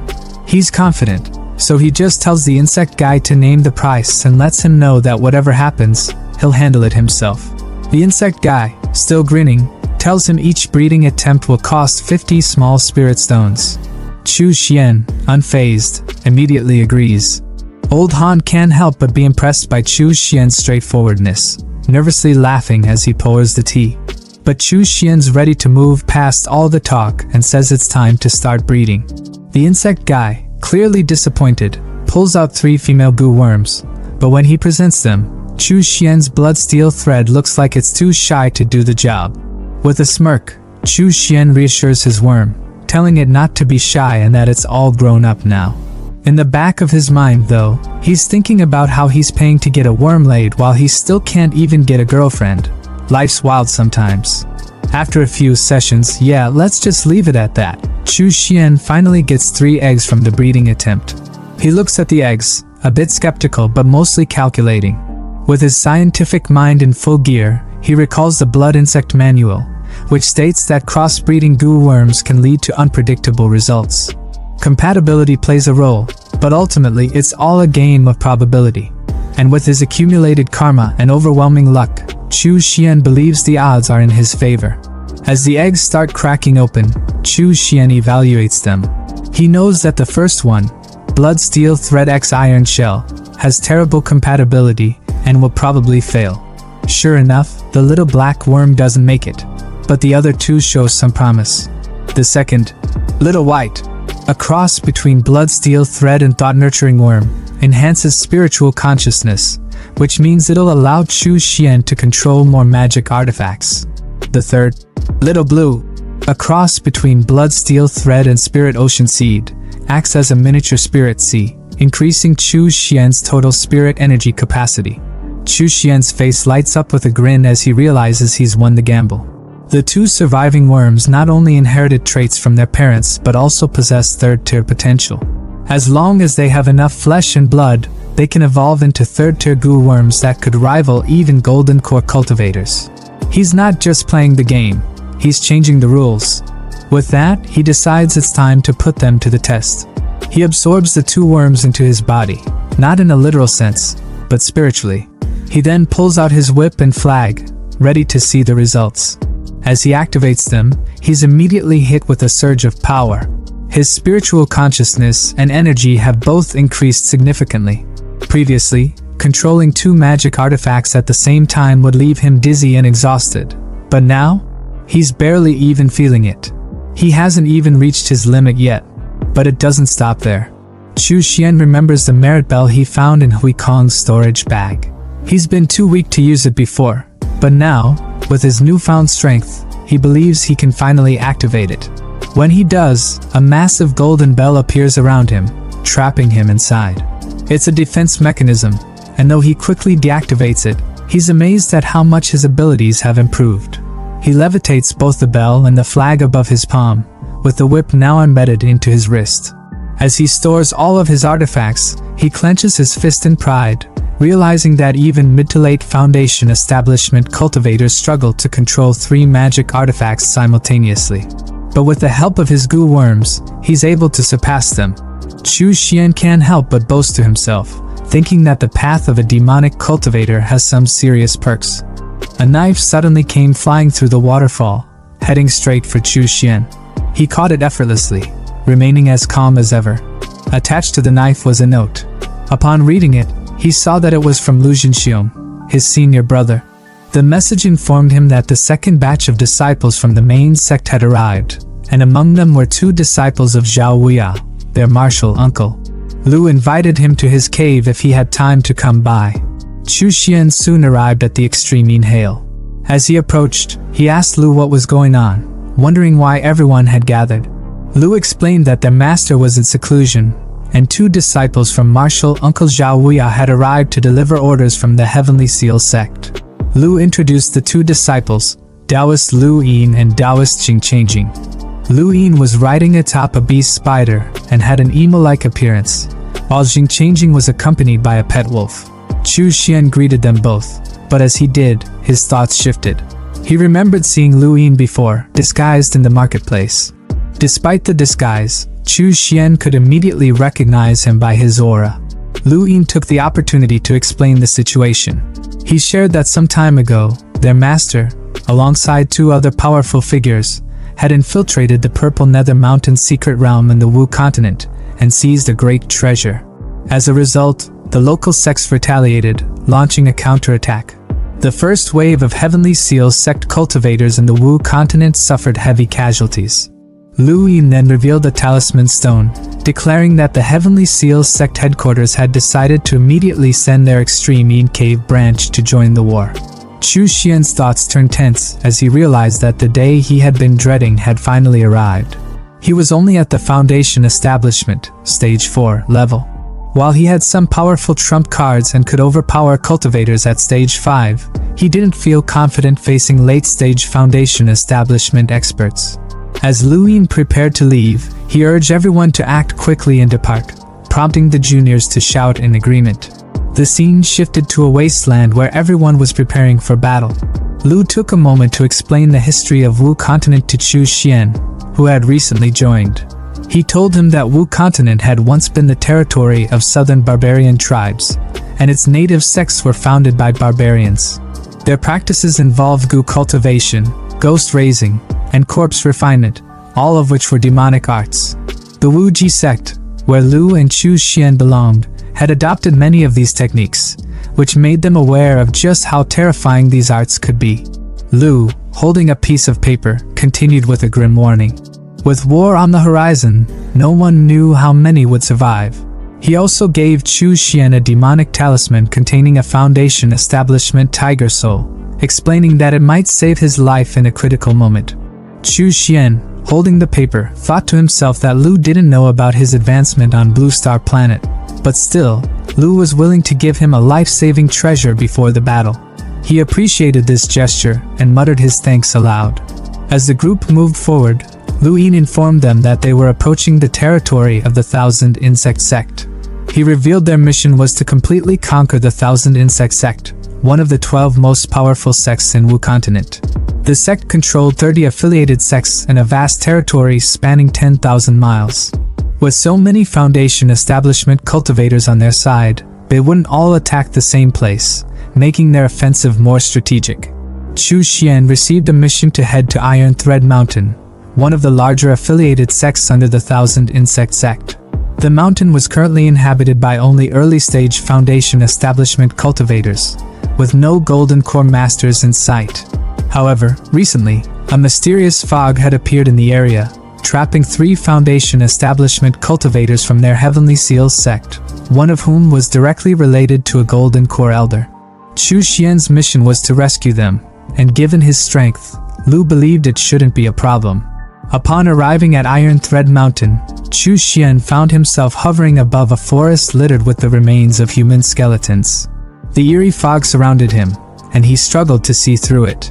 He recalled his blood mirror ability, which would help him escape if things turned bad. Suddenly, a man appeared, tripping backward, but Chu Xian dodged just in time, watching as the man crashed into a tree. The sight that greeted him was gruesome. The man's chest was infested with iron thread worms, the signature goo insect of Iron Thread Mountain. Not long after, 2 more men appeared. The skinnier one asked if Chu Xian was the reinforcement, suggesting they team up.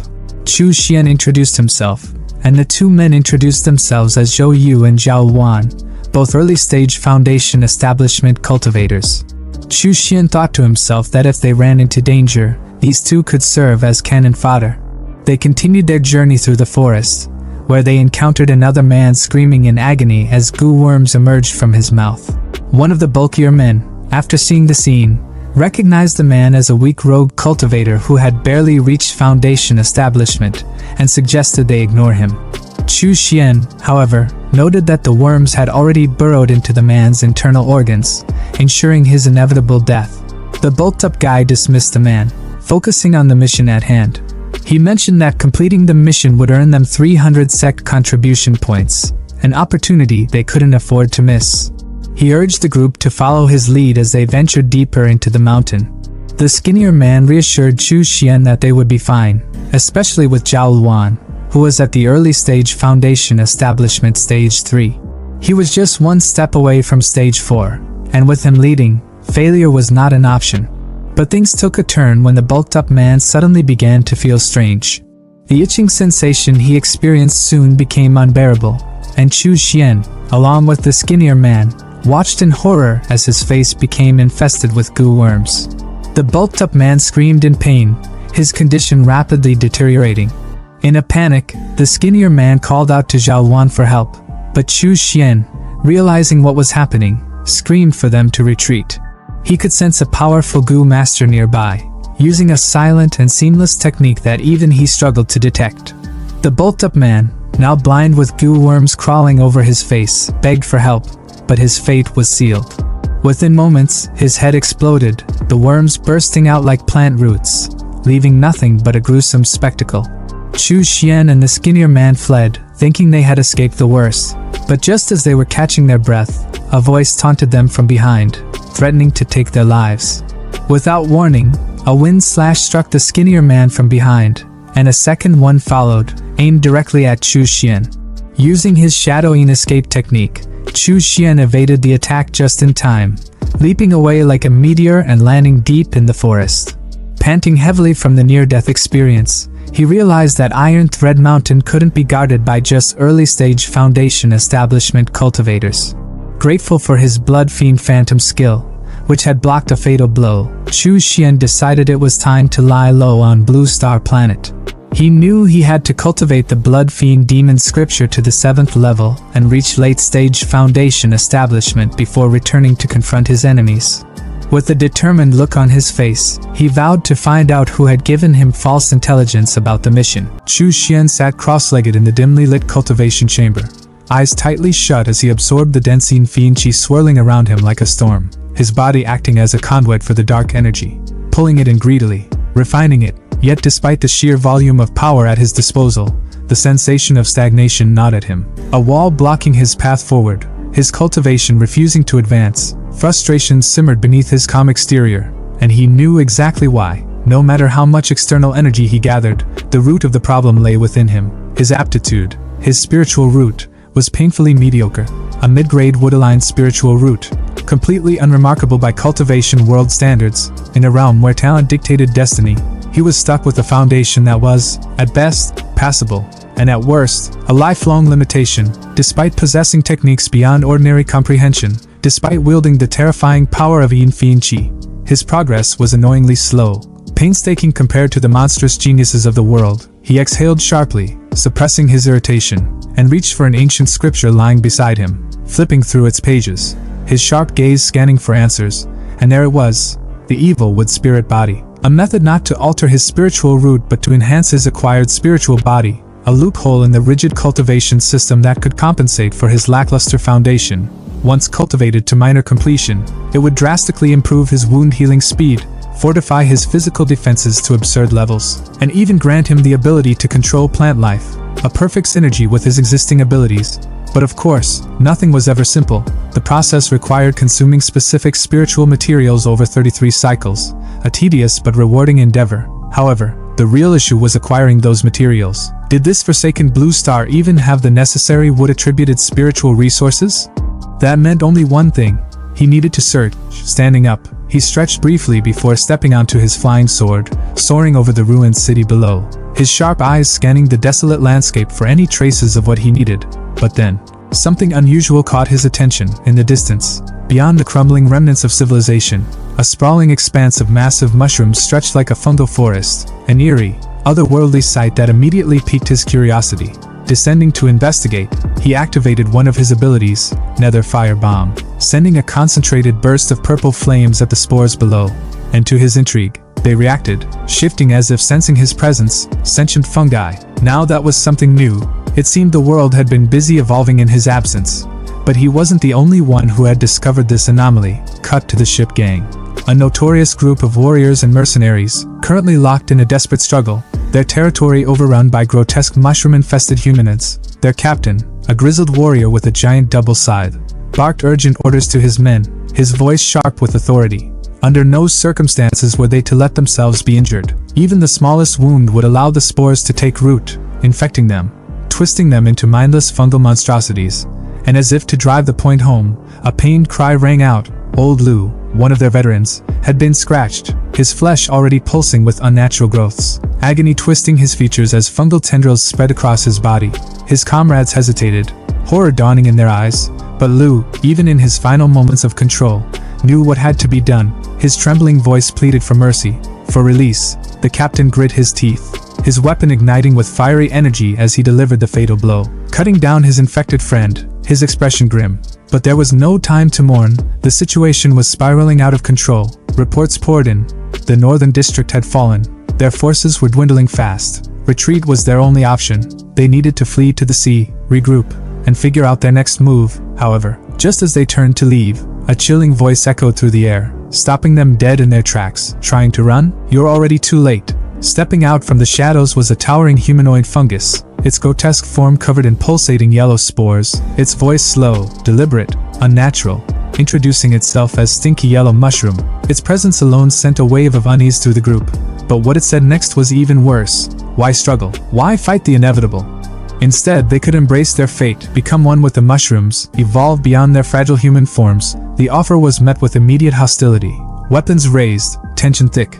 But before anyone could strike, a crow swooped down from the sky, its eyes glowing with an eerie intelligence, its sharp voice cutting through the air. The immortal has come for you. Retreat, hurry. The words sent an immediate ripple of panic through the fungal creature, its hulking form shifting uneasily. The immortal? Impossible. Wasn't he always in Donghu City? But before it could react, a sharp crimson slash tore through the air, striking both the mushroom and the crow, stopping them in their tracks. And then, in an instant, a golden gust of wind surged through the battlefield, blinding the ship gang. And when they regained their vision, their enemies were simply gone, leaving behind only confusion and cautious relief. Meanwhile, back in his lair, Chu Xian sat comfortably, exuding an aura of absolute control, his zombie trio standing at attention as he eyed the captured Stinky Yellow Mushroom, his gaze cold and calculating. The interrogation had begun. He wanted answers. How could this creature speak human language when it hadn't even reached Foundation establishment? It didn't have an inner core, so how was it capable of such intelligence? But the fungal being remained silent, either from defiance or fear. However, Chu Xian wasn't a man known for his patience, and he certainly wasn't above using force. Summoning blood-refining fire, he let the flames creep over the creature's body, its pain shrieks filling the chamber as it writhed.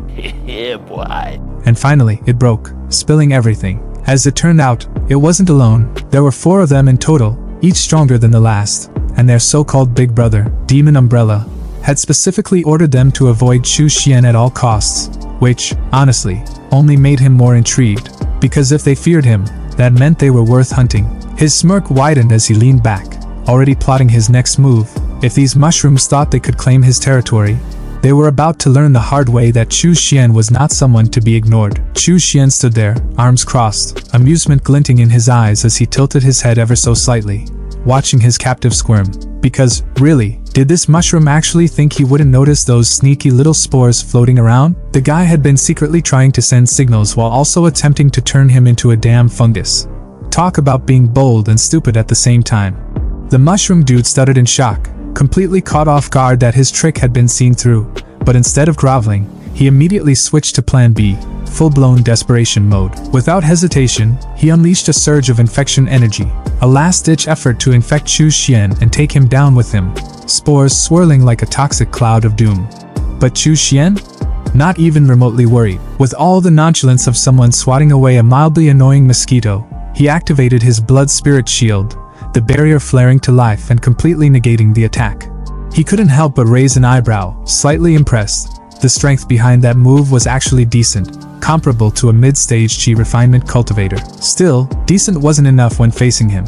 Deciding to end this farce, he stepped out of his safe zone, summoning the blood-refining corpse flame, and suddenly, the confident mushroom turned into a panicked mess, realizing he was well and truly screwed. And when people panic, they start blabbering. The fungus immediately spilled everything.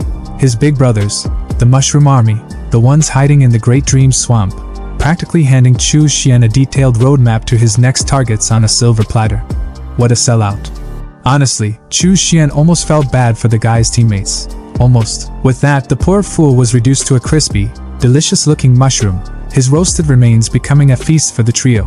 Xiao Hu, happily munching away, suddenly bit into something hard, his face scrunching up in disgust as he spit out a strange green core. Intrigued, they handed it over to Chu Xian, who examined the core with growing interest, sensing the immense spiritual energy inside.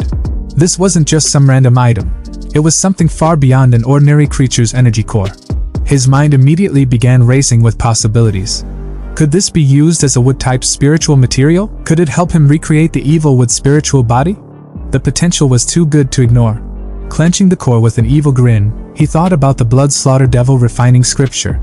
There was a method within it that could refine this core further, pushing it to the level he needed. Without hesitation, he got to work, activating the 100 Wood Spirit's nourishing formation. A massive green magical array spread across the ground, glowing ominously as energy surged toward the sky. He watched the formation hum with power, already planning his next move. To create a proper wood-type spiritual material, he needed a wood-type embryo, check, and a large number of wood-type creatures as nourishment. And thanks to that loose-lipped mushroom, he knew exactly where to find them. Meanwhile, deep in the Great Dream Swamp, the so-called mushroom boss, Devil Umbrella, sat in contemplation, already writing off his fallen brother.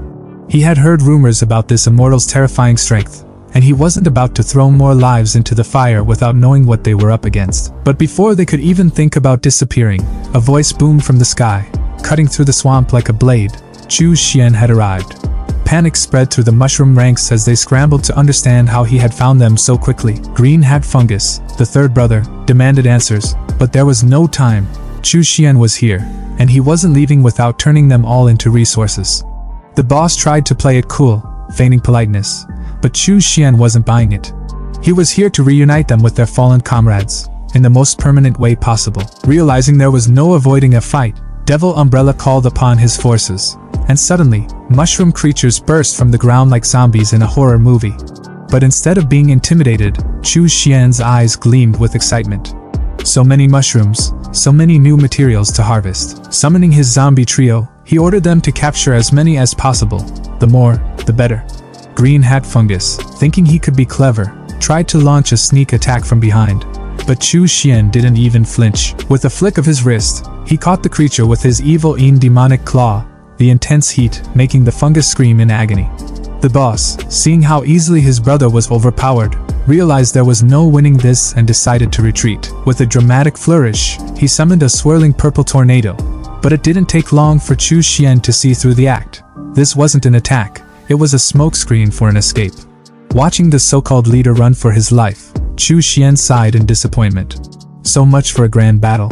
Still, he wasn't about to let his prize get away. Taking out his magical whip, he sent Wei Kong after him, and moments later, distant fire pillars signaled the inevitable outcome, another roasted mushroom. With 2 more spirit cores in hand, he was satisfied, though he did wish the second brother had been here as well. Unbeknownst to him, hiding nearby, the second sister, Leopard-Spotted Mushroom, was watching in horror. She had arrived late, and thank the heavens for that, because if she had been there any earlier, she'd be just as cooked as her brothers. Deciding it was time to cut her losses, she resolved to leave the swamp and lay low, gathering her strength until she was powerful enough to take revenge. Just as she was about to escape, she stumbled upon a familiar face, Little Grass King, a plant monster who had previously provided intel on the immortal. Seizing the opportunity, she tried to recruit him, framing it as an alliance for the future. But the Grass King? He wasn't having any of it. Without hesitation, he lashed out with his vines, striking her down. Gasping in shock, she stared at him in betrayal, not understanding why he had turned on her. His expression was grim as he told her the truth. If she wanted to blame someone, she should blame herself for being foolish enough to think she could challenge an immortal. He had no interest in getting dragged into her suicidal revenge plan. Even though he had gained wisdom through the Golden Rain, he had never wanted to meet her again. And now, he prayed that fate would never place him in Chu Xian's path, because he knew one thing for certain. Standing against that monster of a man was the fastest way to die. Chu Xian stood in the middle of his eerie green domain, surrounded by the lifeless corpses of mushroom men, arms crossed, nodding to himself like a chef admiring a perfectly seasoned dish. Except his ingredients were defeated enemies, and his recipe was an elaborate cultivation scheme. With this many wood-attribute creatures, his energy supply was practically overflowing, and that meant two major benefits. First, he could cut down the time needed for spiritual objects to form to just half a year, and second, a single embryo could now produce multiple spiritual objects instead of just one. Efficiency at its finest. But while it was tempting to wipe out every last one of these mushroom men, that would be short-sighted. He needed some to grow stronger, like the 4 mushroom brothers, so he could continuously harvest spiritual energy cores and pump out even more wood-attribute objects. A self-sustaining cycle of power. The only problem? There still weren't enough of them. At this rate, if he had to personally go to the Great Dream Swamp to collect and transport them one by one, it would take up far too much of his valuable cultivation time. And let's be honest, Chu Xian was not about to waste time on grunt work. He needed a better, more efficient solution. As he pondered this, his pet beast, Xiao Bao, let out a roar, snapping him out of his thoughts. He turned, raising an eyebrow. Black Blade's men were back? Again? What, was this their 5th time now?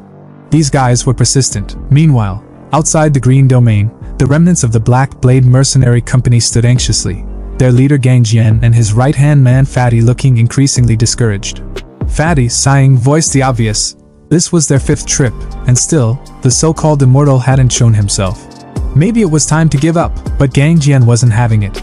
Their former faction, the Lanjiang army, had disbanded, leaving them as nothing more than rootless weeds, drifting with nowhere to go. If they didn't take this gamble, they were all as good as dead. With desperation burning in his eyes, he suddenly shouted at the top of his lungs, his voice carrying across the wasteland, practically begging for a response. They had no way to fight back against the seemingly endless waves of mushroom men, and if the immortal could help them, they were willing to offer whatever he wanted, no questions asked. The wind howled in response. Silence. Fatty let out another defeated sigh, preparing to turn back. Looked like today wasn't their day either. But just as they resigned themselves to leaving, a shadow loomed over them, and they turned to see Chu Xian descending like a god of death, his presence alone sending a chill down their spines. Gang Jian and Fatty immediately dropped into a respectful stance, anxiously awaiting his judgment. Chu Xian, ever the strategist, silently observed them, suppressing a smirk. Logically speaking, with the 4 mushroom brothers dead, the remaining mushroom men should have been weak and disorganized, easy pickings. Yet these 2 clearly had no idea, which made them the perfect pawns.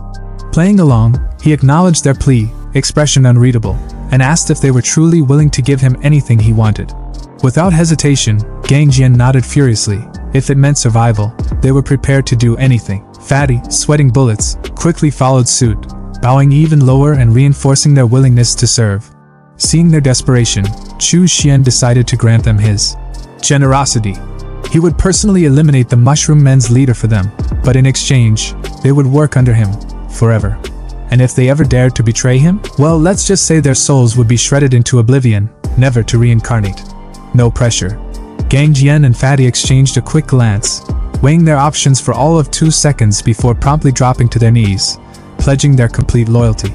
Chu Xian nodded approvingly. Good. Now for their first mission. Once he eliminated the mushroom leader, the remaining mushroom men would be theirs to handle. Most of them were lurking in the Great Dream Swamp, and he needed Black Blade to capture as many as possible and bring them back alive.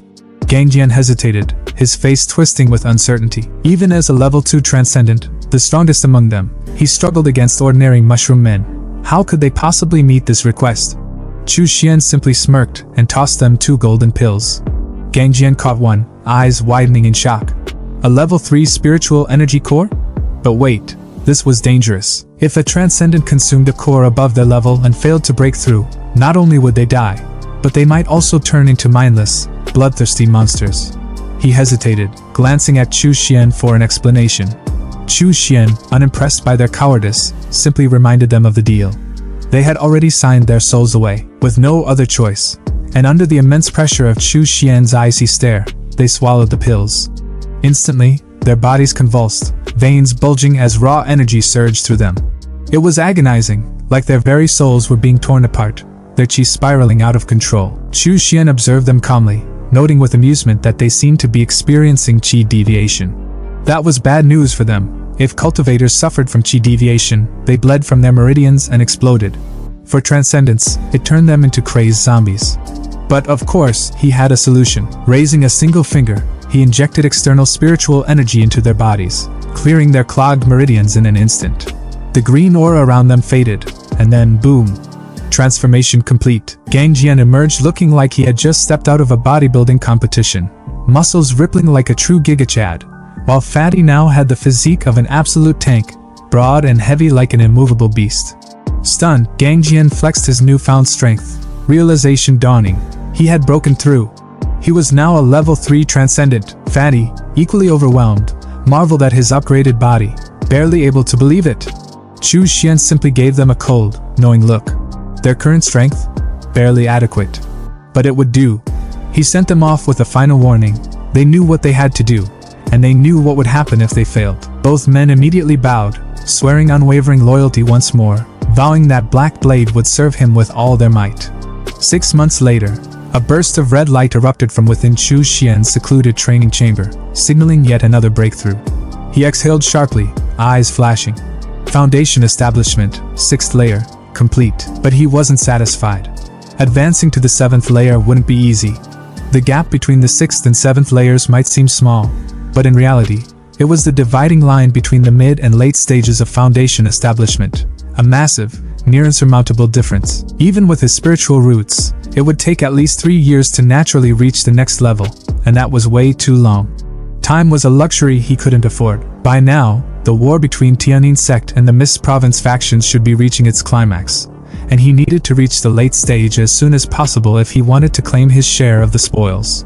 That meant one thing: he had to refine the demonic wood physique as soon as possible. Thankfully, while he had been in seclusion, Black Blade had been diligently capturing mushroom men, continuously fueling his 100-wood spirit nourishment array. It was time to check on the results. With a determined look, he stepped onto his sword, the weapon humming beneath him like a living entity, and with a swift command, he shot into the sky, leaving a trail of green energy in his wake. It was time to reap the rewards of his carefully laid plans. Somewhere in the city, a grotesque and silent monument of violence rose from the earth. A mountain of mushroom-like humanoid corpses piled high, their twisted fungal bodies stacked on top of one another like nature had rage quit and grown teeth. Hovering above this carnage were glowing golden green orbs, calmly absorbing wood attribute's spiritual energy from the fallen as if reaping a quiet harvest from death. Into this bizarre and grim garden descended Chu Xian, calmly riding his flying sword like a man late to his own cultivation party. His trio of undead subordinates, zombies with names and roles. Hopping off the sword, Chu Xian observed the scene with a glimmer of satisfaction, noting that a batch of wood attribute spiritual objects had already matured. One of his zombies, Xiao Hu, roared in response, the undead equivalent of, "You're right, boss." With a casual wave, Chu Xian summoned the glowing spheres toward him, inspecting their energy levels like a sommelier judging spiritual wine. 3 of them, he observed with amusement, had already reached the potency of mid-grade foundation establishment spiritual objects, while the rest were still respectable low-grade ones. It was more than enough for his current cultivation needs, and he said so with a grin that knew exactly how overpowered he was becoming. Looking at the mound of fungal corpses again, he noted that even more spiritual objects seemed close to maturity. Whether he absorbed them to strengthen his evil wood physique, or sold them off in the immortal market, either path offered lucrative rewards. Then the real scheme clicked into place. He could turn this entire setup into a trans-dimensional business. Grow would attribute treasures from mushroom men on Blue Star, ship them over to the Tsunchuan realm, and sell them for profit. It was cultivation capitalism with zero risk and maximum return. He might as well print money. With that, Chu Xian leapt back onto his flying sword, eyes gleaming with ambition, muttering that there was no time to waste. The path of cultivation awaited. In a quiet and secluded glade, under the faint glow of an ethereal green tree, Chu Xian began his next phase. He took out a single pill, placed it in his mouth, and let it dissolve. As the medicinal energy surged through his body, a powerful current of vitality coursed through his meridians, and his eyes lit up with a shimmering green glow that made him look less like a man and more like a forest deity in mid-upgrade. He sat in silence, unmoving, as time blurred into spiritual focus. 99 days later, because of course it had to be a dramatic number, he was still there, rooted and unwavering. When he finally opened his eyes, they glowed like emerald fire. In a voice soft but filled with quiet triumph, he whispered that he had achieved minor completion of the Evilwood physique. Rising to his feet with the slow, deliberate movements of someone who had just rewritten their destiny, he declared that he now possessed an acquired spiritual body. This wasn't a minor milestone.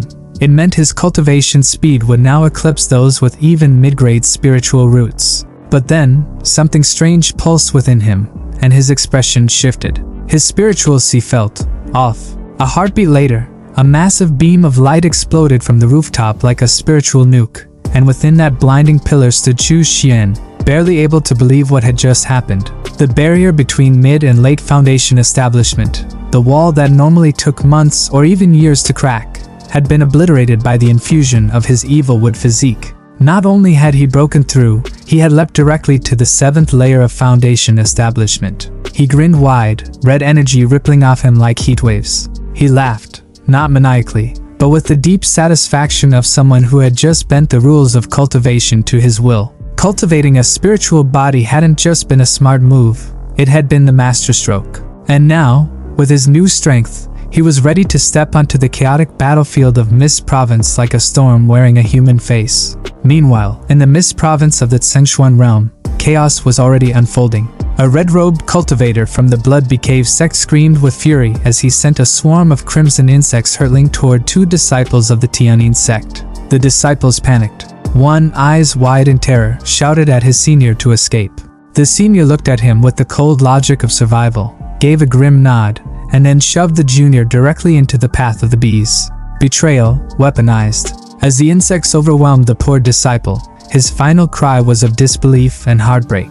The senior ran, muttering that his junior had told him to flee, as though that somehow made the betrayal less cowardly. But then, the battlefield shifted. A scream, sharp, unnatural, and agonized, cut through the forest. The senior stopped mid-step, confused. Why was the enemy screaming now? He turned, only to see the Blood Cave cultivator broken and bleeding, begging for mercy. Standing over him, calm as a reaper clocking in for work, was Chu Xian. With a casual clench of his fist, the demonic cultivator was torn apart like paper. The senior disciple, frozen in the shadows, trembled. That kind of force. One move, no effort. It couldn't belong to a chi condensation cultivator. This was definitely foundation establishment level, and a powerful one at that. Then Chu Xian turned and smiled at him. It was a small gesture, but it felt like a blade pressed to the soul.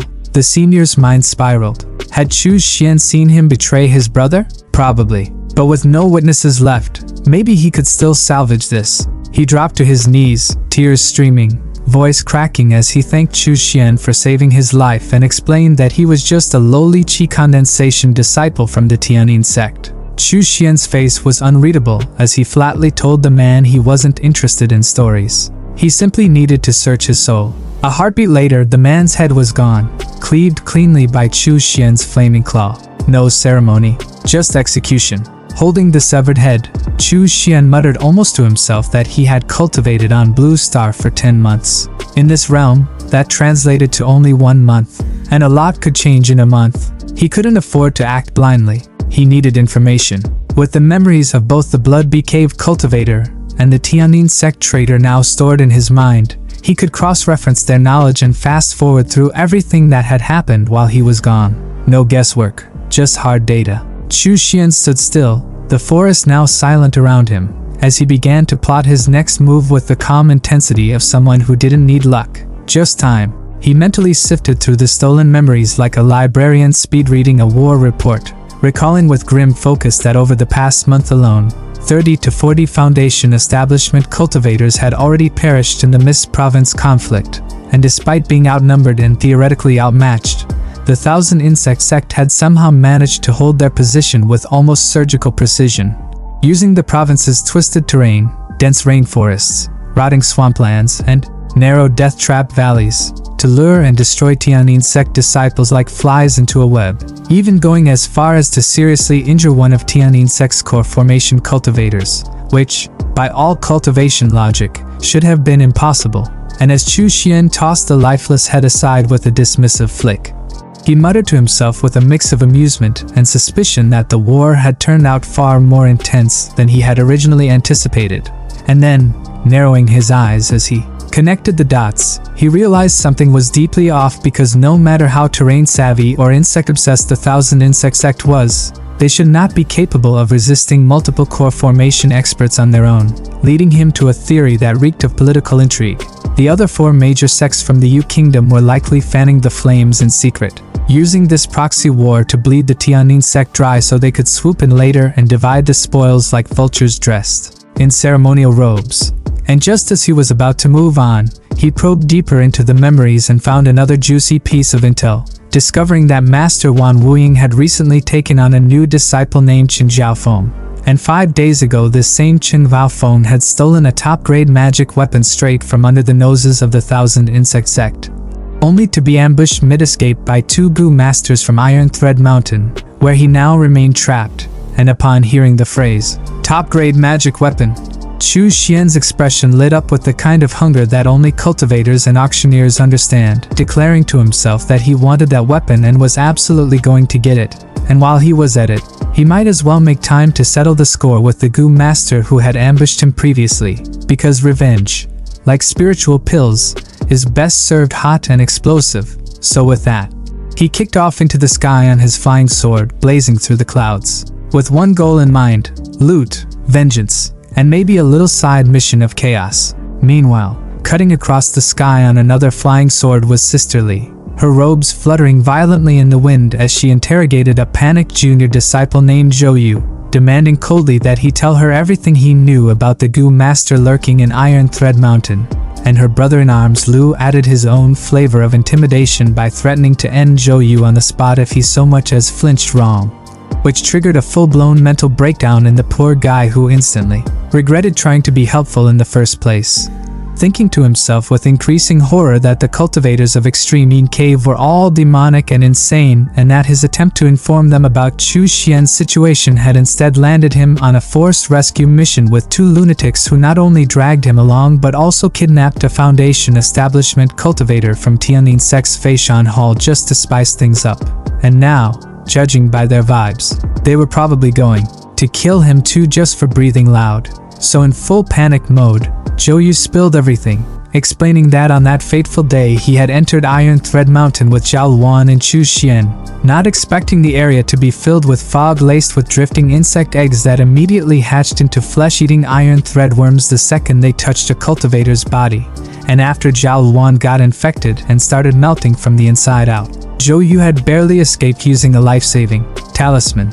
And as for what happened to Chu Xian, he had no clue, and honestly, he insisted, it wasn't his fault but rather a complete intelligence failure on the sect's part, because who could have known the Gu master living there was a mid-foundation establishment expert with a bug fetish and a death wish. And as Sisterly processed the information, her expression turned solemn, thinking that Chu Xian had been missing far too long and was probably already dead, and now even her master's newly accepted disciple, Chen Zhaofeng, was trapped in the same cursed mountain. And as the eldest disciple, she had no choice but to go investigate, not because she cared about the top-grade magic weapon. Absolutely not. How dare you suggest such a thing? It was purely for honor and vengeance, and definitely not loot. And as she steeled her resolve, Lu turned to the hostage they had dragged along and exploded with rage. accusing him of feeding false information that had cost the lives of 2 junior brothers and swearing that once they killed the goo master responsible, he would personally chop off the hostage's head and place it on their graves as a gift, which made the hostage visibly regret every life choice that had led him to this moment. And then, without warning, Lu let him drop to the ground like a sack of regret and descended after him with Sister Lee and Zhou Yu following behind. And as they landed, Zhou Yu hesitantly asked what the plan was because he was, in his own words, weak and absolutely not built for insect fog warfare. But Sister Lee casually assured him that he didn't need to do anything except hang back and watch the fight, which did absolutely nothing to ease his anxiety. And then Lu pulled out a glowing talisman with the flair of a magician, revealing the ace card, telling it that everything depended on it now. And with a sharp flick, he activated the formation-breaking talisman, sending it forward to clear a path through the cursed mist as they all stepped deeper into the mountain. As the group moved through the forest, the scent of decay and insect husks growing thicker with each step, Zhou Yu's heart pounded in horror as he walked past corpse after rotting corpse, thinking that this place was a living hell, and yet somehow the 2 demonic cultivators beside him looked completely unfazed, their willpower unshaken. And it hit him then. This was why the world feared demonic cultivators, why people hunted them down, and yet why so many still chose to become one, because strength like this was terrifying but undeniably beautiful. And as he watched, a mocking voice echoed out from the trees, taunting them for being bold enough to trespass. And then a swarm of insects surged toward them like a living wall of chittering death. And Lu, unfazed, raised an eyebrow and identified them with a smirk. Black-backed golden beetles, a rank 1 goo insect species known more for quantity than quality. And he scoffed that whoever sent them clearly didn't know who they were dealing with, because showing off low-tier insects to a master was like bringing a water gun to a dragon fight. And then he pulled out a green pot and released his own swarm of golden beetles, sending them charging forward. And Zhou Yu, watching with wide eyes, explained internally that even though the black-backed golden beetles weren't individually strong, their strength came from numbers, and most foundation establishment cultivators would avoid fighting them altogether. But then he noticed something else, an unfamiliar blue insect that immediately targeted and devoured the golden beetles. And before he could ask, Lu calmly placed a hand on his shoulder and explained that it was called the Blue Armor Immortal, a natural predator of the black-backed golden beetles and just one of the many goo insects he had brought as a backup plan. And Zhou Yu's jaw nearly hit the forest floor as he mentally screamed how incredible all of this was and how no wonder people feared demonic cultivators. And maybe, just maybe, it was time he learned a few techniques himself. And just as he was having that identity crisis, a shadow moved from the tree line and Sister Lee shouted a warning that the goo master was making a move. And then Zhou Yu's world went into slow motion as the enemy darted straight toward him, his fist glowing with deadly energy. And Zhou Yu screamed in his heart why it always had to be him, and the attacker, without missing a beat, snarled that of course he was the first target. He was the weakest of the bunch, so naturally, he should be the first to die. Lu narrowed his eyes and smirked, his voice low and sharp as he activated his skill, declaring with grim satisfaction that he had been waiting for this exact moment. The air tensed, and then, without warning, a flash of green light burst from the junior's shoulder, catching everyone off guard. The light warped and twisted midair into a massive claw, its shape eerily familiar, an exact mimic of Chu Xian's technique, and it clamped down on the enemy figure with mechanical precision, pinning him in place like an insect under glass. Stunned, the junior stared at his own shoulder, realization dawning as dread crept into his thoughts. Just moments ago, Hu Jinxiong had casually patted him there, and in that fleeting touch, he had already planted a goo insect. The junior's inner voice cracked with disbelief as he acknowledged the sheer audacity and terrifying efficiency of the extreme Yin Cave cultivators. Meanwhile, Lu stormed forward, his expression molten with rage, demanding to know the whereabouts of his junior brothers, Chen Xiaofeng and Chu Xian. The restrained figure remained silent, lips moving but offering no coherent answer, just a maddening drone of muttered words. Sister Lee's spiritual senses flared, her instincts screaming something was off. She gasped with alarm, realizing the man's cultivation was not what it seemed. He wasn't merely mid-stage foundation establishment. There were others, hidden, watching. She cried out that other goo masters were nearby. A voice emerged from the shadows, smug and resonant, confirming her fear while mocking their delay. Too late. In an instant, a crowd of enemies emerged from the darkness, encircling them inside a glowing golden formation. 3 spiritual wolves materialized from the circle's core, each radiating murderous intent. Sister Lee's voice tightened as she identified the formation. It was a mid-grade Foundation establishment array, the Wolf Soul's Slaughter Formation. She explained in a single breath that the wolves were bound to the array's energy and would continuously revive until it was completely exhausted. The junior, still bewildered, questioned how the Wu province natives could have access to such a refined formation. Lu, eyes narrowing, suspected external interference. Another sect must have supplied this level of power. Amidst the rising tension, the captured enemy spat out a final cry. Iron Thread Mountain and the 1,000 Insect sect would never perish. And then, in a final act of fanatic loyalty, he self-destructed. The explosion roared through the battlefield, hurling Lu, Sister Lee, and the junior backward. The blast left the junior injured and dazed. The wolves seized the chaos, lunging to finish off the weakened trio. Just as their claws descended, Lu let out a primal roar, his body convulsing as he activated his transformation. His shirt tore apart as his skin darkened, fur erupted across his frame, and his eyes flared with deep violet light, black beast demon form. With monstrous strength, he caught one of the wolves mid-attack, stopping it in its tracks. But the enemy wasn't done. One of the ambushers uncorked a vial filled with swirling purple smoke and hurled it at Lu. The moment it touched him, his transformation collapsed, his beast form dissolving instantly. The wolf broke free and lunged again. Lu's voice cracked in disbelief as he recognized the toxin, blood-scattering fragrance. They had discovered the black beast demon form's weakness, something that should have been impossible. The ambusher laughed triumphantly, calling Lu and Sister Lee by name, sneering that their junior brother had proven to be quite the informant. The words hit like a gut punch. Both Lu and Sister Lee froze. Their eyes widened. Sister Lee's aura surged with fury, glowing a deep violet as she screamed for Chen Yaofeng to come out. With a yawn and a smirk, the traitor emerged from the shadows, his expression dripping with mockery. He lazily questioned why she even bothered to call him out, reminding her that they were once fellow disciples. Then, with venom behind his smile, he asked if he really had to kill them personally. Lu's rage exploded. He had come all this way to rescue Yaofeng, and this was the thanks he got. Betrayal. He demanded answers. Why? Zhaofeng's smile widened as he revealed his new allegiance. He was not only a disciple of the 1,000 Insect sect, but their chief disciple under the Golden Core Master known as 100 Gu Taoist. He now had access to every treasure in the sect's arsenal. Lu and Sister Lee, he said, were nothing more than sacrificial offerings. With a casual wave, he ordered his minions to deploy the Wolf Soul's Slaughter Formation and unleash the Gu insects, warning them not to underestimate his former allies. The enemy obeyed with robotic loyalty, flooding the battlefield with spiritual wolves and swarms of insects. The junior screamed in agony as the Gu insects engulfed him, his cries echoing under the golden light. Lu shielded his face from the onslaught, despair creeping into his thoughts. Was this truly the end? But just as the darkness threatened to swallow them whole, a wall of searing flame erupted across the battlefield, obliterating the swarm in one decisive wave. Sister Lee's face lit up with hope.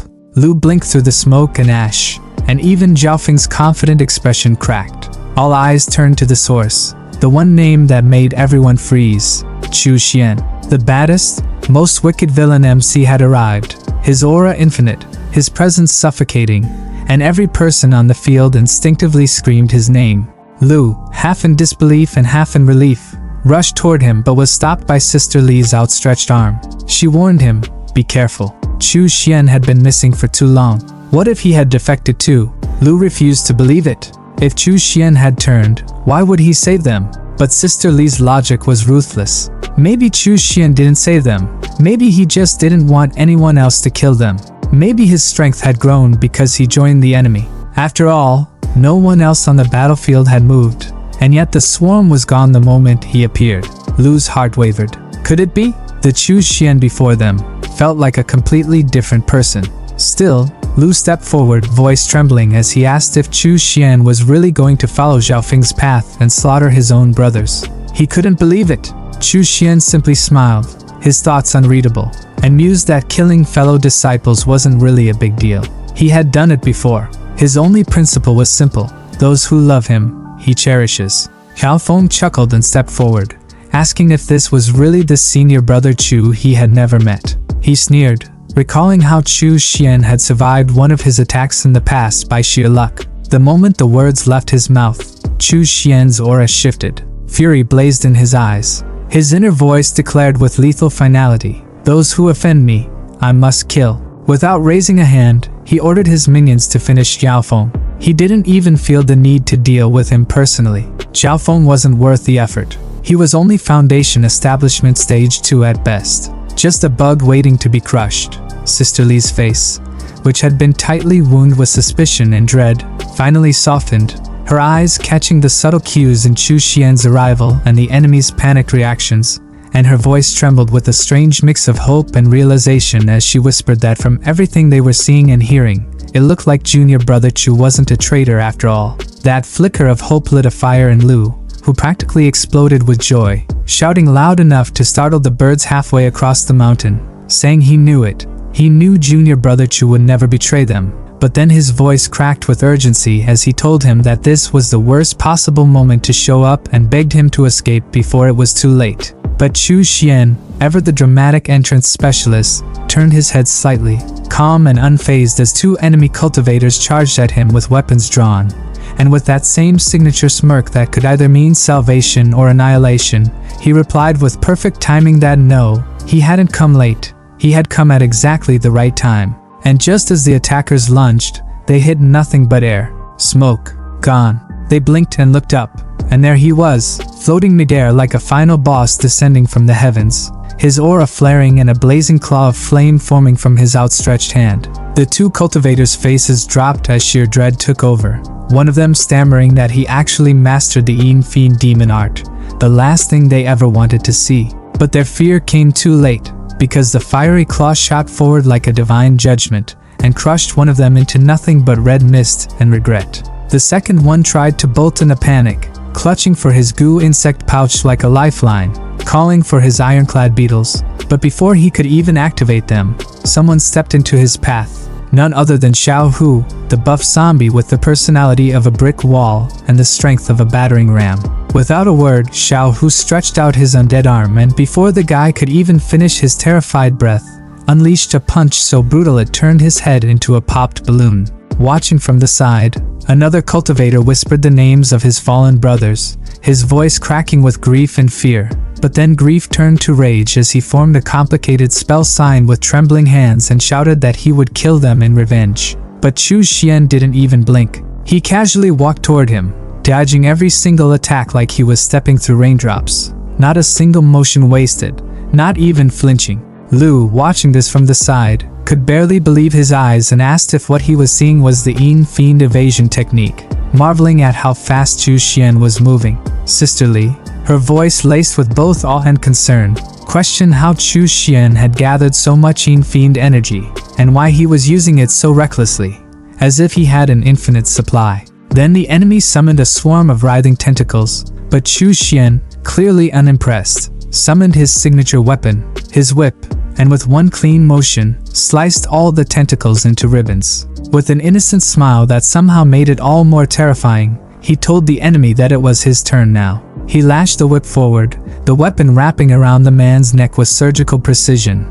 and then, with a flick of his wrist, severed his head clean off. He retracted the whip like he was just putting away a belt, his expression unchanged. And then, the real drama began. Xiao Feng, who had been watching the massacre unfold with increasing horror, suddenly dropped to his knees and broke into a full-blown sobbing performance. Tears streaming like a bad stage actor trying to win a pity award. He wailed that they had forced him. He claimed he had goo insects planted in his mind. He dragged in their shared past as fellow disciples, even name-dropping their master, saying master liked him a lot and would want Chu Xian to save him.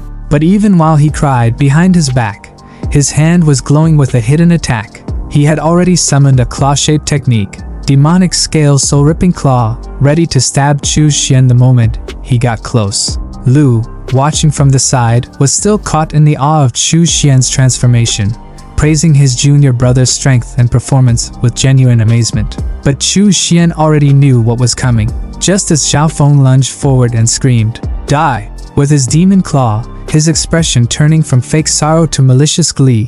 Something red flashed in the air. His arm was gone, cleanly severed at the elbow. Alphonse screamed in agony, clutching the bleeding stump and looking down at it like it had personally betrayed him. The culprit was none other than Chu Xian's blood goo worm, which had acted before its master even needed to speak. Lu shouted in disbelief and fury that Bao Feng was still trying to backstab them, and demanded that Chu Xian just finish him.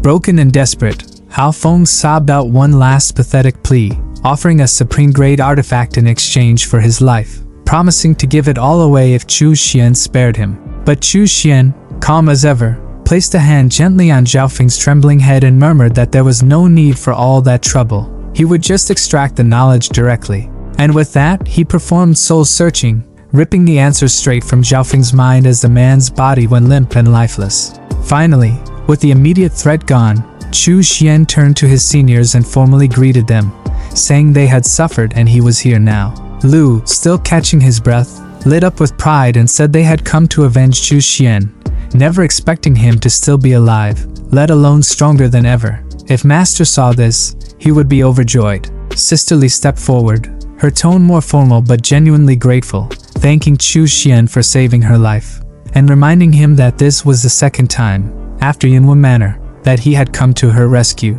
She admitted she couldn't even tell what realm Chu Xian had reached now, only that it was definitely higher than hers, and while she was thankful he was still on their side, part of her feared how powerful he had become. Chu Xian brushed it off, saying that as fellow disciples, helping each other was only natural, and then turned serious as he revealed that after searching Zhao Feng's soul, he confirmed that aside from them, no one else was left alive on Iron Thread Mountain. But then he paused, eyes narrowing, as he sensed something. No, he corrected himself. There was still one person at the foot of the mountain. The junior with them whispered in agreement, confirming the presence. And then, in a perfect callback to earlier, we cut back to the scene when they first arrived on the mountain, where the guy Lu had tied up was still rolling around in frustration, ropes binding his limbs as he cursed the extreme cave, wishing they would all rot, and vowing that if he ever got free from this demonic rope, he would personally report their betrayal to the sect master,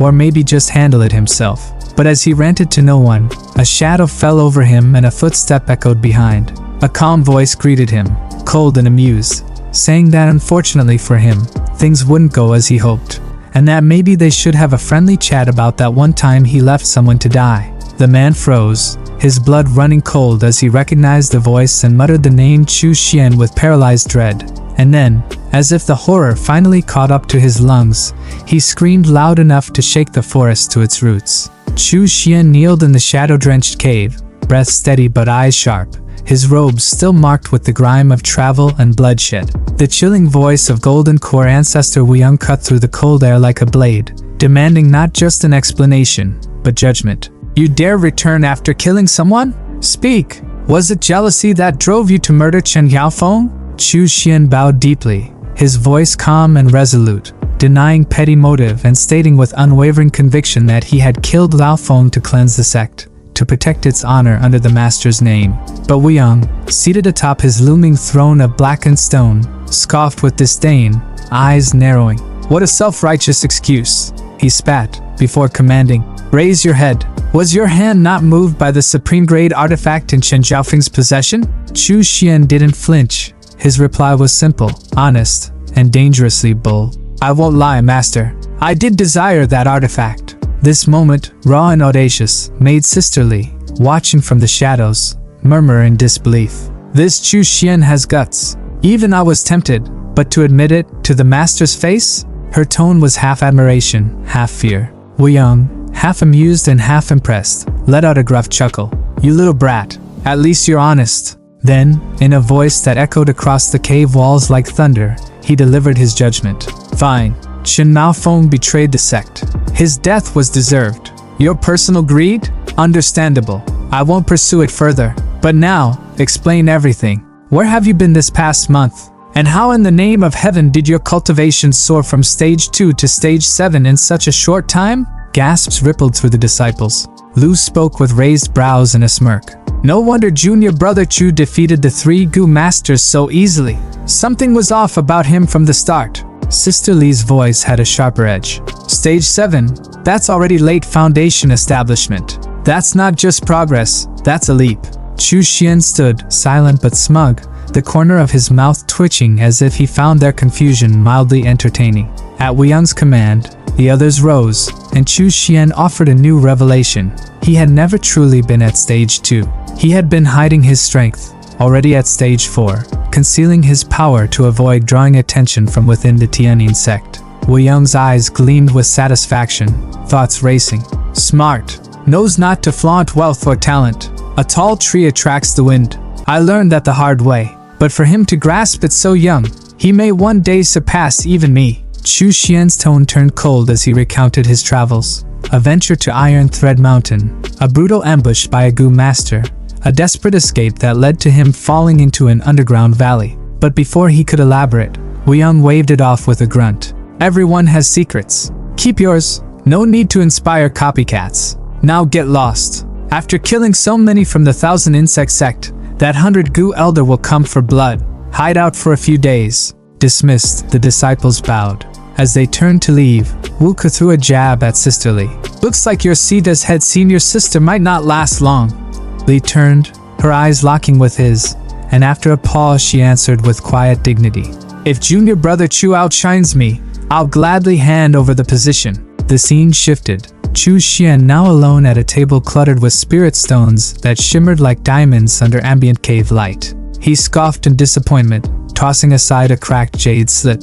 Man, Iron Thread Mountain was so poor. 3 Gu masters and their storage pouches barely had 100 low-grade spirit stones each, and the rest was just insect eggs and trash artifacts. I'll dump it all at the nameless market. He picked up a final pouch, hope flickering in his eyes. But at least I've got Chen Zhaofeng's pouch. Don't let me down, old friend. The pouch hovered midair, then burst open in a shimmering cascade of treasures. Chu Xian's eyes widened. Holy jackpot! A massive chunk of ghost fiend steel landed with a thud. Manuals spilled across the table. Core inheritance scrolls from the 1,000 Insect sect. Dozens of mid-grade spirit stones. A torrent of low-grade ones. And ancient scripture after scripture. 1,000 Insect manual. Blood Bee scripture. 6 extreme Gu arts. I'm rich now, he shouted, voice ringing with glee as he waded through his new fortune like a kid in a sugar mine. Then he found it, the supreme grade artifact. His breath caught. A glowing crimson orb, etched with a hive-like pattern, pulsed in his hand. Inside swirled a sleeping creature, the legendary Queen Bee Egg. According to the Blood Bee scripture, this artifact housed the queen that had slumbered for 1,000 years. Once refined, she would become the cultivator's life-bound Gu insect. Warrior bees bred from her would be bloodthirsty and unrelenting. Worker bees, meanwhile, would feast on flesh to produce blood honey, an energy-dense resource nearly impossible to replicate. As the queen evolved, even more specialized types might emerge. But there was a catch. Control required a powerful soul. And unlike righteous sects, the 1,000 Insect sect had no soul-strengthening techniques, making mastery near impossible for most. Chu Xian turned the artifact in his palm, understanding now why the 100 Gu elder had taken Chen Vaofeng as his top disciple.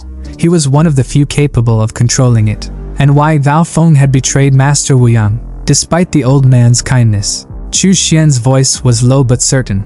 With a treasure like this in front of you, who wouldn't be tempted? He stood among the treasure heap, the light of the spirit stones reflecting off his face like stars. As he sat to begin refining the artifact, his mind was already racing. A life-bound artifact. With my earth-born resources and endless supply of soul power and blood essence, I can refine as many as I want. The cave fell silent as he began to cultivate, the blood beehive pulsing gently in his hands, a 1,000-year-old queen waiting to awaken, and a new power rising in the shadows. 3 days had passed in the quiet stillness of the cave, but today that silence was broken by a soft crackling sound, like the snap of old bark under pressure, until finally, with a faint pulse of spiritual energy, the egg hatched, and the creature inside emerged. It was small, glistening, and brimming with latent menace. The long-awaited Gu insect queen had arrived. Chu Xian held her up triumphantly, his palms steady, his face glowing with restrained excitement. Success, he whispered, the word heavy with pride but light with relief. He gently fed her a blood bead, watching as the creature absorbed the crimson energy with a hunger that felt almost sentient. Then he explained, half to himself and half to the queen, that for now she would be sustained on a diet of blood beads, but once she matured and produced her first brood of worker bees, they would gather flesh from corpses and refine it into blood honey, a rich, potent substance that would sustain her through every evolution stage. He leaned back, eyes focused, calculating. That blood honey would not only nourish the queen, it would serve him. The energy it contained, he thought, was no joke. It far surpassed even the largest blood beads in raw cultivation value. If used wisely, it could accelerate his spiritual growth to terrifying levels. Meanwhile, far from the cave, in a gloom-shrouded chamber thick with incense and the scent of decay, an old man with a beard like dried moss sat rigid on a dark throne. His expression was grave, his voice even more so as he spoke to the masked figure kneeling before him. The fall of Iron Thread Mountain had been a catastrophic blow, he said. His carefully laid plans had crumbled in just 7 days. Bloodbee Cavern? Gone. Centipede Manor? Gone. The Tianyin sect had advanced over 1,000 miles on both the eastern and southern fronts, and now they stood nearly at the gates of the Thousand Insect Sect's core stronghold. The old man, known only as the 100 Gu Elder, did not mince words. Our sect, he declared, is now at the brink of life and death. His demand was immediate and non-negotiable. 1,000 beast spirit talismans, no less. The masked figure chuckled, casual and composed, clearly used to dealing with tantrums from desperate patriarchs. Elder 100 Gu, that's a bit much, he said mildly. We can spare 300 at most. But as a token of goodwill, I'll throw in 10 Foundation Establishment grade formations and 50 artifacts ranging from high to mid-grade.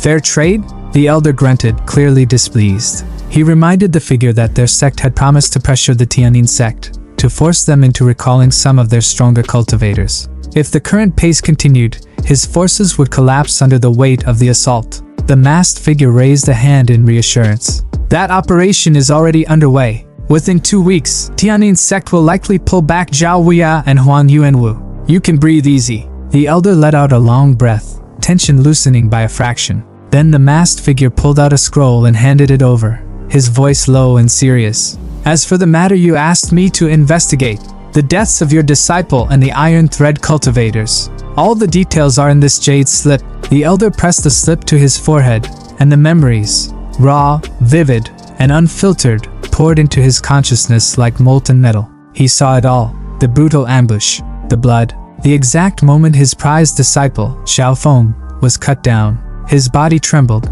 not from pain but from sheer fury. His eyes blazed with red light. So it was those brats from Extreme Cave.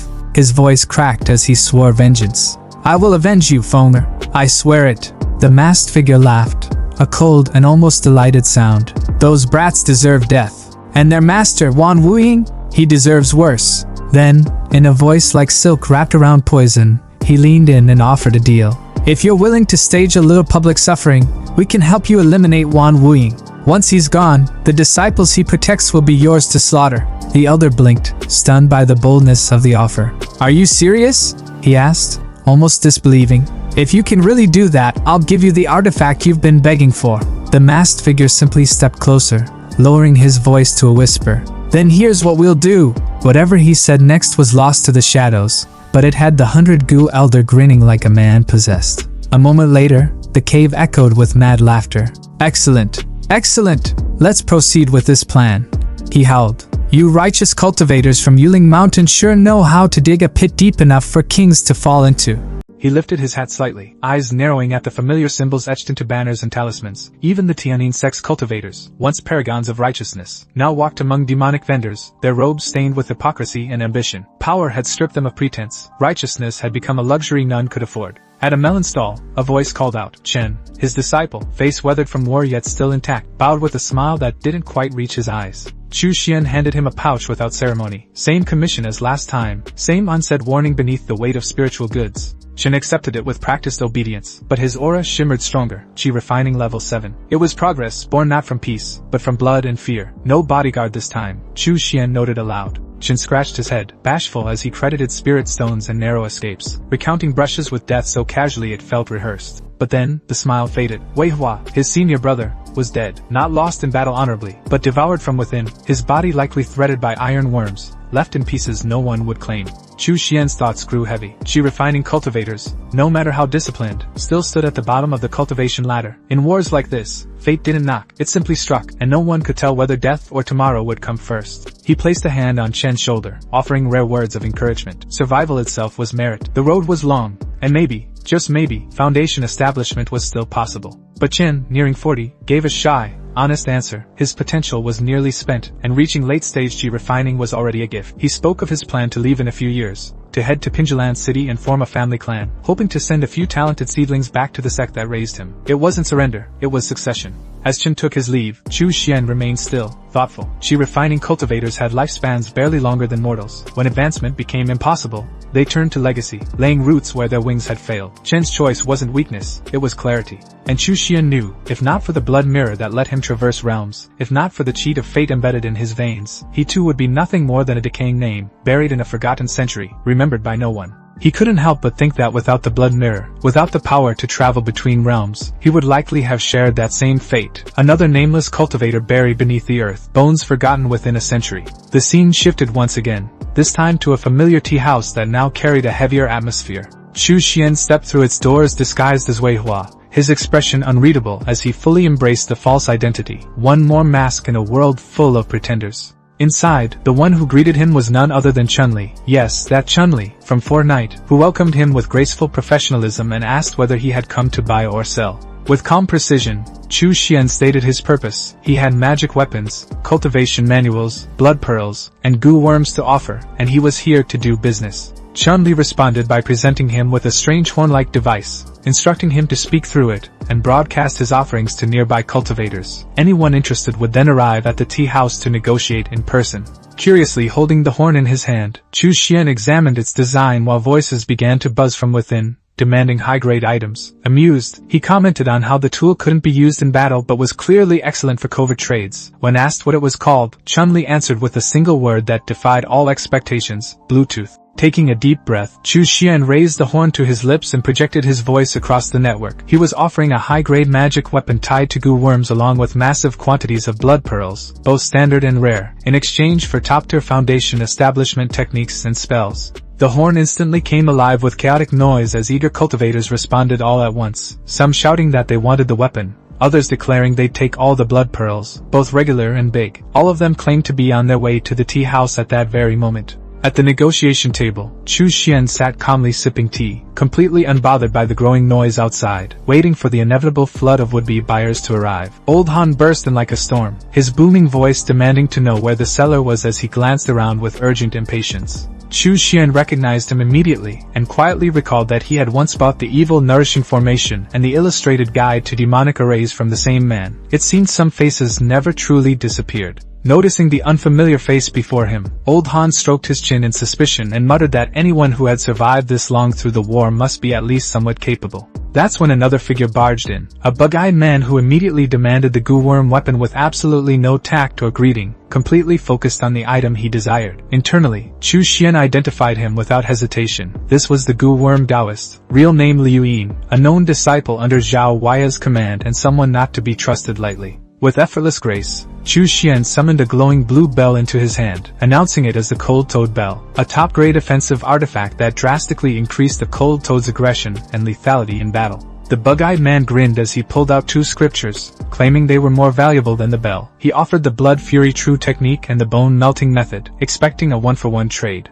Chu Xian's heart stirred as he recognized the techniques as originating from Wuzhou's native sects, exactly what he needed, but outwardly, he played the part perfectly, raising his voice in fake outrage and pointing out that both were clearly low-grade foundation establishment manuals. He declared that such mediocre techniques were only cultivated by average talents from weak sects like Blood Fury Sect or Bone Refining Manor, and that trying to pass them off as a fair trade for his Cold Toad Bell was either foolish or insulting, maybe both. A flicker of fear crossed the insect cultivator's face as Chu Xian's cold voice sliced through the air, commanding authority with unsettling ease. Clearing his throat, the bug-eyed man muttered hesitantly, asking what exactly Chu Xian was looking for. There was no arrogance left in him, only nervous calculation. Chu Xian responded with unshakable composure, telling him to lay out every technique he had and leave the choice to him. The mood shifted like a sharp wind, and the negotiation had only just begun. With subtle reluctance, the goo worm Taoist opened his pouch and began pulling out more ancient scriptures. He laid them gently on the table, his fingers twitching slightly, betraying the frustration building behind his neutral expression. One by one, the scrolls formed a small stack, each containing knowledge he once hoped to barter with on better terms.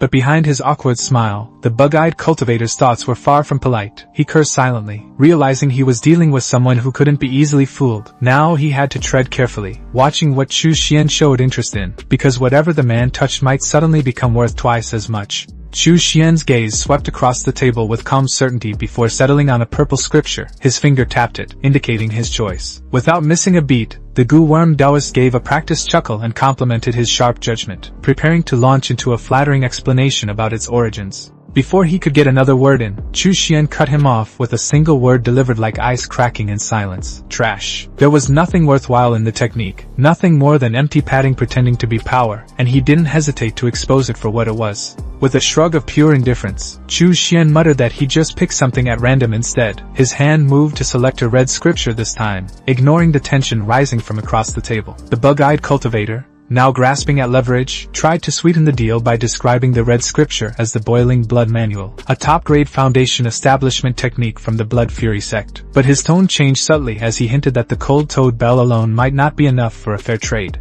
Chu Xian turned to face him fully, eyes sharp and voice steady. He explained that the Boiling Blood Manual only worked for those who practiced blood arts, and asked plainly how many cultivators from the Tianyin sect were bold enough to dabble in such dark techniques. More importantly, he challenged the man with a rhetorical sting. How long did he think it would take before someone else came along who actually wanted that specific manual? Internally, the goo worm Taoist panicked. He had been thoroughly outmaneuvered, cornered like prey, and the voice in his head screamed that this stranger wasn't just skilled, he was dangerous. Just as the deal seemed certain to conclude, Chu Xian raised a hand and told him to wait. His gaze shifted to a golden yellow scripture on the edge of the table, and with a tone that left no room for negotiation, he added a request to throw in the golden wheel protection art from Jilong Temple as well. The goo worm Taoist's composure cracked instantly, and he slammed the table in frustration, shouting out in disbelief. But before his anger could spiral further, Old Han, watching from the side with mild amusement, intervened. He reminded the insect cultivator that no one else wanted that technique, and that activating it required immense merit. Who outside the bald-headed monks from Jilong Temple would even care for it?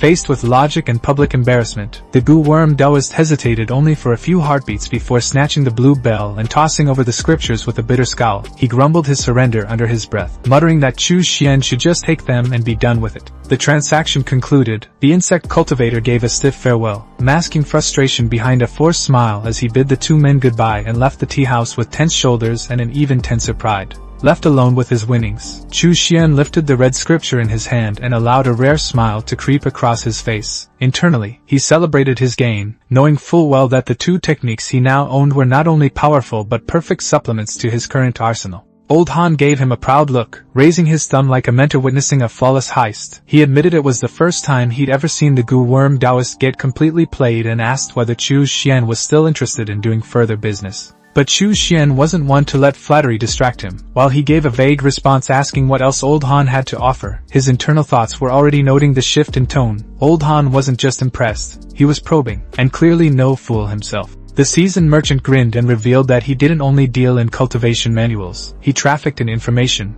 valuable intelligence that could shift the course of war if placed in the right hands. Chu Xian raised a brow, intrigued but skeptical, and asked how he could be sure the intel was actually worth anything. With his usual theatrical flair, Old Han leaned in and whispered that the tides of war were about to change. He claimed to know exactly when it would happen, who was orchestrating it, and who the next target would be, his voice full of urgency and promise. Now that was interesting. Chu Xian's mind sharpened instantly, and he leaned back, considering the offer with a glint in his eye that no disguise could hide. He casually tossed a few blood pearls onto the table, their surface glowing ominously, and told Old Han to give him the first piece of intel. If it proved to be true, he'd double the payment without hesitation. Old Han smiled at that, clearly pleased by the transaction's direction. Inspecting the blood pearls with practiced ease, Old Han began speaking. He said that in just half a month, the offensive would slow dramatically. Two powerful Golden Core elders, Zhao Wuya and Huan Yuanwu, would be recalled to the main sect hall, and their replacements would be Zhu Taiji, Guizhen, and Chu Qiong. Chu Xian's eyes narrowed as he processed the names. Zhu Taiji was especially familiar. He had always resented the extreme cavern joining the Tianyin sect and once declared that demon cultivators should be eradicated entirely, without exception. Touching his chin thoughtfully, Chu Xian acknowledged the implication. Someone clearly didn't want the extreme Yin Cavern to enjoy any peace, and the coming change was no coincidence. As he sat alone at the table, tea steaming gently in front of him, Chu Xian's thoughts turned heavy. He was now certain that the ongoing war between the Tianyin sect and Wuzhou's native sects had a third party manipulating events from the shadows. There were too many signs pointing to outside interference. Xingang sect, Jinlong Temple, Miaoying Palace, Yuling Mountain, any one of them could be involved. But what mattered more than who was behind it was why they were targeting the extreme Yin Cavern. As if echoing his thoughts, Old Han returned to the table, and Chu Xian continued his internal reflection. Back in the early days of the war, 3 elite cultivators, Wan Wuying, Zhao Wuya, and Huan Yuanwu, had stolen a powerful treasure from Wuzhou. Could that be the root cause of this conflict? Was the hidden third force now hunting that same treasure as well? Old Han leaned in and asked whether he still wanted the rest of the information, his voice low, his expression unreadable. But Chu Xian had heard enough. With a cold tone and no interest in further discussion, he turned away and stated plainly that the deal was over. Old Han tried to stop him, asking if he truly had no interest in the juiciest part of the intel. The best was yet to come, after all, and he had hoped to squeeze more payment from this mysterious guest. But something didn't sit right with him. He had offered a top-grade offensive magic weapon from Iron Thread Mountain, and suspected this man might have been the one who killed those 7 Gu cultivators from that region. Yet Chu Xian had shown no reaction to any of the deeper intel, no flicker of recognition or concern. It didn't match the profile of someone from the extreme Yin Cavern.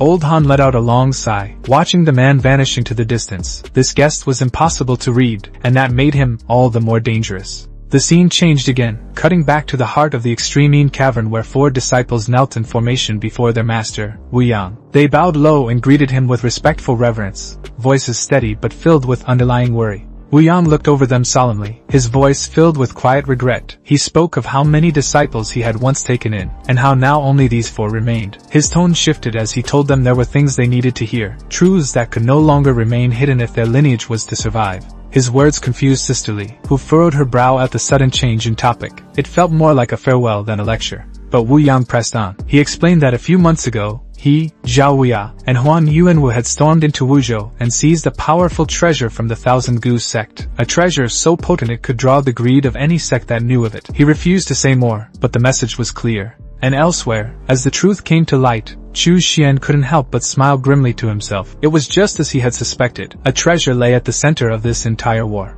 Wu Yang's expression hardened as he delivered the harsh truth to his disciples. This war between Tianyin sect and the native Wuzhou factions could have ended swiftly if it weren't for third-party interference. And now that interference had an aim. The culprit lurking behind the chaos was none other than Yuling Mountain. Wu Ke's eyes widened in disbelief and confusion as the revelation struck. How could it be Yuling Mountain? The idea felt absurd at first, but Chu Xian remained composed, his voice steady and calm as he replied that it was hardly surprising. In fact, the more he thought about it, the more it all aligned perfectly. Sister Li echoed the name with hesitation while Lu turned to Chu Xian, asking what exactly he meant by that. Without a hint of arrogance, Chu Xian laid out the history and geography that had brought them here. After the fall of Wuji sect, the 5 so-called righteous sects had carved up the land among themselves like vultures. Yuling Mountain had seized nearly a third of northern Wuzhou's fertile regions, positioning them directly adjacent to both the Tianyin sect and the territories of native Wuzhou. It was the perfect place for quiet manipulation, no long-distance logistics, no external attention, just quiet,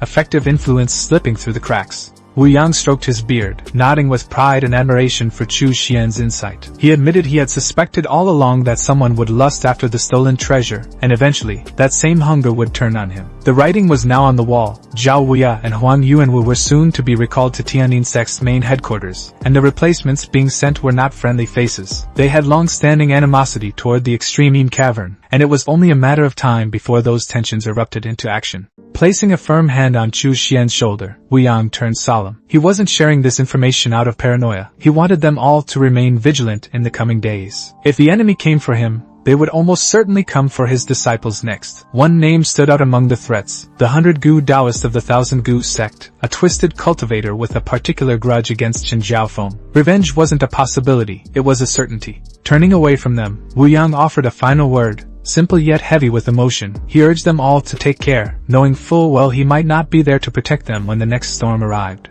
The weight of his warning immediately sank in as the three disciples exchanged glances, fear settling in their chests. All except Chu Xian, who simply stood in silence, unfazed. A faint smile curled on Chu Xian's lips, a dark glint in his eyes as he mulled over the looming danger. The winds were shifting once again. If the situation truly became unmanageable, he still had the option to retreat to Blue Star. But part of him almost welcomed the challenge. If someone dared come for him, he might just let them try. After all, in the public eye, he was nothing more than a Stage 2 Foundation establishment cultivator. They'd likely send someone weak. That could be a golden opportunity to earn some quick resources, assuming they survived long enough to regret the decision. The scene shifted to the nameless trading market, where the bug-eyed cultivator, still clutching the cold-toed bell tightly, stood under the shade of an old pavilion. His thoughts burned with confidence. Now that he had a top-grade weapon in hand, the assassination he planned was as good as done. At that moment, a figure entered the market, Zhou Yu, an old acquaintance. He greeted the insect cultivator politely, his tone flat but curious. The insect man lit up at the sight of him, and closed the distance quickly, exclaiming how much he missed him. But Zhou Yu wasn't here for sentiment. He cut straight to the point, asking who the target was and when the strike would take place. Grinning maliciously, the insect cultivator reminded Zhou Yu of the time he had been captured by the Extreme Cavern's disciples and dragged toward Iron Thread Mountain, leaving him with life-threatening injuries. The time for revenge had come. But as soon as Zhou Yu heard the names Li Xianwei and Lu Jinxiong, he paled visibly. Targeting Extreme Cavern? That was suicide. Those two alone were enough to make most assassins think twice. He immediately backed away, saying he wasn't interested. Smiling ominously, the insect cultivator reached around and wrapped a hand around Zhou Yu's neck, not to harm, but to keep his attention. He clarified that they weren't targeting the stronger ones. No, they'd aim for the weakest link, Chu Xian. It was an easy hit, simple and profitable, and he thought of Zhou Yu immediately for the job. Zhou Yu's expression drained of color the moment he heard that name. Chu Xian, the supposed weakest? If only this man knew. That wasn't a target. It was a death sentence in disguise. Seeing the dead look in Zhou Yu's eyes, the insect cultivator grew concerned and asked if he was alright. Zhou Yu managed a shaky response, stammering about the connection between Zhao Wuya and Wan Wuying from the Extreme Cavern. Would Zhao Wuya really allow this? The bug-eyed cultivator grinned again, shrugging off the question with frightening ease. Zhao Wuya would remain in the dark. This wasn't just a personal vendetta. Eliminating the Extreme Cavern was an order from higher up, and whether Zhao agreed or not no longer mattered. He leaned forward, voice low and tempting, asking Zhou Yu one last time, was he in or out? After a tense pause, Zhou Yu finally spoke. He apologized, saying he didn't believe the Extreme Cavern cultivators were easy targets. After thinking it over, he refused to get involved. The insect cultivator's smile faded as he powered up a blue energy sphere behind his back, asking if Zhou Yu was really going to walk away. Zhou Yu muttered that demonic cultivators had nothing to lose. If they were going down, they'd make sure to drag someone with them, and he had no intention of being that someone. But Zhou Yu wasn't a fool. He offered reassurance, swearing a heart demon oath on the spot, ensuring that he would not speak a word of this conversation to anyone. As Zhou Yu turned and left, the insect cultivator gave him a nod of approval and told him he was wise. Their paths diverged. Once out of earshot, Zhou Yu sighed in visible relief, muttering to himself about the absurdity of the entire situation. Out of all the Extreme Cavern disciples, Li Xianwei, Lu Jinxiong, Wu Ke, and Chu Xian, they had chosen the strongest one as the target. It was like presenting an offering directly to the King of Hell and expecting mercy. 2 months later, the battlefield had shifted to the front gate of the Thousand Goose sect. Chu Xian and the core forces of the Tianyin sect stood poised outside a massive gate protected by a fading barrier of spiritual energy. A bald-headed master stepped forward and addressed the situation. This was the main gate of the Thousand Goose sect. For 2 whole months, they had surrounded the place without launching a full assault. But now the end had come. Shu Taiji, a core formation cultivator and one of the leaders, confirmed the observation. The protective formation that shielded their enemies was powered by spirit stones, and judging by the faint, flickering light, the array wouldn't last through the day. Another voice chimed in, this one from Guizhen, a plump but sharp-eyed cultivator. He agreed, stating that the time to strike was nearly upon them. A third cultivator, this one with flowing long hair, stepped forward. Chu Qiong spoke with confidence, explaining that the remaining core formation cultivators within the Thousand Goose sect would likely attempt to flee toward Yu country. Their job was to block that escape and ensure Tianyin sect's final victory. Suddenly, the enemy made their move. Figures darted out from the protective array, heading straight for them in a desperate last stand. Shu Taiji's eyes flared with deadly intensity. He had been waiting for this moment. The rats had finally come crawling out of their hole. Without hesitation, the 3 core masters surged into action alongside Wu Ying, their robes flaring behind them like thunderclouds as they shot into the air, leaving a trail of explosions and spiritual shockwaves in their wake. Master Taiji stepped forward with authority and offered one final chance for peace, declaring that if the 100 Gu sect surrendered now, they would be treated as elders under the Tianyin sect. It was a serious offer, perhaps even a gesture of respect, but it was met with disdain. The elder of the 100 Gu sect scoffed and rejected the offer outright, shouting that he would never align himself with demonic cultivators. He rallied his disciples to turn back and fight alongside him, refusing to bow or compromise even as defeat loomed on the horizon. Unshaken, Master Taiji turned to his fellow cultivators and issued his command. He, along with 3 others, would confront the 1,000 Gu sect's remaining core formation elites. The rest of the group was ordered to annihilate any stragglers that remained. A storm was about to unfold.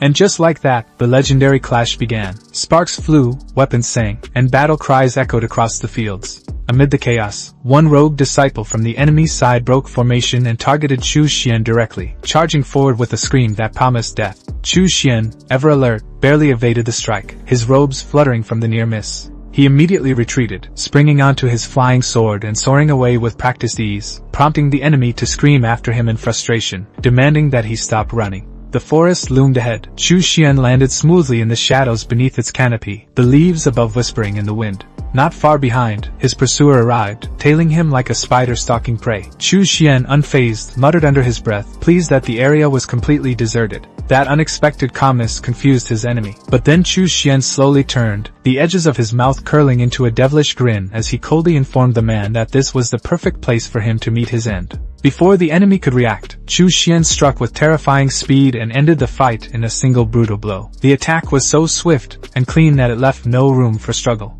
With no hesitation, he harvested the soul of the fallen cultivator and sealed it away for later use, his expression unreadable. But before he could take another step, Chu Xian's sharp senses picked up something. Someone else was coming. Elsewhere, 2 cultivators on flying swords were discussing the situation, one of them with bleach white hair chuckling about how righteous junior brother Luis was. They talked casually about killing demonic cultivators and looting their bodies, saying this was a rare opportunity, especially since their target was supposedly the soft-hearted Chu Xian, nothing more than a stage 2 foundation establishment cultivator. Landing on the forest floor, the bleached one looked around confused. They had clearly seen movement in this direction. Where had the battle gone?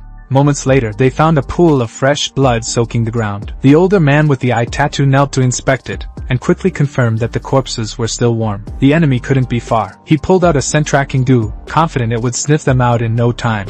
Bleach Hair raised an eyebrow at the tools being used and muttered quietly about their origins. The tattooed man answered plainly. He had bought them from someone in the Extreme Cave. Those folks like to act loyal, but would gladly flip sides if the price was right. Holding up a red magical instrument, the tattooed cultivator explained that the closer they got to the target, the more upright the goo would stand. It was a flawless detection tool. But then something odd happened. The goo was standing perfectly straight, and it was pointing behind them. A sudden chill ran down the tattooed man's spine, and before he could turn fully, his companion let out a confused scream, unsure why he was collapsing face first into the dirt. The next moment, the tattooed cultivator saw a body without a head and instinctively questioned whose it was, only to realize, to his horror, it was his junior's. The dying man, still barely conscious, tried to ask what was happening, but his breath was fading fast. The tattooed cultivator immediately activated his defensive technique. With a roar, he summoned metallic spider limbs from his back, weaving a shell of iron around himself like an armored beast from some ancient nightmare.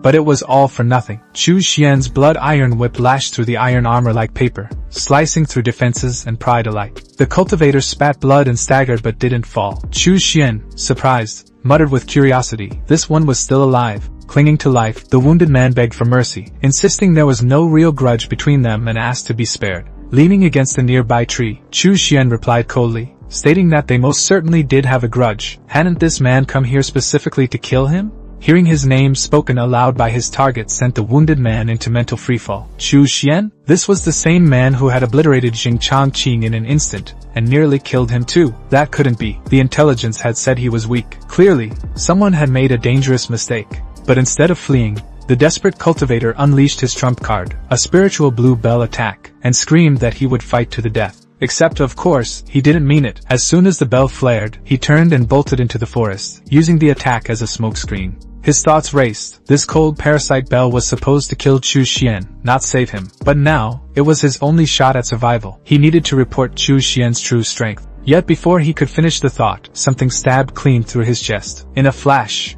Chu Xian's donut maker, Xiao Bao, the blue zombie, had appeared and dealt a fatal blow. Falling to his knees, the tattooed man managed a final whisper of disbelief before collapsing into death. With a flick of his hand, Xiao Bao burned the corpse into a crisp, because even zombies have style. Picking up the bell, Chu Xian sneered at the irony, trying to use a weapon bought from him to kill him? That level of loyalty deserved a medal. But as the battlefield quieted again, Chu Xian's mind churned. Someone had clearly betrayed them. Someone from inside the Extreme Cave had used the chaos to launch this surprise strike. Senior brother Lu was likely innocent, which left only one suspect in his mind, senior sister Li Xianwei. Before he could finish the thought, 3 figures emerged in the sky, descending rapidly in his direction. Without hesitation, Chu Xian pulled out his blood iron whip. A green flame ignited in his palm as he stared forward with cold determination and muttered that more ambushers had arrived. With a flick of his wrist, he hurled the flames toward the forest and shouted at the hidden figures to reveal themselves. In response, 2 familiar allies stepped into view,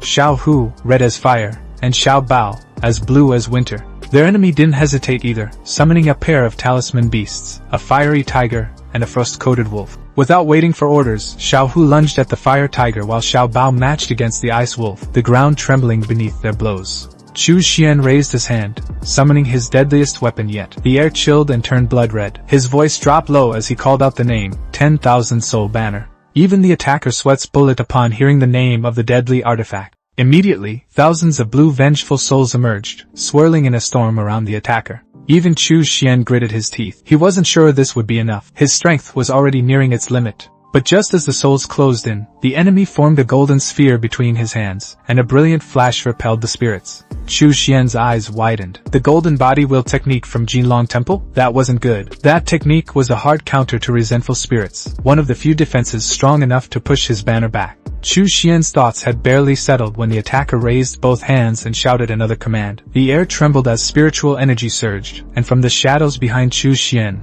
the earth itself cracked open. Towering out of the ground, a monstrous creature sculpted from stone and soil took form, its body thick like a fortress wall, with fists large enough to flatten a man in one blow. The earth beast roared and lunged forward with terrifying speed, but Chu Xian didn't flinch. His response was immediate, almost instinctive. He summoned his own puppet, one forged not from earth, but from blood and shadow. The blood fiend puppet's shadow emerged in a swirl of crimson mist, intercepting the earth beast mid-charge. The impact shook the ground. A thunderous crash echoed through the trees as the puppet struck, overwhelming the creature with vicious force. The earth beast shattered into rubble, its core smashed to pieces. Chu Xian's eyes narrowed as he analyzed the enemy's strength. This wasn't another Lu Yin or Jing Changqing, a pawn sent to test the waters. No, this fighter was his equal. Foundation establishment, late stage. A cultivator with both discipline and killing intent. His heart pounded as the realization settled in. This was calculated. Someone had deliberately sent a powerhouse to take him down. And then it clicked. His thoughts sharpened, slicing through the fog like a blade. Among the Tianyin sect, there were only a few who carried this level of refined cultivation and elite combat prowess. Only the infamous trio, the 3 scions of Tianyin, matched this strength. This wasn't just another battle. This was an execution order, and the person standing across from him might just be one of the sect's deadliest weapons. The ambusher's expression stiffened, his face tightening as pure killing intent radiated from his eyes like a blade unsheathed. His body didn't move, but the pressure in the air told everything. This wasn't hesitation. This was premeditated violence waiting to be unleashed. Both Chu Xian and the ambusher locked eyes in dead silence, neither flinching as the forest around them seemed to freeze. The standoff crackled with invisible tension, each measuring the other with razor-sharp caution, knowing one wrong move would erupt into bloodshed. Chu Xian's gaze darkened with clarity. He could feel it already. This was no light encounter. The aura pressing against him said enough. Whoever this man was, the fight ahead wouldn't be easy. He braced himself for the worst. But then, like a switch had been flipped, the ambusher relaxed his posture and broke the tension with an overly casual voice. He laughed loudly and claimed it was all a misunderstanding, saying he hadn't expected Chu Xian to be that strong. He said he was only doing a job for money and offered to end things there. He'd go after the one who hired him instead, as if it was all just business gone wrong. Chu Xian blinked, caught off guard by the sudden mood shift. The killer's casual attitude felt unnatural after the intensity moments ago. Though suspicious, Chu Xian tried to keep some ground by asking for the man's name, believing that was at least a fair request after all this. The ambusher shrugged it off as unimportant, but still offered the name, Han Luyun. He spoke with speed, already looking past the encounter. There were too many opportunities to make money in today's chaos, he said, and every moment spent here meant lost spirit stones. Without waiting for a reply, he vanished into the distance with barely a trace. Chu Xian stood still, piecing things together. Just as he thought, Han was one of the 3 scions of the Tianyin sect. But there was something off. This version of Han was far more discreet than the story suggested. It was impossible to measure his full strength, and that made him even more unpredictable. As Han disappeared into the forest, Xiu Xian found himself comparing the man's behavior to someone else. That greed, that calculation, it reminded him of the old Han from the marketplace, always chasing profit with a smile. With people like this, slippery and self-serving, he'd need to stay extra alert.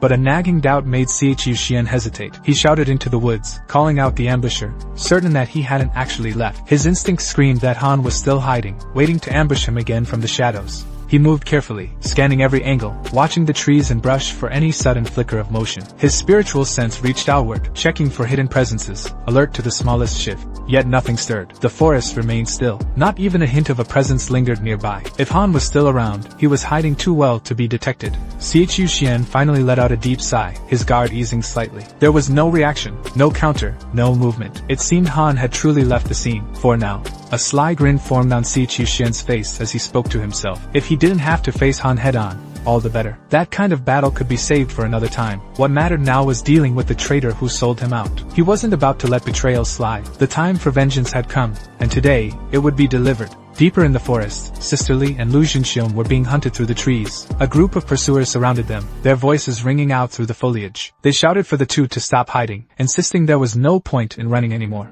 Crouched behind a tree, Sister Li gritted her teeth. She muttered bitterly to herself, cursing the sneak attack that had thrown everything off. If they hadn't been ambushed, they wouldn't be in this desperate position. Among the attackers, a bearded man spoke with smug confidence. He remarked that Lu had been trying to protect Xiu Xian, but said it was pointless now. Han Luyun himself had taken the job to kill Xiu Xian. Even someone at Foundation Stage 7 wouldn't survive that. The man laughed loud and hard, certain that their ally was already dead. Fury erupted in Lu's voice as he yelled back at them. He condemned the traitors for turning their backs on their master, and on the extreme Yin cave. His voice was full of hatred and disappointment. He shouted that saving Wu Ke had been a mistake he now deeply regretted. Wu Ke laughed in return, twisting the blame. He claimed the master had betrayed them first, that he was the one who stole the sacred artifact, and brought ruin upon their sect. Because of that, the other powers like Yiling Mountain and Zhu Taiji had come hunting. Wu Ke said he had no choice, he had to turn elsewhere for protection. He shouted for his companion to use a lightning spell, signaling that words were done. It was time for action. A surge of blue lightning burst from a disciple's fingertips, and shot through the air. The energy was fast, wild, and full of murderous force. It slammed into the tree where Sister Li was hiding, shattering it into splinters. Her cover blown, she was forced into the open, eyes wide as the realization hit. She saw the attacker clearly now. Her heart sank. It was Duan Pengfei, Zhu Taiji's top disciple and one of the 3 scions of Tianyin. His presence meant real danger. This was no ordinary fight. With a smirk, Wu Ke passed Sister Li off to Duan, saying he'd handle Lu himself. The roles were now clear. Each target had their executioner. Sister Li didn't wait. She activated her Blackwing banner, summoning a swarm of dark crimson souls that screamed into existence and blocked Duan's approach. It was her best chance to slip away while they distracted him. But Duan scoffed at the attempt and charged straight through the wall of souls. His speed was terrifying. He sliced past them with ease, closing the distance in an instant like a bolt of thunder. He raised his hand, energy building at his fingertips, and prepared a devastating strike. Lightning surged around him. The technique was undeniable, a signature killing move designed to end things fast. A massive burst of lightning exploded outward in all directions. The forest shook under its power.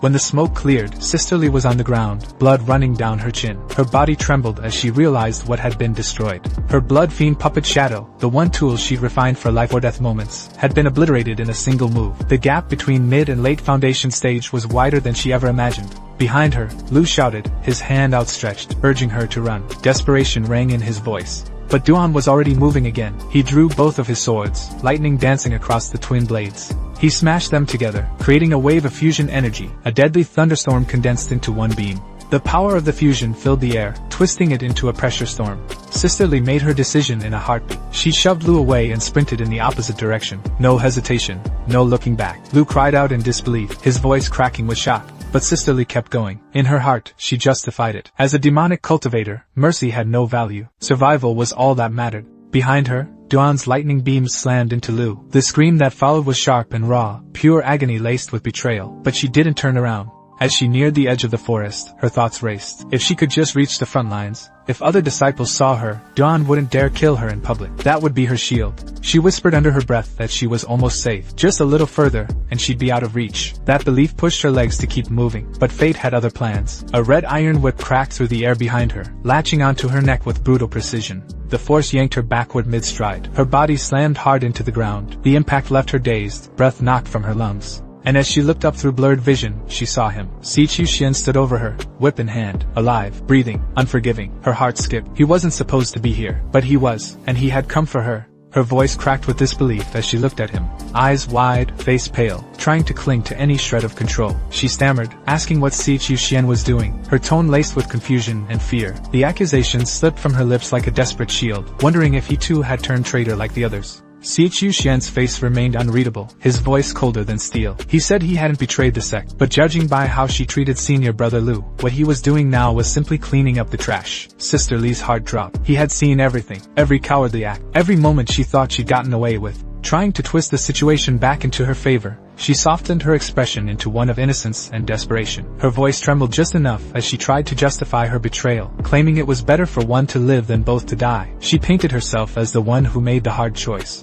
Then she changed her tactic. Her face tilted, her voice dropped, her eyes shimmered with a seductive gleam. She made an offer. If he spared her, she would give up her position as chief disciple. She even hinted at dual cultivation, her tone dripping with false intimacy and thinly veiled desperation. But she wasn't finished. Her words turned darker, bolder. If that wasn't enough, she'd be his furnace instead. She said it like a final plea, but behind the mask was survival instinct, clawing for escape. Si Chuxian didn't speak. He didn't flinch. He didn't acknowledge her offer in any way. His whip lashed out, fast and final. In one brutal swing, her head was gone. No mercy, no hesitation. He muttered a single, cold truth. Furnaces were the one thing he already had plenty of. He slowly drew his whip back, calm and methodical. Blood soaked the dirt, and Sister Li's head rolled to the ground beside her lifeless body. Her last performance finally ended. But before he could move, Si Chuxian's instincts screamed. Something massive pressed against his back like a spiritual weight. An overwhelming presence had arrived. He turned slowly, calm but alert. He already knew who it was. Once again, fate had thrown him against another of the three Tianyin scions.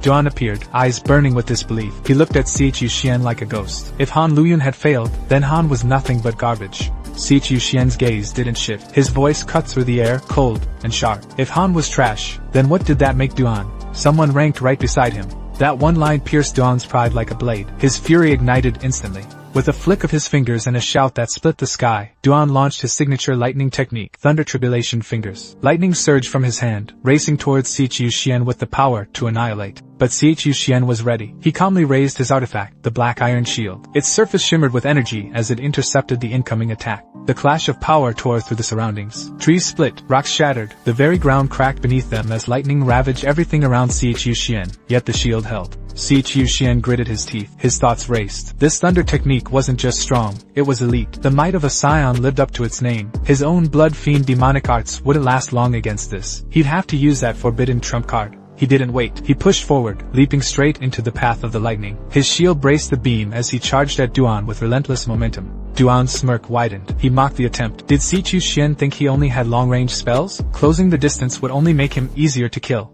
Lightning pulsed through Duan's hand as he summoned another weapon, this time for close combat. His aura surged violently. A weapon began forming in the air, a massive axe crackling with thunder, its weight oppressive even before it landed. In seconds, the weapon fully manifested. The thunder battle axe had arrived. Duan hurled it at Si Chuxian, its velocity warping the air as it tore through space like a meteor. The axe collided with the black iron shield in a deafening impact. The power behind it was monstrous. The shield couldn't take it. It shattered like glass, crumbling into useless fragments. Reacting instantly, Si Chuxian summoned another artifact. A golden bell flashed into existence behind him, glowing with intricate karmic patterns. The axe slammed into the bell with a crack of divine resonance. This time, the result was different. The axe splintered. The bell didn't falter. It shone brighter. Duan's body jolted. Blood spilled from his mouth. He screamed in disbelief. Karmic merit? The aura was vast, pure, and overwhelming. He stared at Si Chuxian, eyes wide with horror. How could a demonic cultivator possess karmic merit? It didn't make sense. Clenching his hands together, Duan forced his power to rise. His eyes sparked with electric rage. He shouted. He still had tricks. He wasn't finished yet. But Si Chuxian didn't give him the chance. He closed in fast, his figure a blur. With a sinister grin, Sichu Xian's fist crashed into Duan's chest. A red beam of demonic light tore through Duan's body. Duan staggered, barely clinging to life. He begged through choking blood, offering a top-tier treasure in exchange for mercy. Sichu Xian just laughed at his desperation. Why barter for something he could simply take? With a casual sneer, Sichu Xian drained his energy, pulling the last of Duan's life force from his body. Duan collapsed, lifeless and cold. The forest fell into silence. The scene cut to its darker edge. There, Wu Ke had lost all sanity. He knelt over Lu's body, stabbing him over and over like a man-ant. His voice cracked with rage. His life-bound artifact had been destroyed. He swore to tear Lu to pieces, even in death. But then, something shifted behind him. A pressure, a presence. Wu Ke turned, grinning wildly. He thought Duan had returned. Relief flooded his face. But when his eyes fully opened, his smile broke. It wasn't Duan. It was Sichu Xian. His voice stuttered. His thoughts spiraled. Why was Sichu Xian here? This wasn't how things were supposed to go. Still, he tried to fake it. He pointed to Lu's body, blaming everything on him. Claimed Lu had betrayed them all. That Duan had gone after Sisterly. He even asked if she was safe. But Sichu Xian didn't answer. Instead, his demonic claw shot forward, coiling around Wu Ke's neck like a noose. With one crushing motion, the claw shattered Wu Ke's skull. Blood splattered. Silence followed. Sichu Xian knelt beside Lu's corpse. His tone softened into something mournful. Lu had always been too kind, too soft-hearted for their world. Maybe in a righteous sect, he could have lived a better life. Then Sichu Xian raised his head. His voice returned to ice. He spoke into the trees. Someone was there, hiding. From behind the trunk, Han stepped out, clapping slowly. He admitted it. Sichu Xian had noticed him. He acknowledged the ruthlessness with a strange kind of admiration. Sichu Xian's eyes narrowed. It was him again. Why was Han here now? Was he seeking revenge too? Han waved the thought off. He said he had no intention of fighting. He didn't even know who killed Duan. And honestly, he was grateful. Sichu Xian said nothing. The silence lingered. Han smiled faintly. If fate aligned, maybe they could even work together someday. He gave a casual farewell, then turned and disappeared into the forest. 3 streaks of raw elemental power lit the sky. Fiery orange, violent red, and cold piercing blue, each one crashing violently into the other midair, unleashing shockwaves that fractured clouds and shook the heavens. It wasn't just a battle. It was the wrath of gods clashing above mortal ground. From a distance, Chu Xian watched, heart pounding. He immediately recognized the terrifying truth. Those lights belonged to golden core cultivators. The pressure alone nearly crushed his lungs. With the strength he currently possessed, stepping into that chaos was suicide. He couldn't interfere. All he could do was stand there and observe, powerless and small. But it wasn't just fear he felt, it was strategy. If Wan Wuying died in that battle, the Tianyin sect wouldn't let it go unanswered. Their vengeance would burn straight through the extreme Yin cavern. Chu Xian knew it would come crashing down upon him, whether he was guilty or not. His only option now was clear. He had to escape, and he had to do it fast. A plan stirred in his mind. The Burning Heaven sect ruled supreme in Yu country. If he fled south, he could start over as a demonic cultivator. Reputation didn't matter there. Strength did. The thought wasn't pleasant, but it was better than death. Still, even that hope flickered in uncertainty. Between Yu and Yu lay the endless desert, a place so dangerous that even golden core cultivators feared to cross it. He didn't stand a chance. A heavy breath left his chest. His fists tightened at his sides. That journey would mean death without proper guidance. No map, no preparations, no guarantee of even reaching the border. He could already imagine collapsing somewhere in that wasteland, bones buried beneath sand, forgotten. As he weighed his dwindling options, 2 lights zipped past him, the same brilliant red and orange, burning across the sky. He turned fast. His eyes widened. 2 golden core cultivators, and one of them, something about that aura felt hauntingly familiar. It was Zhao Wuya. He was sure of it. But confusion overtook him. Zhao Wuya had been recalled to the Tianyin sect. What was he doing here now, in the middle of this chaos? Could it be everything that had happened so far was a ploy? An elaborate trap designed by the Tianyin sect? Or maybe it was all set in motion by old ancestor Wan? Nothing made sense anymore. Yet something about it all felt too perfect. The sudden shifts, the false moves. If this was all orchestrated, then the old saying rang true in his mind. Age truly did bring wisdom. Wan may have crafted this whole disaster, and if that was true, the tide of this war might finally begin to shift in his favor. The battlefield shifted, pulling focus to the 2 sects locked in a brutal clash. Tianyin sect versus Thousand Gu sect. Cultivators from both sides surged forward like waves of spirit energy and steel, fighting to the death in the shattered ruins below. Suddenly it all halted. A storm of energy raced across the horizon. Reinforcements. Figures descended at blinding speed, tearing through the clouds, their presence forcing both armies into momentary stillness. Everyone looked up. Someone among the new arrivals shouted the question everyone was holding in their chests. Was the battle between the core formation masters truly over? Who had emerged victorious? The core formation cultivators stepped forward, 3 powerful elders, including Chu Xian's own master, Wan Wuying, and the formidable master Uncle Xiao. Their arrival carried the weight of final judgment. Without delay, Wuying issued a command to Zhao. No time for ceremony, just action. Zhao's voice carried across the battlefield like thunder. The 3 devils of the Thousand Gu sect, 100 Gu, Chaotic Blood, and Withered Bone, had all been slain. There was no longer any hope for the Thousand Gu sect. Surrender, he declared, and they would be spared. Resist, and they would be crushed. The Tianyin sect disciples erupted with cries of joy. Relief washed over their bloodied faces. It was over. The war that had stained their skies was finally over. In contrast, the Thousand Gu sect disciples collapsed in despair. Their spirit had shattered. Among the trembling silence, Chu Xian allowed a rare smile. His master had survived. That alone was enough to steady his heart. He wouldn't need to run anymore. His world, for now, was safe. A voice entered his mind, silent to others but clear to him. Wu Ying sent him a secret transmission, calling him east, into the woods, where privacy would let them speak freely. Without hesitation, Chu Xian turned and disappeared into the trees. There, hidden beneath the forest canopy, Chu Xian knelt and reported every detail. Everything that had happened, every decision, every lie, every truth. He didn't hold anything back. Not a single word of deception left his mouth. Wu Ying's expression shifted when he heard the name Wu Ke, so he had betrayed them after all. Good riddance. But when the topic turned to Li Xianwei, his tone changed. She hadn't been wrong, Wu Ying admitted, but then he demanded to know why Chu Xian had killed her. Chu Xian's voice was steady, cold even. He didn't deny it. Li Xianwei wasn't wrong, but one day she could turn on him just the same. That potential threat was enough. He couldn't afford hesitation. Letting her live would have only divided his master's attention and resources. It was unacceptable. Wu Ying's eyes burned with something like fury, or maybe pride. He muttered a saying about survival in a world ruled by selfish ambition. Then his voice hardened. From now on, Chu Xian would carry the weight of being the chief disciple of the Extreme Yin Cave. He had earned power, but with it came responsibility. There would be no room for failure. Chu Xian bowed deeply. Gratitude ran through him. But he had one more question. If Zhao and Huan had been recalled to the main sect, why had they returned? What had changed? Stroking his beard, Wu Ying explained. The Tianyin sect's leader wasn't foolish. He had foreseen the threat of Yiling Mountain making a move. The recall was only for show. Zhao Wuya and Huan Yuanwu had never left in truth. It was all a part of a greater deception. Wu Ying's mind went back to the chaos. Shu Taiji had turned traitor, working with Yiling Mountain for his own selfish ambitions. He had even ordered the killing of Extreme Yin Cave disciples. That betrayal would not go unpunished. His resources and status would be stripped. The other traitors were too weak to be of concern. Wu Ying had already executed them himself. Now seated like a sovereign atop his throne of floating stone, Wu Ying raised both hands. Twin flames danced in his palms, crimson and hungry. He sneered. The elders at Tianyin sect were fools. Better to turn Zhu Taiji into a corpse commander than waste time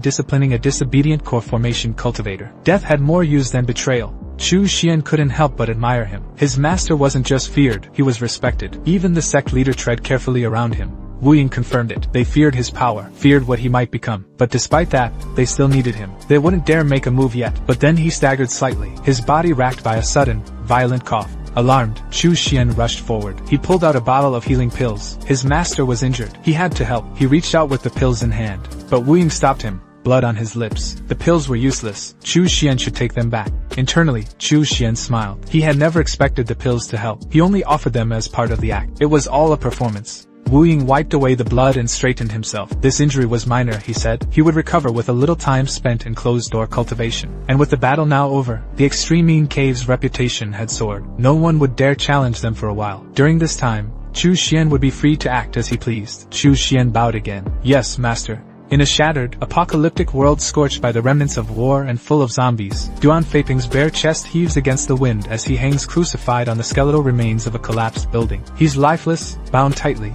stripped of dignity and spirit, just another corpse in a ruined age. Elsewhere, Chu Xian walks among corpses and crumbling stone with a calm, satisfied grin. After looting Duan in the battlefield, he mutters to himself, mentally listing everything he's claimed, nearly 1,000 storage bags. Wealth unimaginable. Spirit stones shimmer in his palm. Magic tools hum with dormant power. Blood pearls, goo worms, demonic pills, talismans. His hands have seized the war's true treasures. Amidst the mountain of loot, 3 particular scrolls stand out. Chu Xian lifts them gently, eyes burning with greed and excitement. To him, they are worth more than any currency. These techniques hold real, enduring power. He unfurls the first scroll and inspects its contents. The turtle breath technique, a high-grade method for foundation establishment cultivators. It allows the user to suppress their aura completely, blending in like a common mortal. At peak mastery, one could control their spiritual pressure freely, strengthening or vanishing at will. The second scroll is something he's craved for years, Toxic Venom Cannon, a poison cultivator's dream. It catalogs over 100 poisons, with detailed techniques for usage across the chi refining and foundation stages. His sect's library never had anything this complete. Now, with this cannon in hand, the world of poison arts is wide open.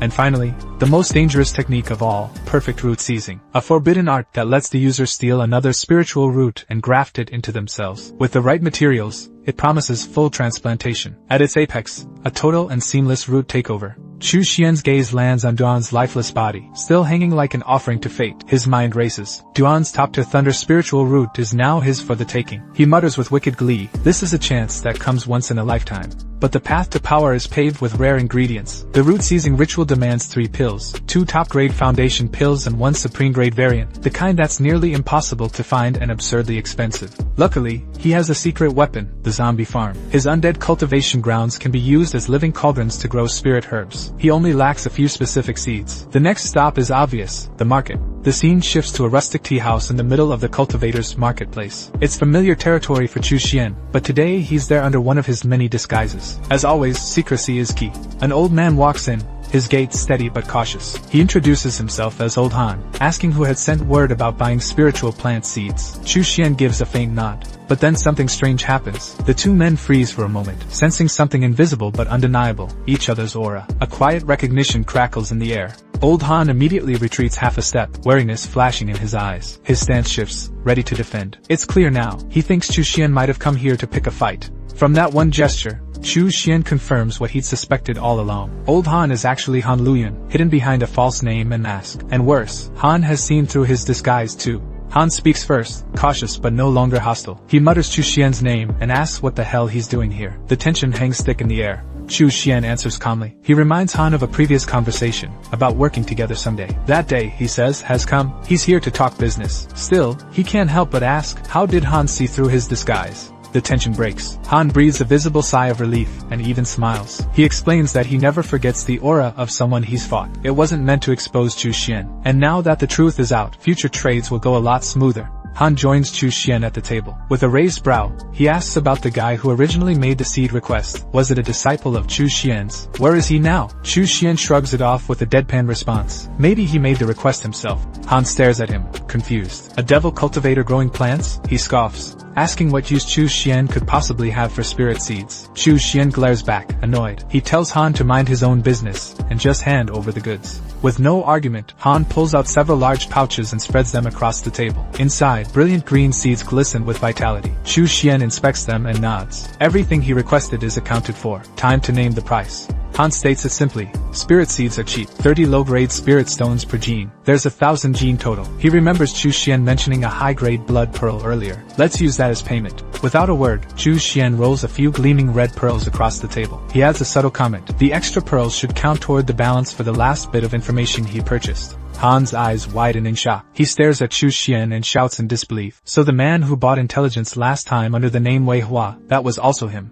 Then he picks up one of the blood pearls and inspects it closely. A realization dawns. He's only seen pearls of this quality once before. Could it be? Was he Lian, another past client, also Chu Xian in disguise? Chu Xian flashes a smug grin. He confirms it without hesitation. Every name, every trade, every persona, it was all him. Han slumps back slightly, mind spinning as he tries to process it all. All this time, he's been dealing with Chu Xian under multiple faces, and he never once saw through the act. Now the truth sits before him, undeniable and wild. The forest shuddered as a deafening explosion erupted from deep within, sending birds scattering and smoke curling out from the mouth of a hidden cave, an ominous scar gasping in the wilderness. Within the sooty cavern, Chu Xian stood hunched over a steaming cauldron, sweat streaking down his brow as he stirred the remnants of yet another failure. The stench of scorched herbs and spoiled spirit energy filled the air, forcing him to pinch his nose as frustration surged through his veins. The potion inside had turned a sickly purple and hissed like rot. He cursed under his breath, weary eyes narrowing in defeat. His patience was thinning, and even the cave walls seemed to echo his frustration. This art, alchemy, was proving harder than any battle he'd ever fought.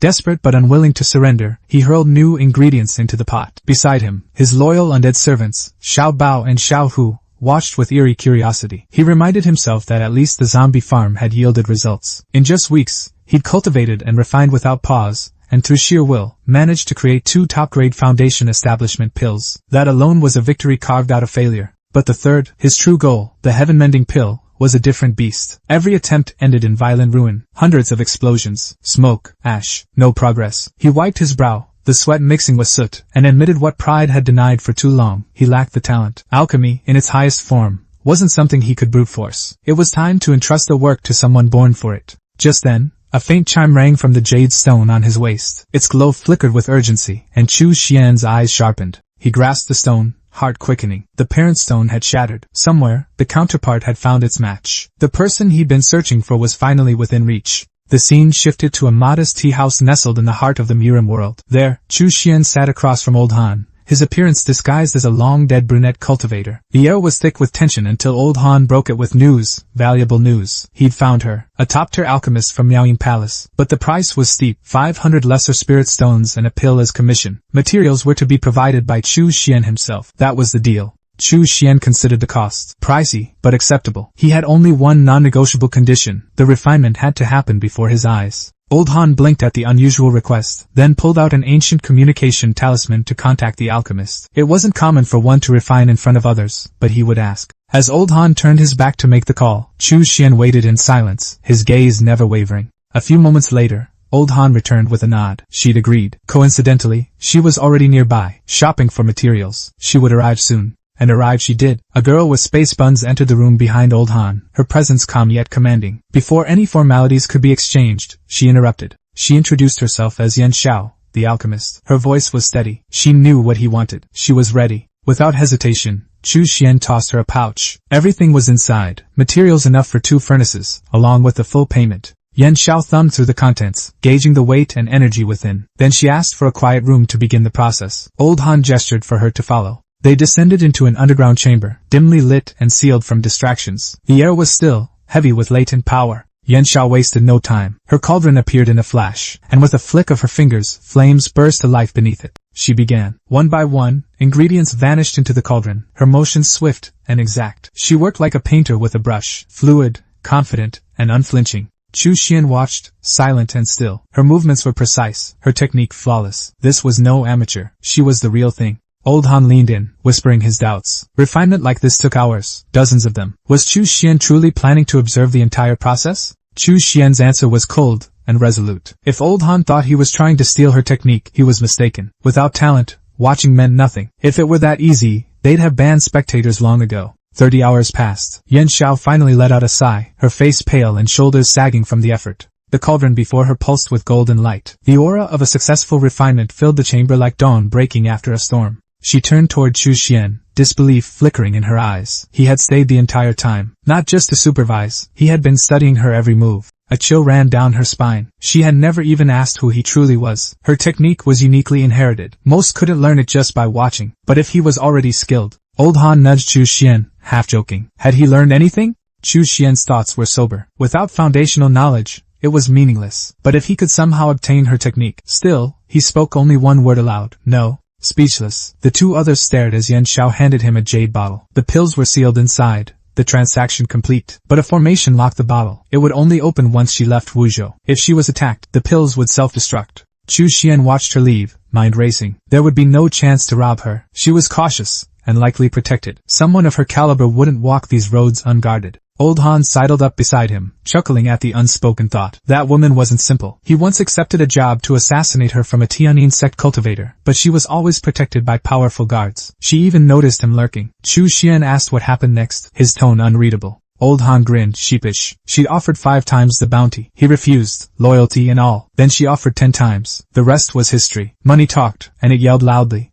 Chu Xian tossed him a pristine blood pearl, his referral fee. It was time to go. But Old Han wasn't done. He called out with a new offer, an expedition into an ancient secret realm. Treasure, danger, and opportunity awaited. Cultivators were gathering. Chu Xian didn't even glance back. He declined. He preferred the solitude of cultivation. Old Han gawked. A demonic cultivator who didn't chase chaos? How could he even call himself that? Chu Xian's voice was cold and final. He was different. He believed in sheathing the blade, and seeking enlightenment instead. Old Han could only mutter under his breath, teeth clenched. This man was insane, impossible to manipulate, an absolute nightmare to scam. Back to Blue Star Planet, we see Duan hung limp like discarded cloth, his breath shallow, his flesh torn, his spirit flickering like a dying flame. His eyes opened with a jolt of fury and fear. Panic surged within him as he strained to activate the jade slip buried in his body, trying to call out to his master, Shu Taiji. But the connection was dead. No matter how hard he focused, silence was all that answered. All around him, The ground was a graveyard. Thousands of corpses, zombies, lay entangled beneath the gnarled roots of a massive, grotesque tree that fed on their death. Duan's thoughts twisted with horror as he stared at the grotesque scene. Chu Xian had found this place, cultivated spirit herbs from corpses, and turned it into a garden of rot. No wonder his power had become monstrous.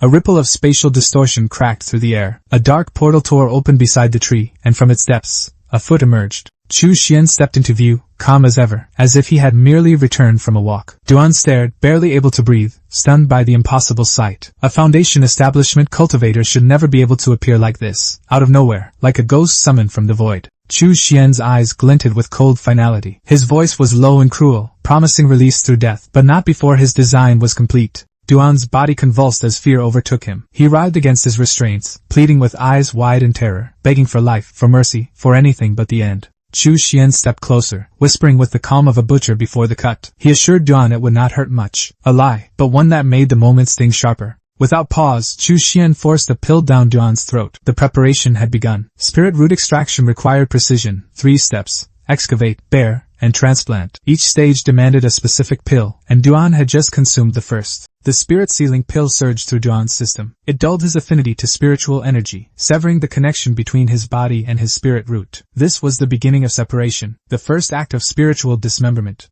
Duan's mind spun in panic. He could feel nothing. His connection to his spirit root, gone. The essence that defined him, now void. Then it came. A dagger, fast, brutal, and unannounced, pierced deep into his abdomen. Pain exploded through him, raw and unfiltered. Chu Xian twisted the blade with studied ease, eyes fixed on Duan's crumbling expression. He explained that the spirit root lay 3 inches deep in the spirit sea, and once the host died, it would vanish. That was why he had kept Duan barely alive, until now. With a clean pull, Chu Xian wrenched the dagger free. Threads of rainbow light clung to the blade, spirit root fibers drawn out like divine sinew. His face twisted into a grin, eyes glowing with greed. In his hands lay a top-tier thunder spirit root, shining with raw, crackling energy, a treasure ripped straight from a living soul. Behind him, Duan screamed, a broken, guttural wail that echoed across the corpse field. Chu Xian's mood darkened. The sound grated like rust on bone. With a flick of his hand, swift and merciless, he silenced Duan forever. A clean slice across the throat. No more begging. No more noise. He turned back to the root in his hands. Time was short. He fused it with a spirit-stabilizing pill, knowing that exposure to air would soon begin to unravel its power. He had to act fast. He swallowed another pill, this one to seal off his own spirit root, isolating it from the one he was about to transplant.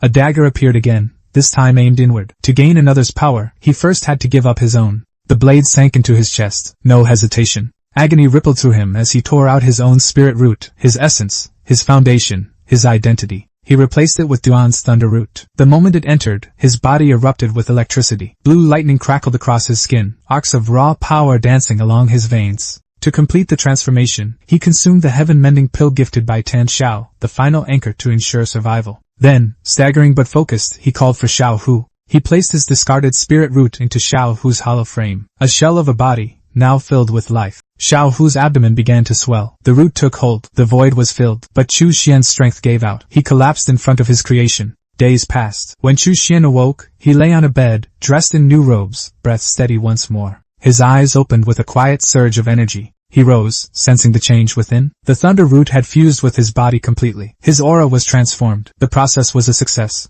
A faint voice caught his ear. He turned, hearing Xiao Hu's mumble. He studied the creature. Xiao Hu's body had changed. Softer, more alive. Chu Xian recalled his decision. Instead of discarding the mid-grade wood spirit root, he had embedded it into Xiao Hu's belly. He hadn't expected such a transformation. Xiao Hu tried to speak. The same beast who had once only roared now struggled to form words. Hope flickered in Chu Xian's eyes. He encouraged the effort, urging Xiao Hu to try harder. Xiao Hu paused, thinking, processing, attempting to bridge the divide between thought and speech. But instead of words, a roar thundered out, loud, raw, and deafening. Frustrated, Xiao Hu dropped to one knee, shoulders slumped. The failure weighed heavily. But Chu Xian saw something different. The light in Xiao Hu's eyes had not dulled. He explained it aloud, more to himself than to the beast. A corpse required a core to speak, to rise beyond its base state. Xiao Hu hadn't formed one yet, but he was already attempting speech. That alone made him extraordinary. A corpse body fused with a spirit root. Such a creature could not only absorb energy but might even learn techniques, spells, cultivation. Chu Xian had created something new, something dangerous. A monster, perhaps.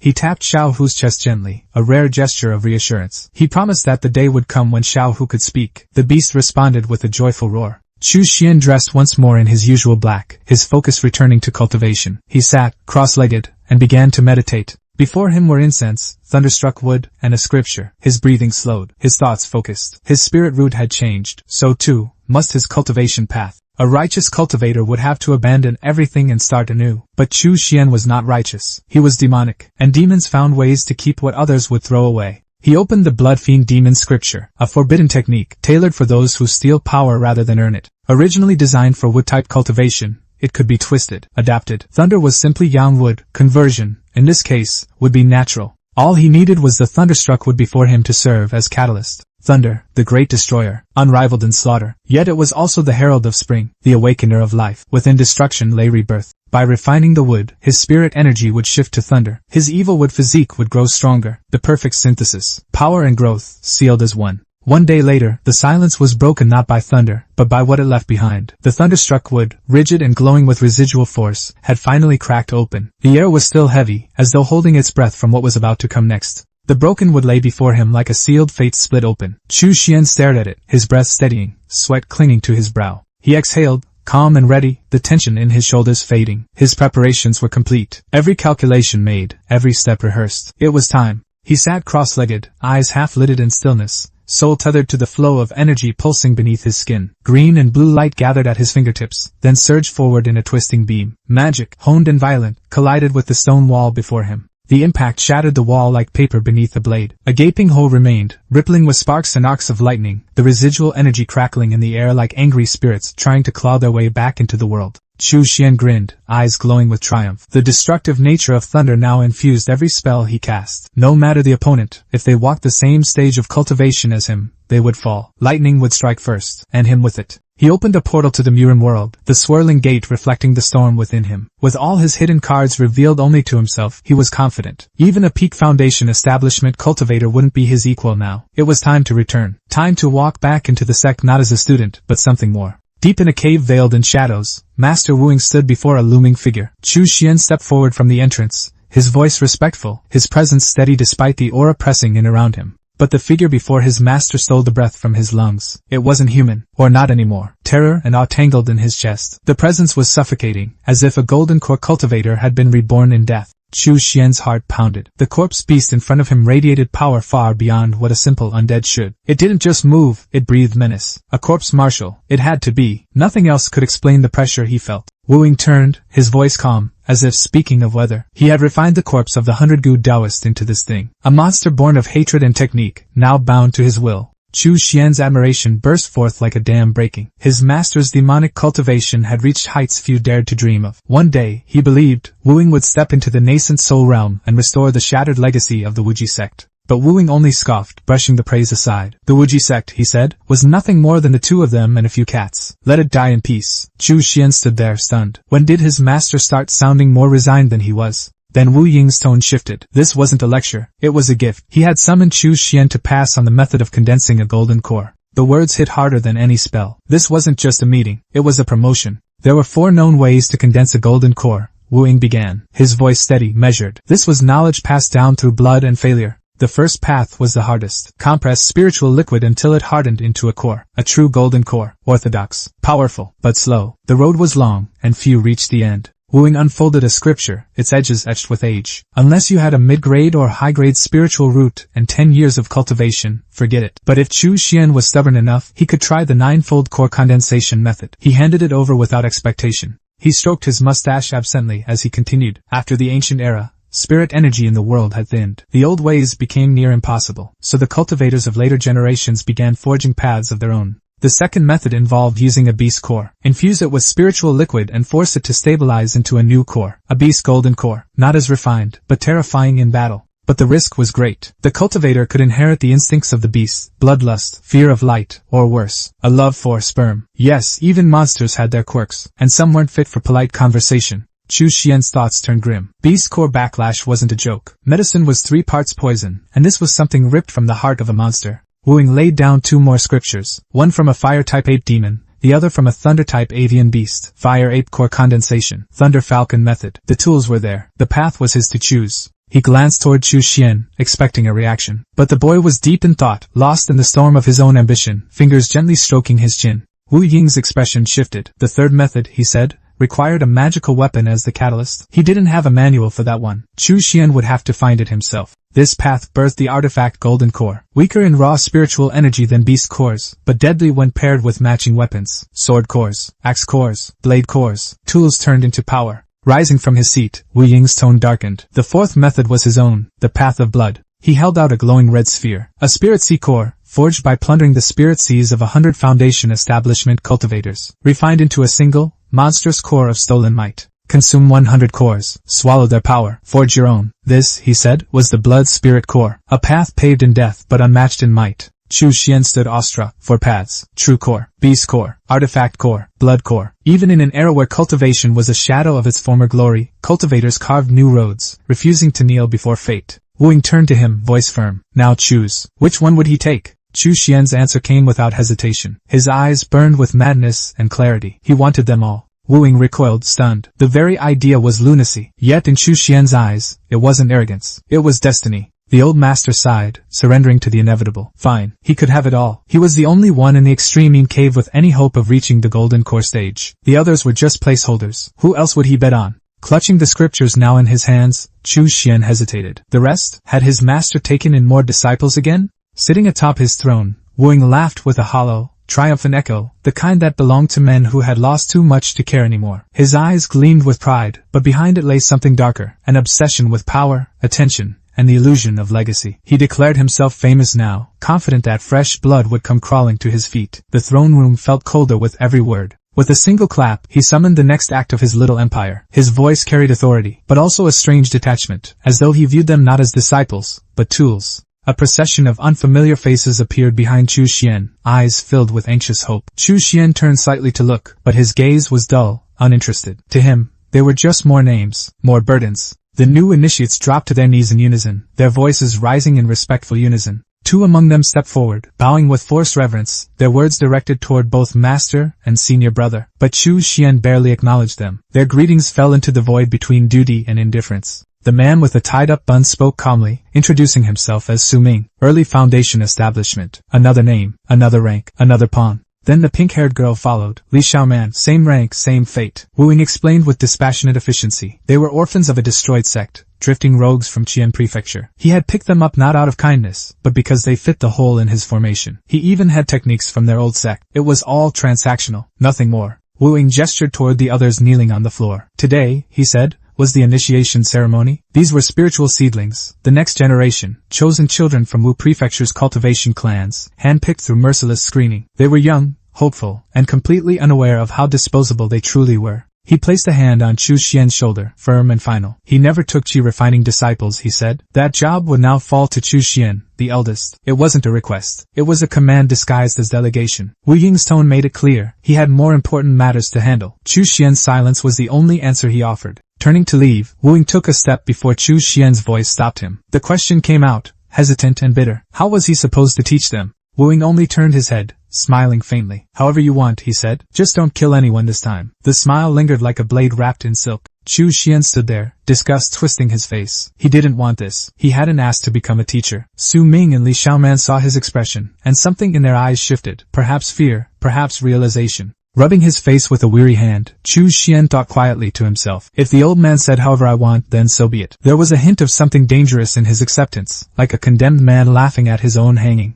He turned to face his juniors, voice cool and decisive. Su Ming, Li Xiaoman. The spiritual seedlings were now their problem. Split them evenly. He had more important things to deal with. Sect matters, he claimed. But it was clear, he simply wanted out. The 2 juniors blinked in confusion. Their protests came quickly. This wasn't proper. They weren't strong enough. Their voices trembled with uncertainty. Chu Xian paced slowly, explaining in a tone that sounded almost sincere. Don't sell yourselves short, he said. He admitted he was stronger, but not fit to teach. Teaching, guiding, that required a kind of love for life and learning he did not possess. That kind of work was for people like them. He pointed at them with a grin that didn't reach his eyes. This was a chance for them, he said. A training ground for leadership. A test wrapped in responsibility. Behind the grin, his true thoughts surfaced. This wasn't about their growth. It was about escape. He just didn't want to do it himself. Definitely not because he wanted to slack off, he thought, the sarcasm barely veiled. From his robes, he pulled out an old tablet, an ancient-looking device that had no business existing in a world like MURIM, but there it was. He began scanning it for information, his expression growing more focused. The tablet displayed information like a battlefield report. In the south, the Blazing Heaven sect was expanding northward, seizing green oases from the boundless sand demons. Mortal cities were rising in the wake. In the north, the 100 Refinement sect from Yen Kingdom was pushing back, clashing violently with the Blazing Heaven sect. Foundation cultivators were dying. Even core disciples might be among the casualties. The border was volatile, a spark away from war.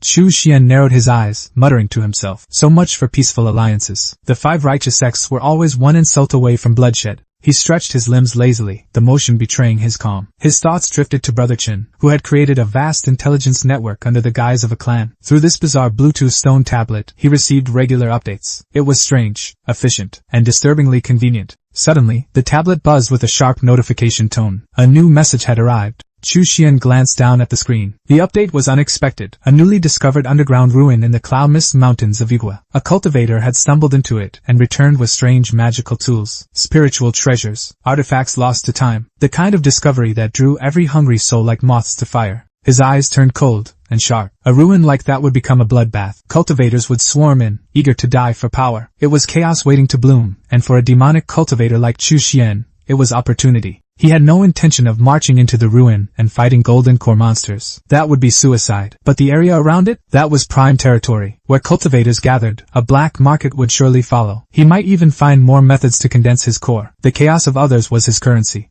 Rising from his chair, he made up his mind. One source wasn't enough. He needed confirmation. It was time to visit the market, and the one person who could cross-check everything, Han Lilian. The scene shifted. The market district buzzed with distant chatter, the air thick with incense and secrets. Chu Xian, now disguised as a brunette traveler, sat in a quiet tea house, waiting. The mask fit him well. Without warning, a blue glowing iron dart sliced through the air toward him, silent and fast. The dart split midair, forming 3 smaller projectiles that accelerated toward his back, each one pulsing with aggression. Unmoved, Chu Xian raised a hand. The blood-fine claws emerged in a flash of crimson, blocking the darts with effortless precision. Behind him, the world stayed silent. Not a scratch landed. Then, laughter broke through the tension, familiar and amused. It was old Han, emerging from the shadows with a smirk. This had been a test, a demonstration. He proudly explained the new technique, mother-child throwing darts. Just developed, just deadly, just unnecessary. Typical. A single thought flickered in Chu Xian's mind, quiet, deliberate, and cold. Not bad. That was all he allowed himself to admit. Old Han caught the meaning behind those eyes and smiled with pride. To earn that level of recognition from Chu Xian, even silently, was no small feat. It meant he had truly grown strong.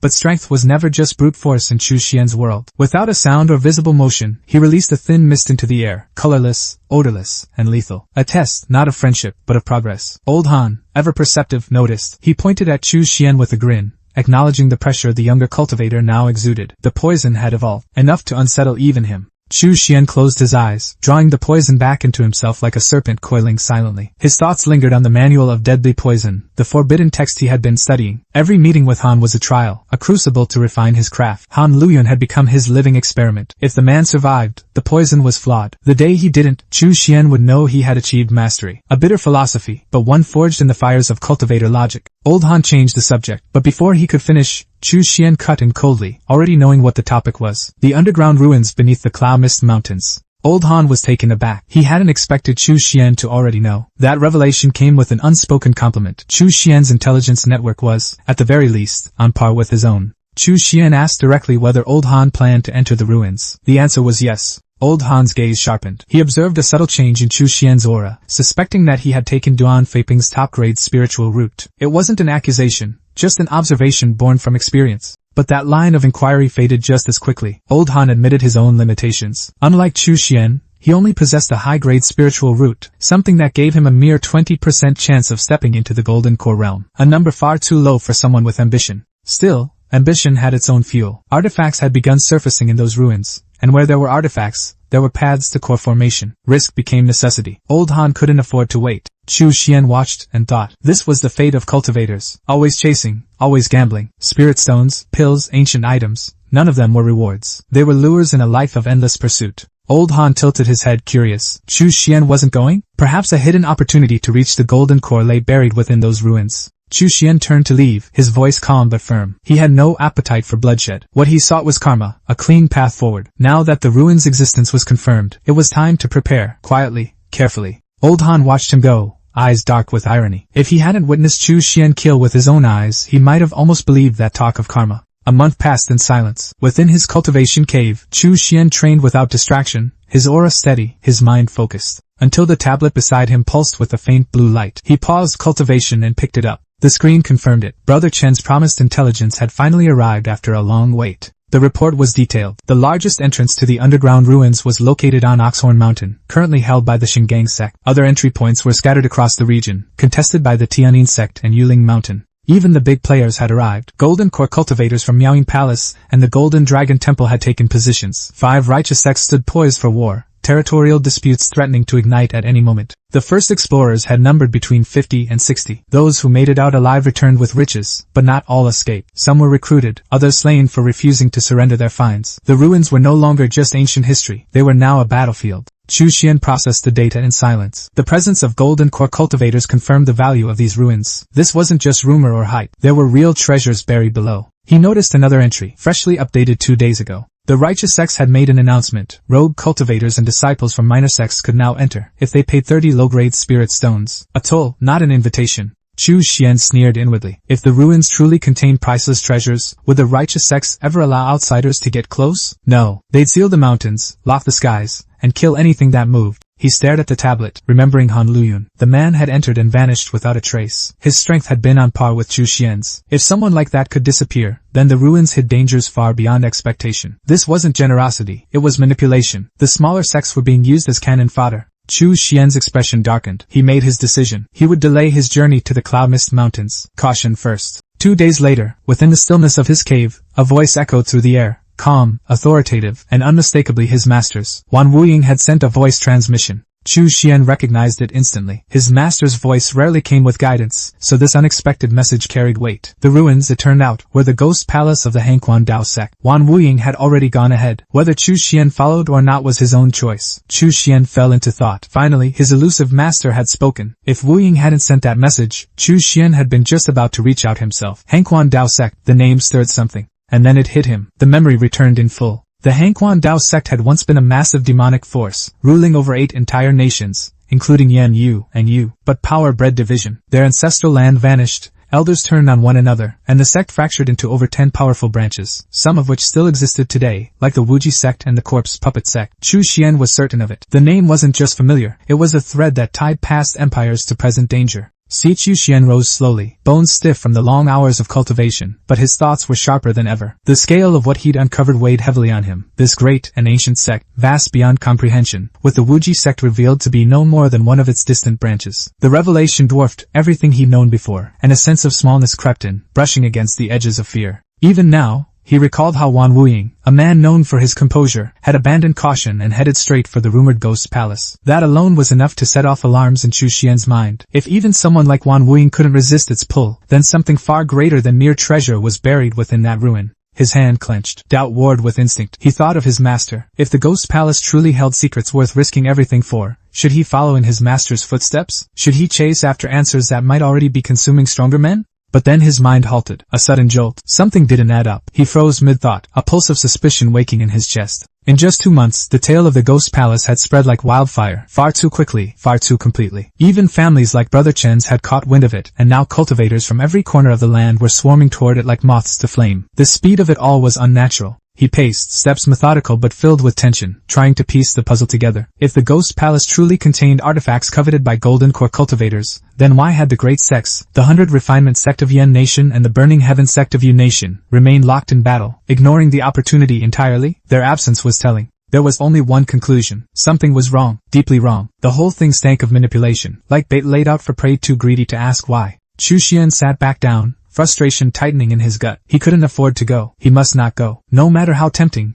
no matter who else was diving headfirst into that abyss, he had to stay away. Instead, he would gather information, monitor the situation, and be prepared to flee the moment danger reached his doorstep. 10 days passed like a breath held too long, and then came the knock. Chen, the man with the ever-present melon and easy smile, stood outside. A disciple called for Chu Xian, interrupting the silence of his retreat. After a tense pause, Chu Xian emerged, robe stiff from disuse, expression unreadable. Chen greeted him formally, respectful yet anxious. Chu Xian asked why he had come in person, already sensing that something had gone terribly wrong. Chen wasted no time. His voice trembled beneath the weight of what he'd seen. Something major had happened, and it couldn't wait. The air around the underground ruins had turned black, an overwhelming mist that blanketed the cloud mist mountains. It swallowed the light, devoured the wind. Spirit beasts that tried to flee were left as shriveled husks, their life drained in moments. Worse still, a Foundation establishment cultivator had charged in to save a falling comrade and was stripped to bone in seconds. Even Chen's informant was already dead. The only reason he knew any of this was because a lone survivor had barely escaped to tell the tale. Chu Xian felt a chill run through his spine. This event wasn't just dangerous, it was massive. The kind of calamity that reshaped sects and rewrote legacies. He turned away, eyes narrowing. His instincts had been right. The Ghost Palace wasn't a treasure trove, it was a trap. Whatever lay inside wasn't meant for mortals to claim, and those who tried would pay the ultimate price. He asked if there was any other news. His voice was calm, but his mind raced. Were the northern or southern sects on the move? Chen nodded quickly, urgency in every motion.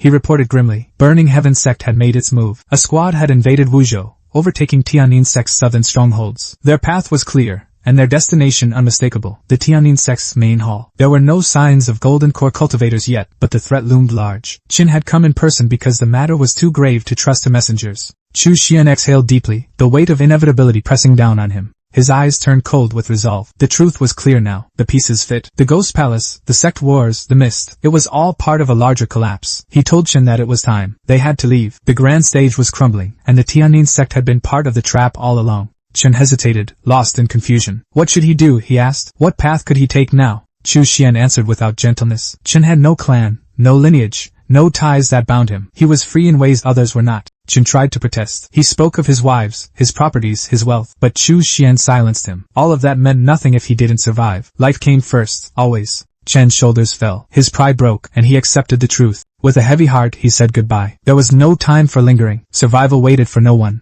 As the night deepened, Chu Xian made his quiet way to a lonely grave nestled beneath the stars, the resting place of his senior brother, Lu Zhenxiong. He laid down offerings with trembling hands. He spoke softly, apologizing for the long silence. The world was unraveling now, and even he had decided it was time to leave. Looking up at the night sky, he confessed the dark truths he bore. Li Xianhua had died by his hand. Wu Ke had betrayed them, and paid the price. The two new disciples had followed their master into the Ghost Palace, but they wouldn't last long. He touched the grave, fingers brushing stone. Of all the Qi condensation disciples, only Brother Chen remained. Even that thread was fraying. By the time he returned, if he ever did, perhaps even their master would be gone. He stood and turned away. That was the nature of cultivation. One by one, everyone disappeared. Only those who mastered the art of survival could reach the final step. He whispered his farewell, knowing it might be the last time he'd ever visit. The past faded into memory, and the scene shifted to the present. A storm was already sweeping through Wuzhou. 4 nascent soul experts and 30 Foundation establishment cultivators from the Burning Heaven sect cut through the land like a blade, heading straight for the Tiannin sect's heart. But the Tiannin sect had made a fatal mistake. Most of their strongest cultivators had entered the Ghost Palace, chasing after illusions of power. The forces left behind were too weak, too scattered to resist what was coming.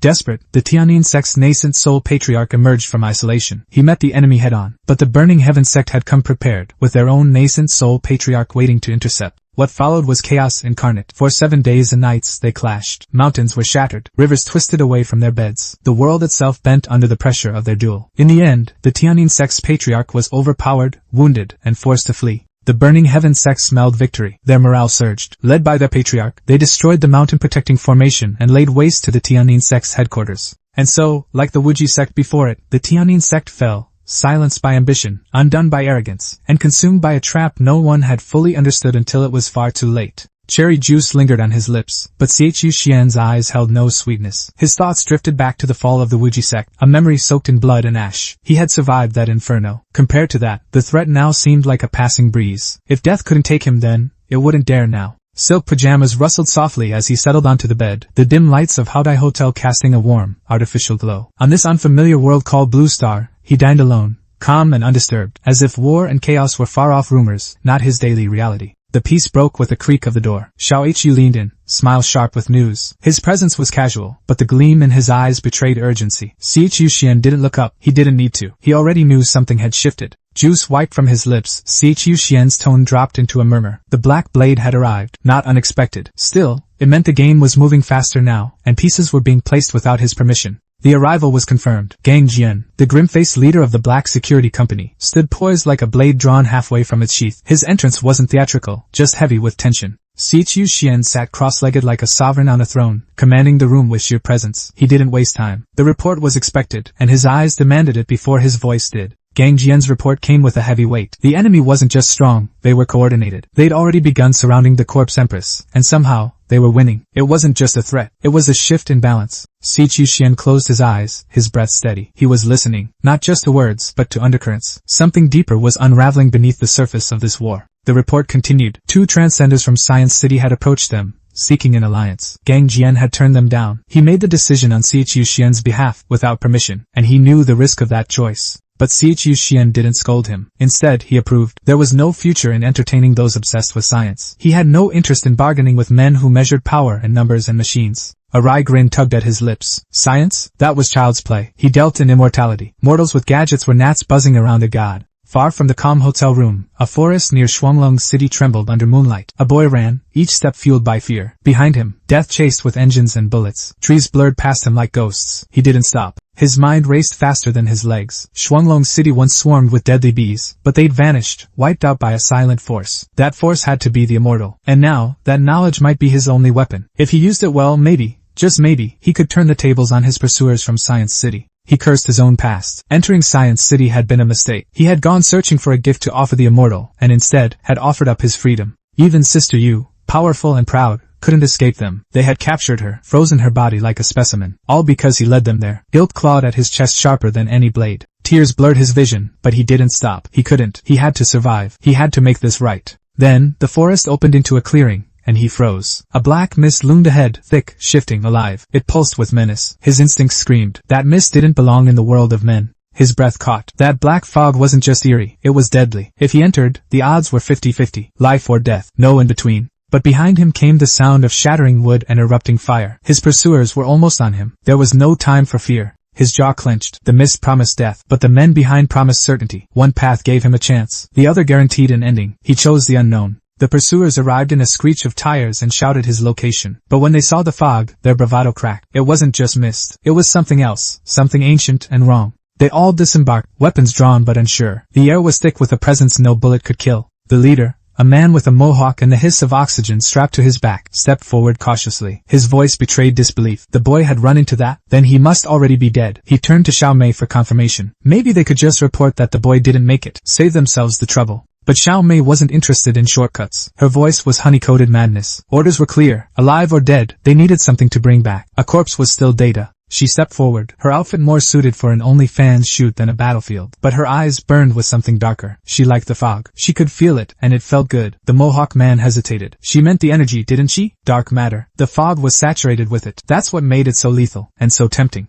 Xiao Mei didn't need readings. She could feel the energy in her bones. It was raw, pure, the kind of power they killed for. She raised her hands, preparing to absorb the mist. If it worked, she would signal for Ming to go in. The boy wouldn't get far. The fog responded as if alive, curling toward her like a lover. Her body opened to it, and the energy flooded in. Her back arched, her face flushed, and a sound escaped her lips that didn't belong in combat. She was overwhelmed, drunk on power. Her tongue lolled out, eyes rolling back. Her body swelled, not just with power, but physically. Her curves expanded unnaturally. Her voice trembled with disbelief. She was evolving, fast, too fast. She reached level 5, then 6, then 7. Her mind couldn't keep up with her body. Her laugh cracked with mania. The Mohawk leader could only stare. This wasn't power, it was madness. She was going to rupture. She turned to him, eyes wide and glowing. Her question was simple. What's wrong? As if she didn't know. But her body kept growing, swelling, expanding like a balloon with no limit.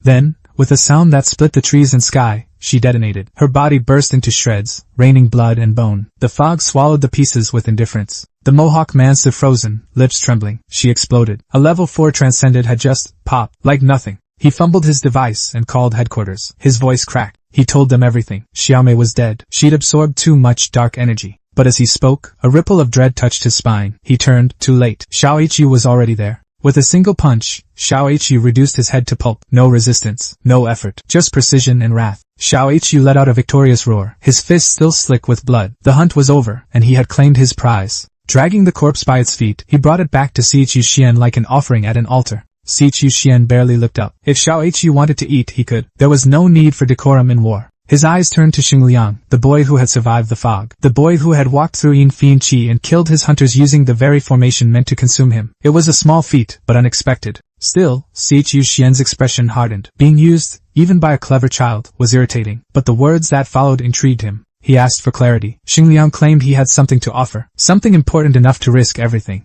the boy delivered. He knew where spiritual energy came from. A truth science city had kept buried. 10 years ago, they found it. An ancient vessel, buried deep in a mine. It radiated spiritual energy so potent it twisted men into monsters, or ascended them into transcenders. It was the source, the beginning. The energy that now surged through the world had all bloomed from that one buried relic, a god trapped in metal. Science City believed this vessel could birth a new age. With time, it could forge beings strong enough to challenge immortals themselves. A war of faith versus formula was no longer theoretical. It had already begun. Desperation clung to the air like ash after fire. Liang, trembling beneath the weight of what he was about to offer, choked out a name and a location. Alas, bitter hope wrapped in fear and guilt. Chu Xian stood still, unmoved, his voice carved from stone as he acknowledged the plea without interest. Liang's voice cracked as he confessed the cost. He knew how much Chu Xian despised being manipulated, but he no longer had the luxury of pride. His hands were stained with regret, and all that remained was a desperate bid to save someone dear. Falling to his knees, he begged without shame, offering his life in exchange for one final gamble. The words were frantic, but the resolve behind them was steel. Chu Xian's eyes gleamed with something between amusement and calculation. He saw through every word, every staggered breath, realizing that Liang had walked into the trap fully aware of the consequences. The boy had predicted betrayal, even death, and still offered himself as bait to lead the immortal to the artifact. But he had miscalculated one thing. Chu Xian's sense of cruelty had limits.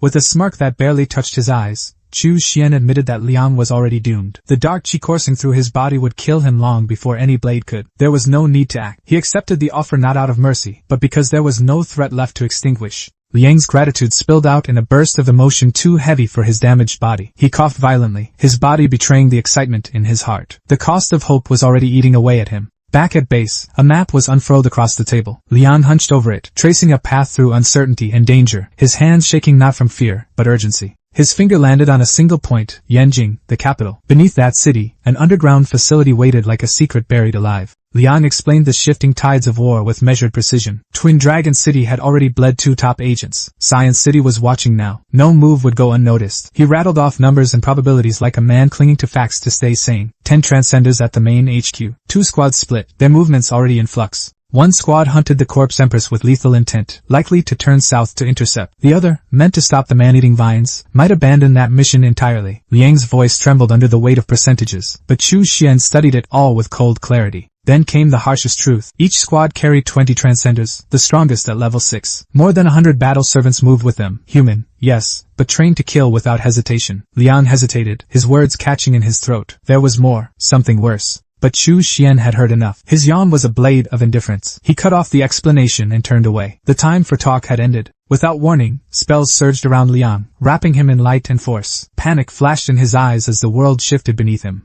In a breath, they stood atop the rooftop. Chu Xian pointed toward the horizon, dismissing the enemy forces like insects. Knowing where to go was enough. The rest would fall in line or fall apart. They tore across the sky at impossible speed, reduced to a streak of crimson light. The heavens split behind them. As the wind howled past, Liang clung to all. The immortal's speed was beyond comprehension. For the first time in days, certainty replaced fear. Seeking him out had been the only right decision he'd made. With a clenched jaw and burning eyes, Liang whispered a vow into the wind. He was coming. No matter what stood in his way, he would reach her. Elsewhere, the skies dimmed over a city already claimed by death. A man stood alone, smoke curling from his lips, his gaze colder than the corpse at his feet. Zhong Shuo, captain of Science City's first squad, watched the aftermath in silence. Beside him, the twisted remains of a centipede beast bled into the soil. Behind him, 2 figures approached, a woman and a scientist. The scientist delivered his report with clinical detachment. The city was purged. No survivors remained. The woman challenged him, her voice sharp. She'd seen 2 people fall. Survivors. The scientist dismissed the concern. They had insulted Science City. Killing them was protocol. Zhong's voice was low but final. Waste not, even the weak. Survivors had value, whether for labor or experimentation. Tools, all the same. The scientist nodded quickly, promising more caution, though sincerity never reached his tone. Zhong turned away, waving off the scene like dust on his coat. The mission was finished. They would return. But before they could depart, another soldier intercepted him. Urgency laced his voice. Something had changed. Zhong's calm cracked into fury. A name surfaced, Hixing Liang. And worse, he had help. A cultivator. The woman's curiosity spiked. With gun in hand and eyes narrowed, Zhong made the call. 2 of their own were dead. HQ suspected the cultivator was heading their way. They would not wait. They would strike. He ordered an immediate deployment south to join the second squad. Interception was now the mission. The name echoed in his mind. Cultivator. A word soaked in power and danger. Zhong's lips curled into a grin. He had been waiting for this clash. And far above, racing through the clouds, Chu Xian smiled too. His next game piece had just moved onto the board.